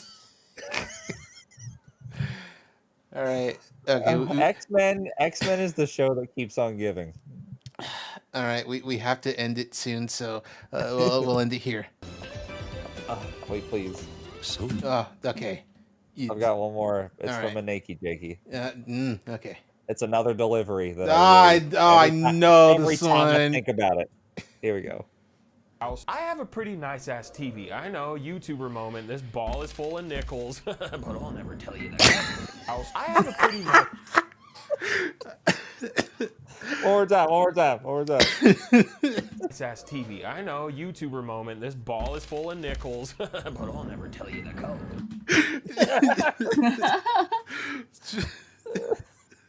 But I'll never tell you the code. He's such a gremlin when he says it. Jeez. All right. Anyway, the last thing. This Oh, unnamed it's from video. Kenny. Oh, this is it's gonna be good. Yeah, exactly. You know.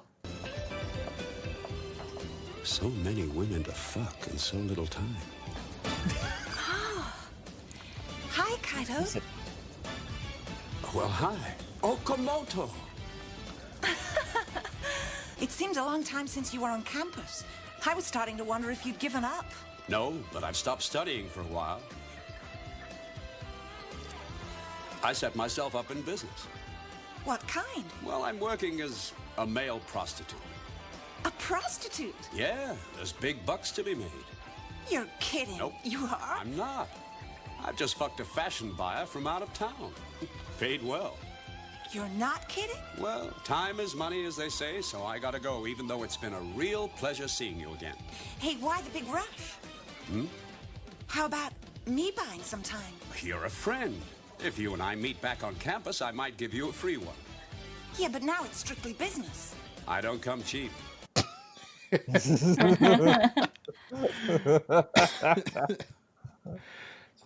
All right, we have to call it because we could probably go for a while longer, and it is getting late. Pass out. Yeah, I bet. Cheese, I've been awake since 3 a.m. Yeah, you got to get to bed soon. Yep, All right. Anyway, hey, stream chat. Stream over. What's tomorrow? Tomorrow's something. Oh, tomorrow I'm going to see Kill Bill, but it's also near, so that's gonna be cool. Anyway, see you later. Take care. Bye-bye. Bye. Bye-bye.